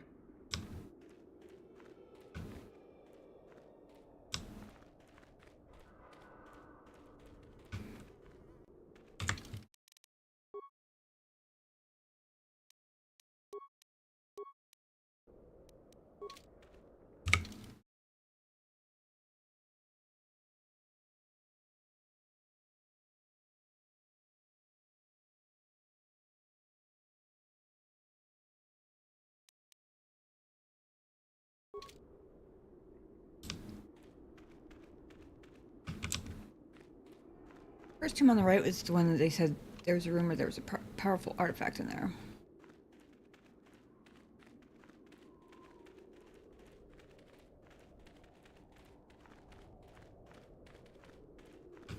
Oh, hello to you. You're new to the Academy, aren't you? I can't say we've ever met. Who are you? Galen Lore, at your service. Aren't these tombs fascinating? We had no idea the Sith were here so long ago. He's such an archaeology nerd, I can tell already. Why not? Aren't there records? Not from this far back. Or at least what records do exist are sketchy at best. These ruins date back to a period when the Sith were first formed, before their exile into the far reaches of space. It's quite fascinating. What are you doing here? I've been working on a translation of some of the runes by this tomb. I'm quite excited. This may very well be the tomb of Ajanta Paul. Who's Ajanta Paul? Ajanta Paul was one of the first of the great Sith Lords. He rebelled against his Jedi masters and led the way for the rest of us that followed. These runes claim that he was interred here, and I wonder if his sword might not be here as well. Sword? According to legend, Ajanta Paul created a sword of terrible power. Someone who located it could gain considerable prestige. Hasn't any effort been made to recover it? Well, a few of the bolder students have tried. They did not return. As I understand it, the tombs are quite dangerous. What makes them so dangerous? From what I've been told, the tombs have old traps and machines that are still active. They were designed to keep out intruders when they were made, and still do. I suppose if the Academy wanted to make a concerted effort, the tomb would be opened. But I think Master Uthar prefers to keep it as a challenge for the students. What do you know about the sword's powers? Nothing at all. The legends don't say anything about it. It may have had powers only for Ajanta alone. Why don't you go in? No, these tombs are certainly not harmless. Don't think that. The sword may be tempting, but I'm not about to risk my life to find it.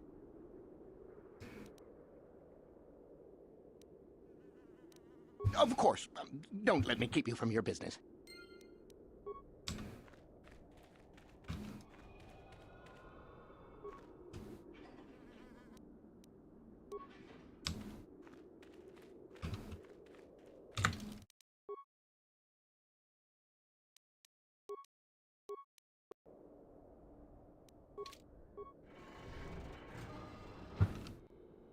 All right.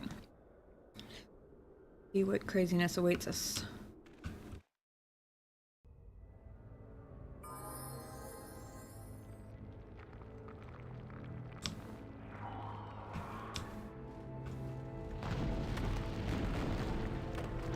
Well, that's promising.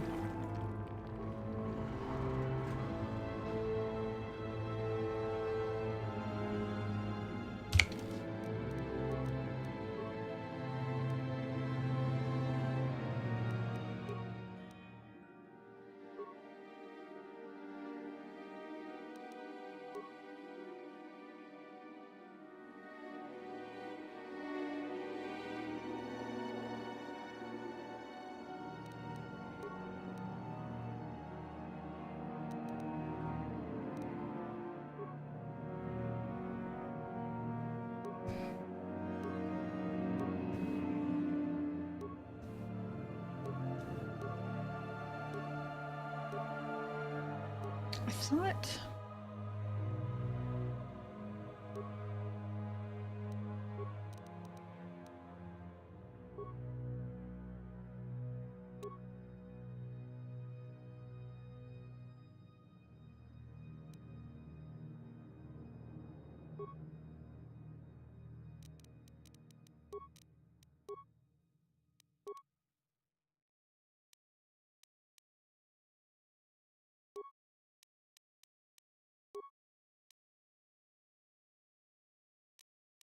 Maybe I lead with Jolie, because he has 15 awareness.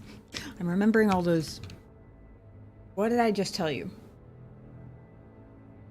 I was literally about to say, remember those couple of mines I ran into when we were escaping the Leviathan, where I just ran straight over them and didn't see them? My awareness is not that great. Take one step with Jolie and he's already seen a mine that I didn't.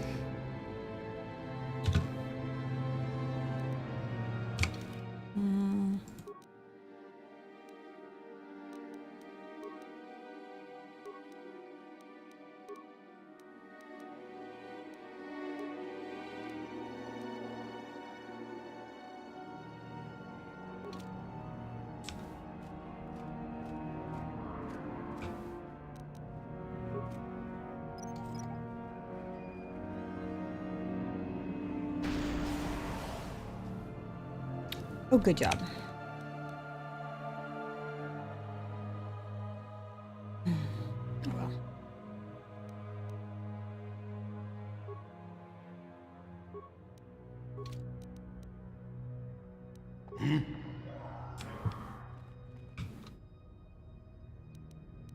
Ready. Affirmative. Successful entry.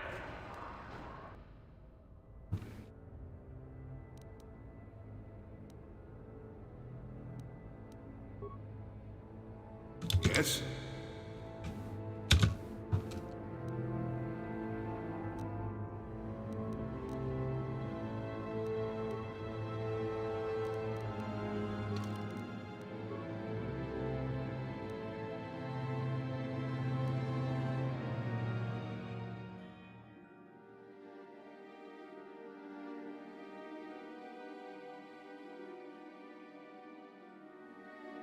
Force Wave AoE thing looks really cool.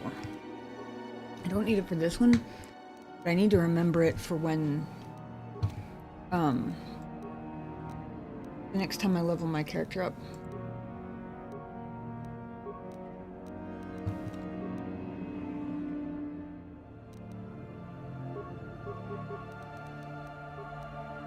Droid efficiency added.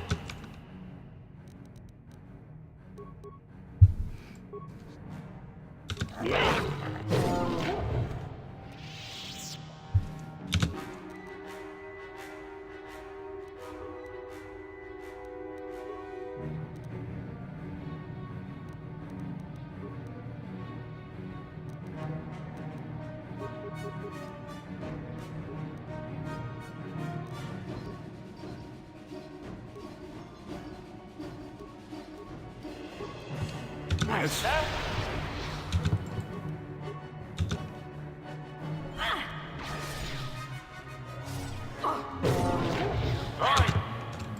Efficiency added. Fast.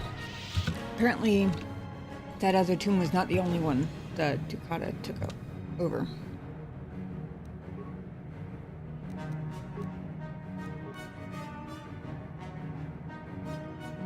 Acknowledgement.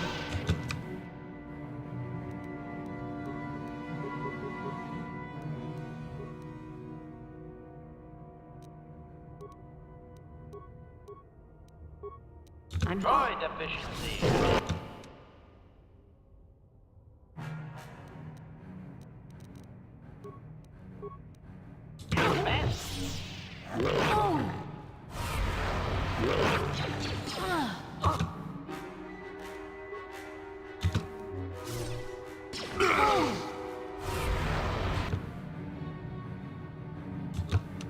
It's weird, my lightning isn't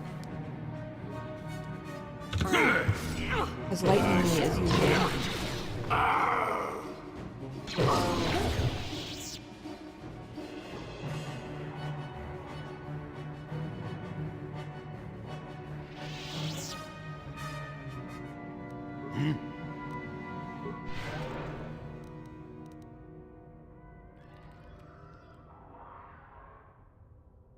That heals a droid too? I was not expecting that.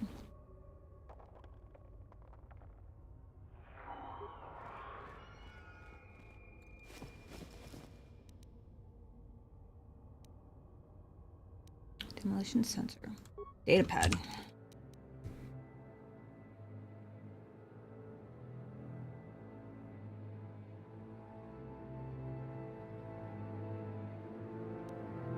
This datapad appears to be the journal of a Sith archaeologist by the name of Varen Gal.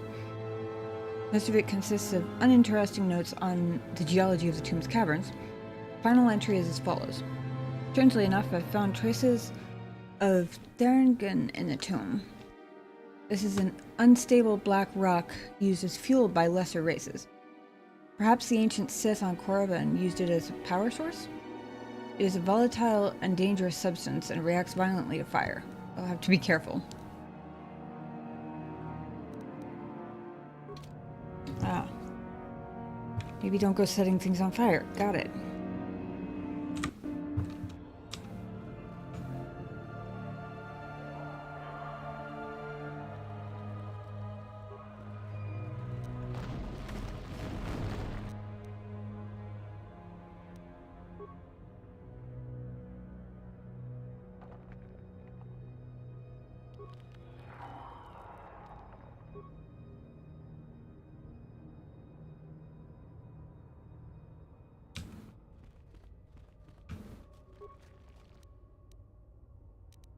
New datapad on a severed arm. Lovely.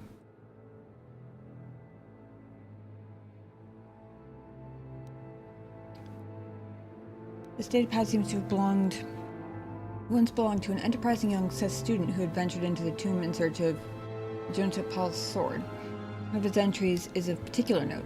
There's got to be a way to get past this obelisk blocking the bridge. It seems to be made of some kind of unstable material. I'm willing to bet some kind of energy discharge will set it off. Blaster fire isn't doing the trick, however. I'll have to try some kind of explosive. I just hope that guard droid over there is as defunct as it looks. I see.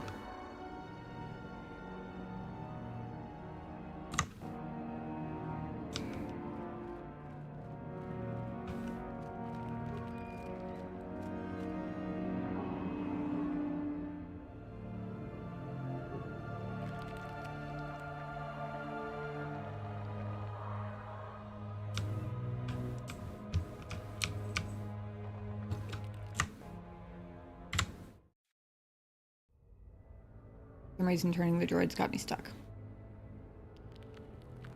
Oh no. Again? Really?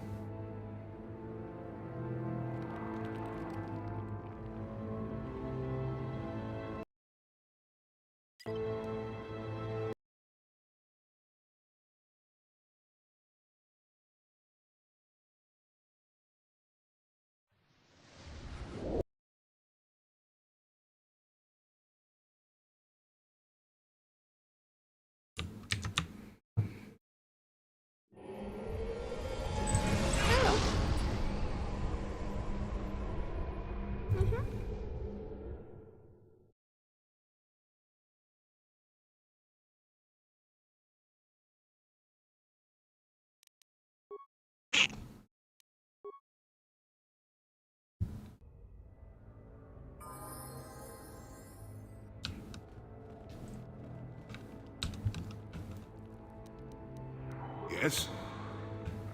What?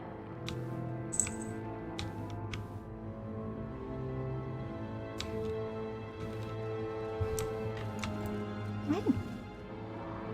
I really need you to not press buttons right now, kitty cat. Don't mind.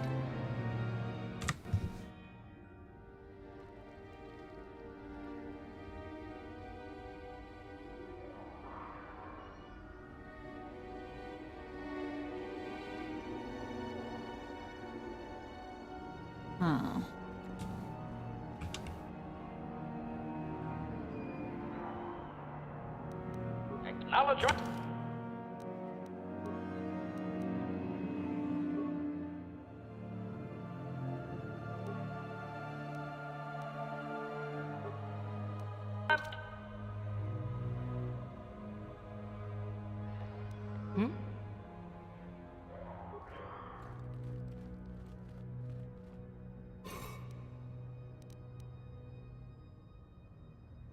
Oh.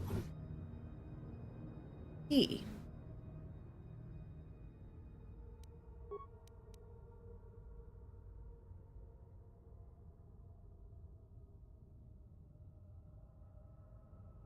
that detonation thingy I picked up was.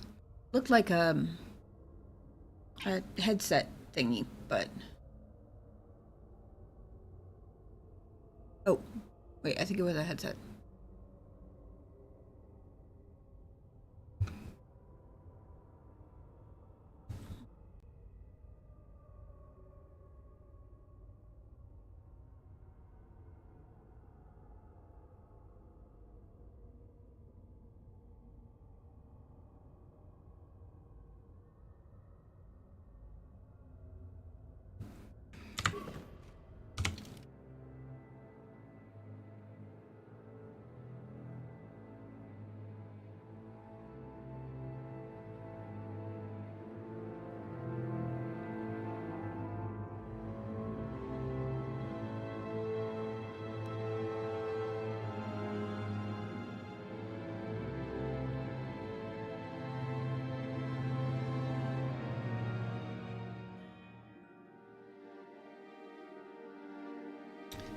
Thermal detonator, but I'd rather not use that up on Pillar if I can help it.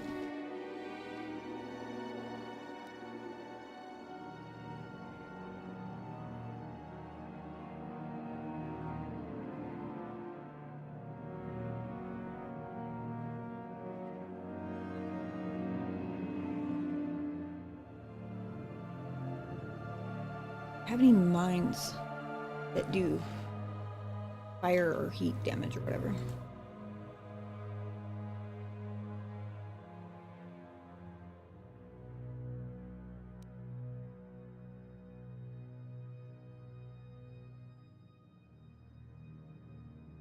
Incendiary chemicals, that might do it.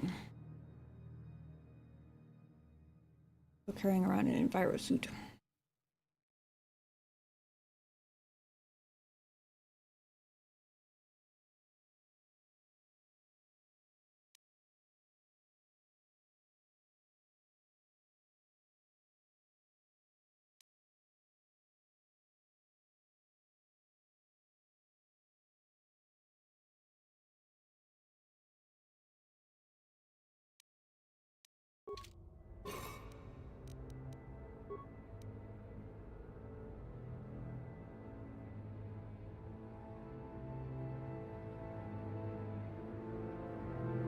About an average plasma mine.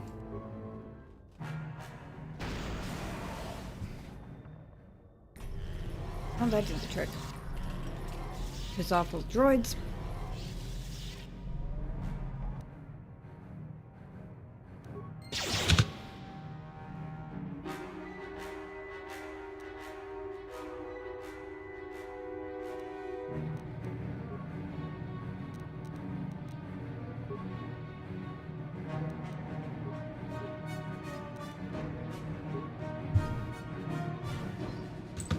Ready.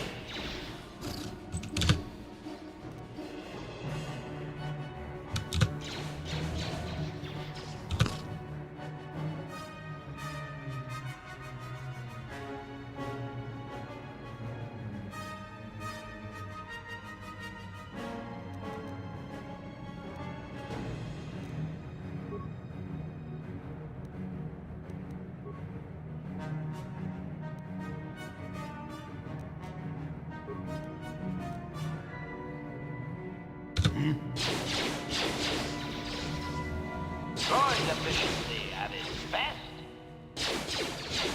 Combat. Mode active.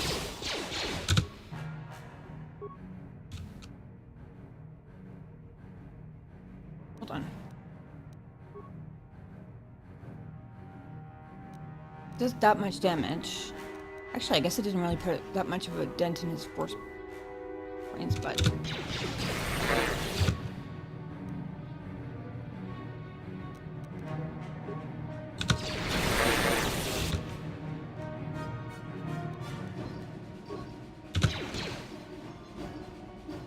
Termination required.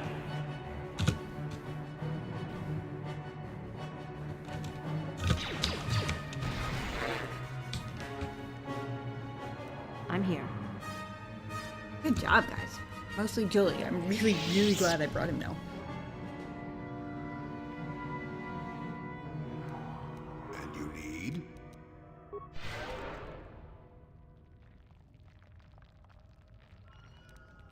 What?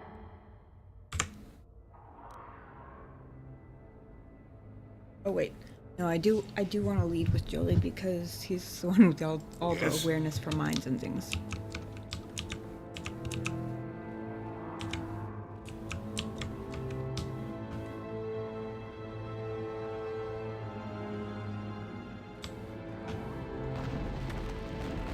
Acknowledgement. What?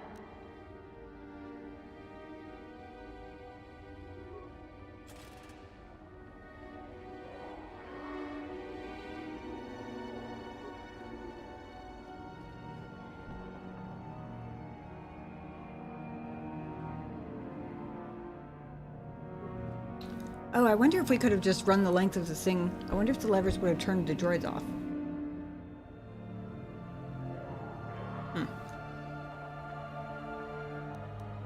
Master? Affirmative. Successful entry.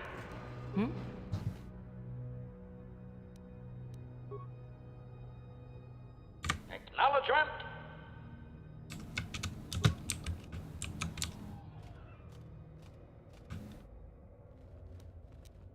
Last one blew up in your face. Maybe just disable this one.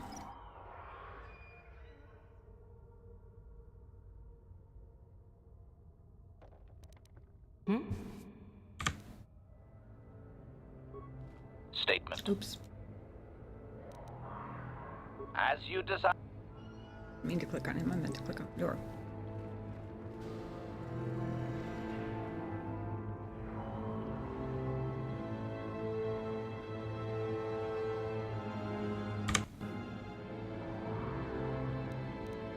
Yes?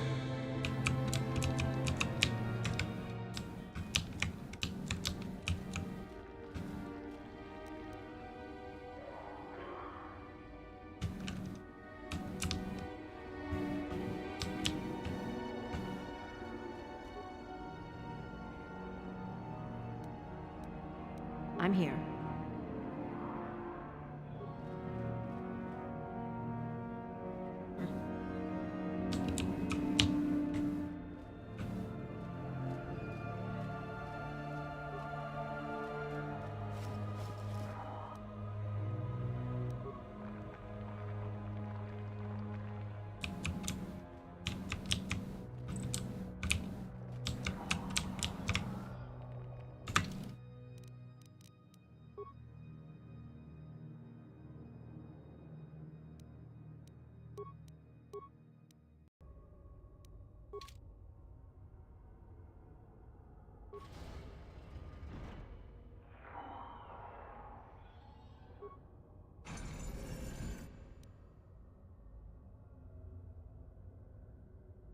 Ooh, container inventory. Notched steel sword, silver-lined sword, and vibro sword.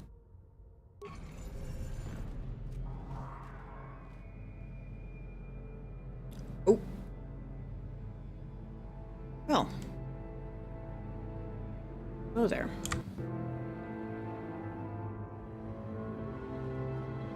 Too long in the cold and the dark. I am disturbed again. A human. Well, this you don't see every day. This is an old spirit full of the Force. I sense great sadness and regret. Walk carefully. A Jedi here? Why have you come to this dark place, Jedi? Why disturb my sleepless rest?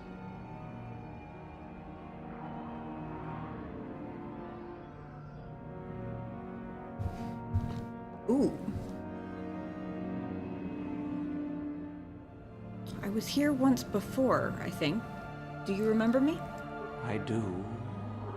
And yet I do not. The Force is so strong with you, human. Yet the face, the soul... it has been so very long. Are you Ajunta Paul? I had a name once. Ajunta Paul. Yes, that was my name. I was one of many. We were servants of the dark side. Sith Lords, we called ourselves. So proud. In the end, we were not so proud. We hid from those we had betrayed. We fell, and I knew it would be so.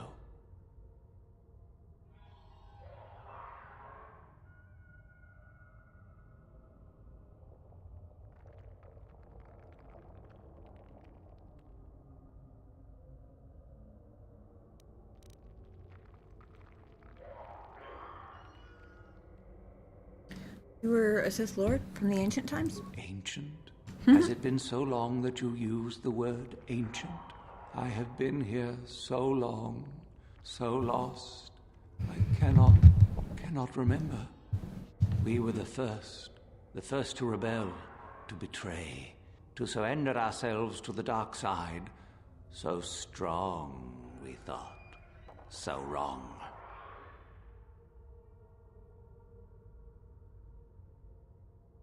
What do you mean by those we had betrayed?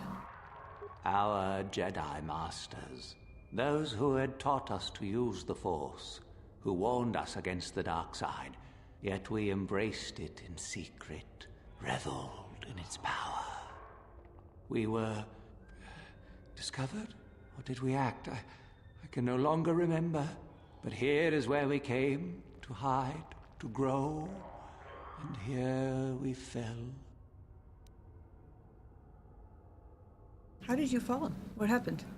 We hid from the Jedi, but it was not they who destroyed us. Is it not obvious what we did? We destroyed each other.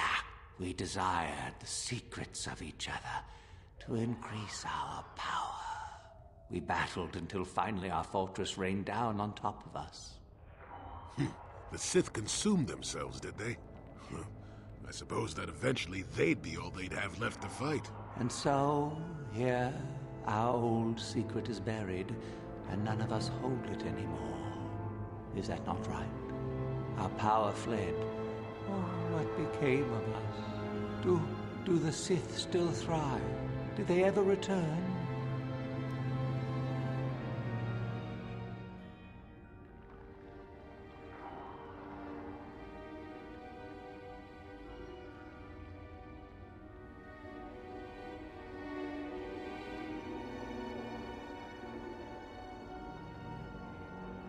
He sounds like he regrets the entire dark side thing, not just the hiding.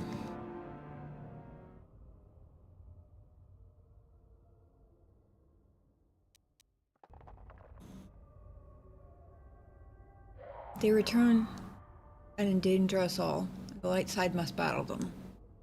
Feels like a risk, but it'd be worth it. So much time has passed, and yet we have learned nothing. Nothing.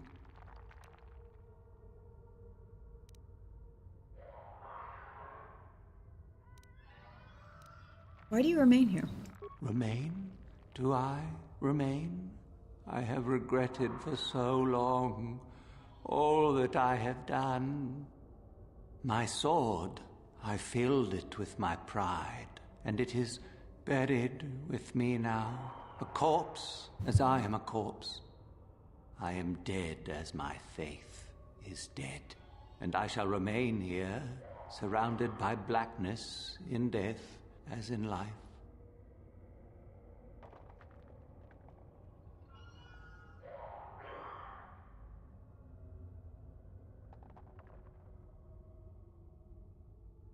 I feel sorry for you. Most of my brethren would desire only to take what power I have left, even if it would destroy them. I wish my sword to be taken away from here. I do not wish it to rot away as I have. I command this of you.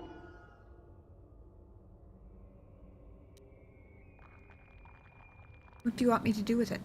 If you are wise, you will not keep it. In the end, it is what destroyed me. There are 3 blades within my sarcophagus.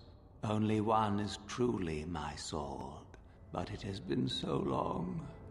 I do not remember which. Find the sword that is mine and place it on the statue. If it is truly mine, then it is yours. If the sword isn't yours? Then you must die. Oh, I see. This is how it must be. How will I know which sword it is? I do remember one thing of my sword. Listen to me carefully. I am that which grips the heart in fright, hearkens night and silences the light. It was written of my sword long, long ago. Go then, find my sword and place it on the statue.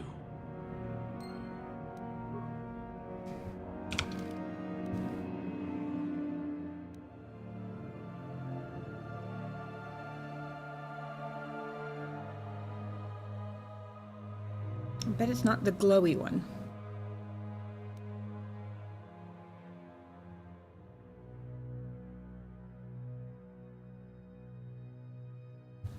The blade of the sword is an ebony black and notched along its length to give it a cruel and jagged appearance. A strange visual effect upon the sword which makes it seem as if shadows pulse and ebb along its surface. Very cool to the touch. Upon close inspection, a small insignia of a dark circle can be spotted on its hilt.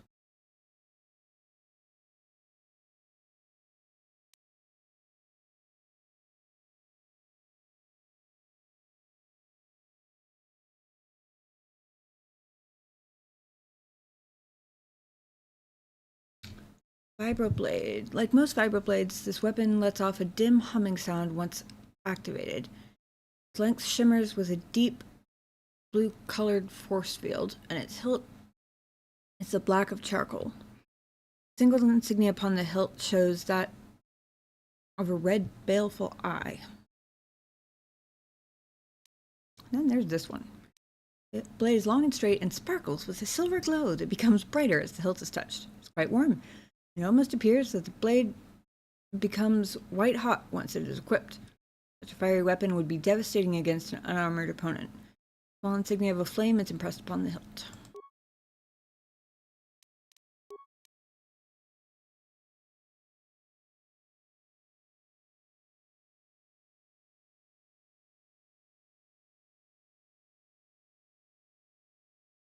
Heart in fright hearkens the night and silences the light. That sounds like the jaggedy one to me.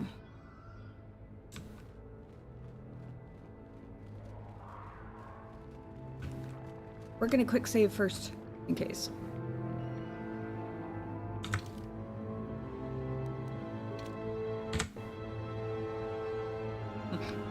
Because we don't like that whole you get it wrong, you must die thing. Not a fan of that. Notched steel sword. Sword sets itself in stone as if it belongs there.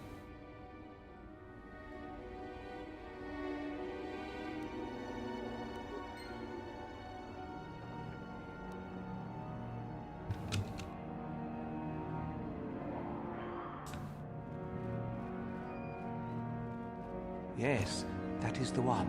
That is the blade that destroyed me. Take it. Take it and the other blades even. Take them and go. My darkness awaits me.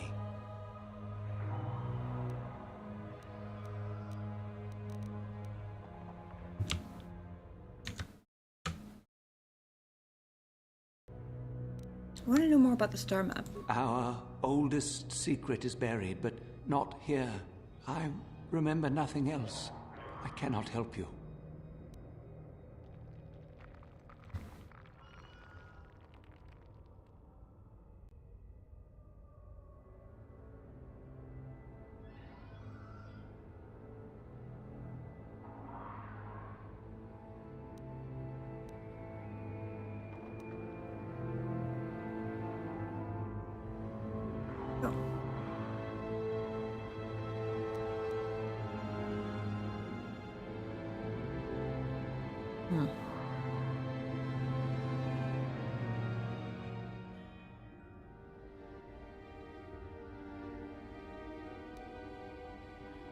Don't believe that.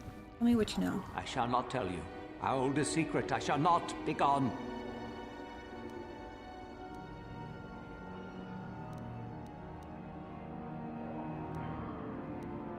Fine, I'll go. Take the blades and leave me to my darkness. He has the decency to feel bad about the path he took, so I can't really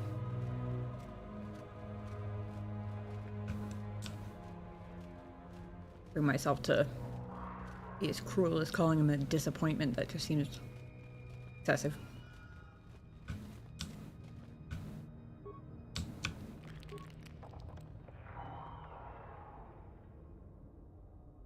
Still don't know what that does.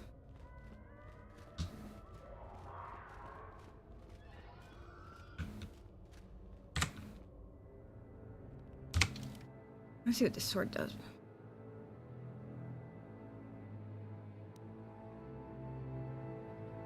+2 fire damage. 15. It's 5 attack modifier. Holy shit.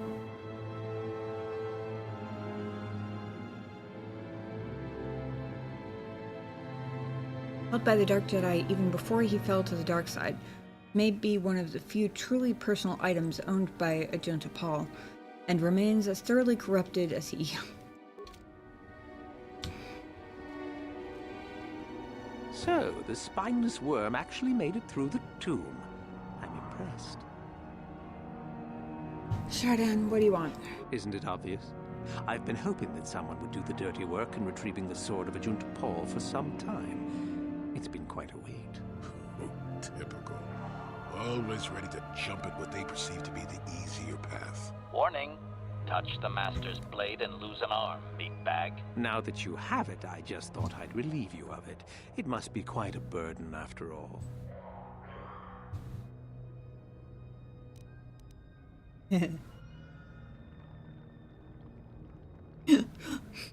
Option 2. No, I think I'll manage with it just fine. Kind of you to offer, though.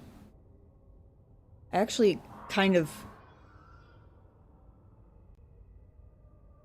This might be the first time I've found one of the persuasion lie options particularly satisfying.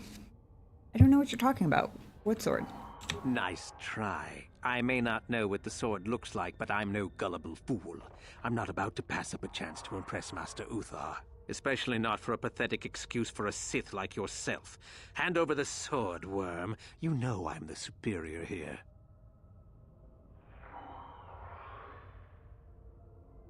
What are you going to give me for it? This isn't a negotiation. As much as I dislike ultimatums, I'm afraid I must stoop. Hand over the sword or die.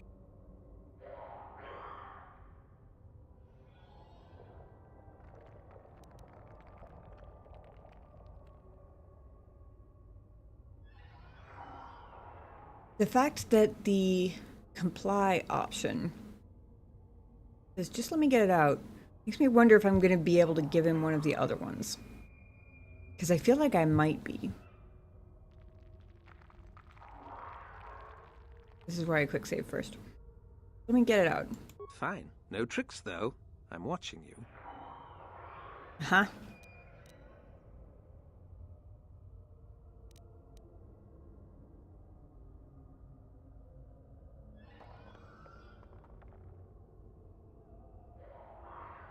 The vibroblade has extra insignia on it, the whole wrathful eye thing. Or rage-filled eye, or whatever it was. It's obviously not a normal vibroblade, but it's definitely the least interesting to my loot goblin self. Give him the vibroblade, see what happens. Smart move. You're obviously more pathetic than I could have even imagined. Thanks for the sword, worm. And you're dumber than I could have hoped. You're welcome.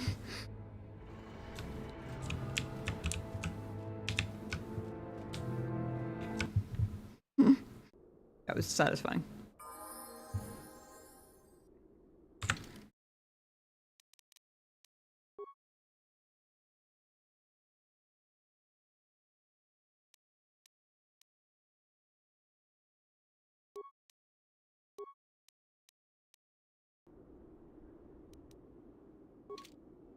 Unfortunately, that is going to be where I'm going to have to call our tomb rating for tonight.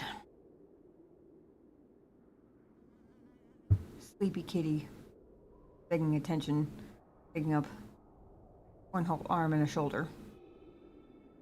I have to be up early in the morning. So, rather early for me to call it, but unfortunately necessary.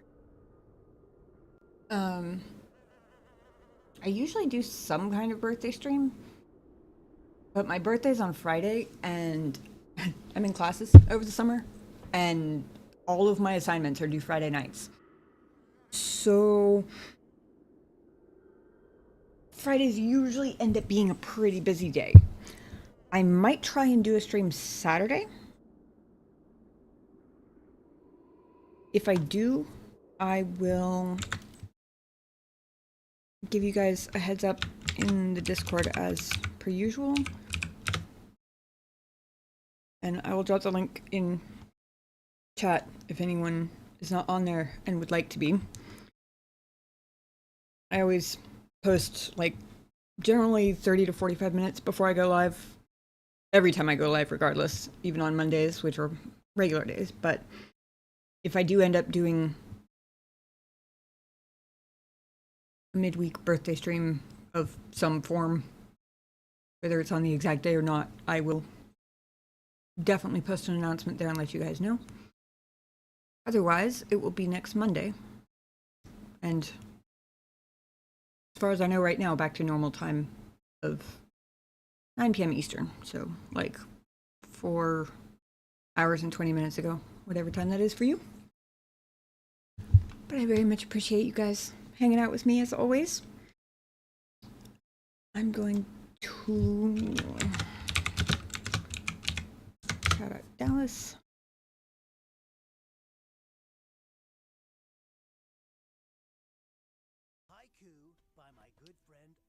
Yes! I hate broccoli and think it totally sucks.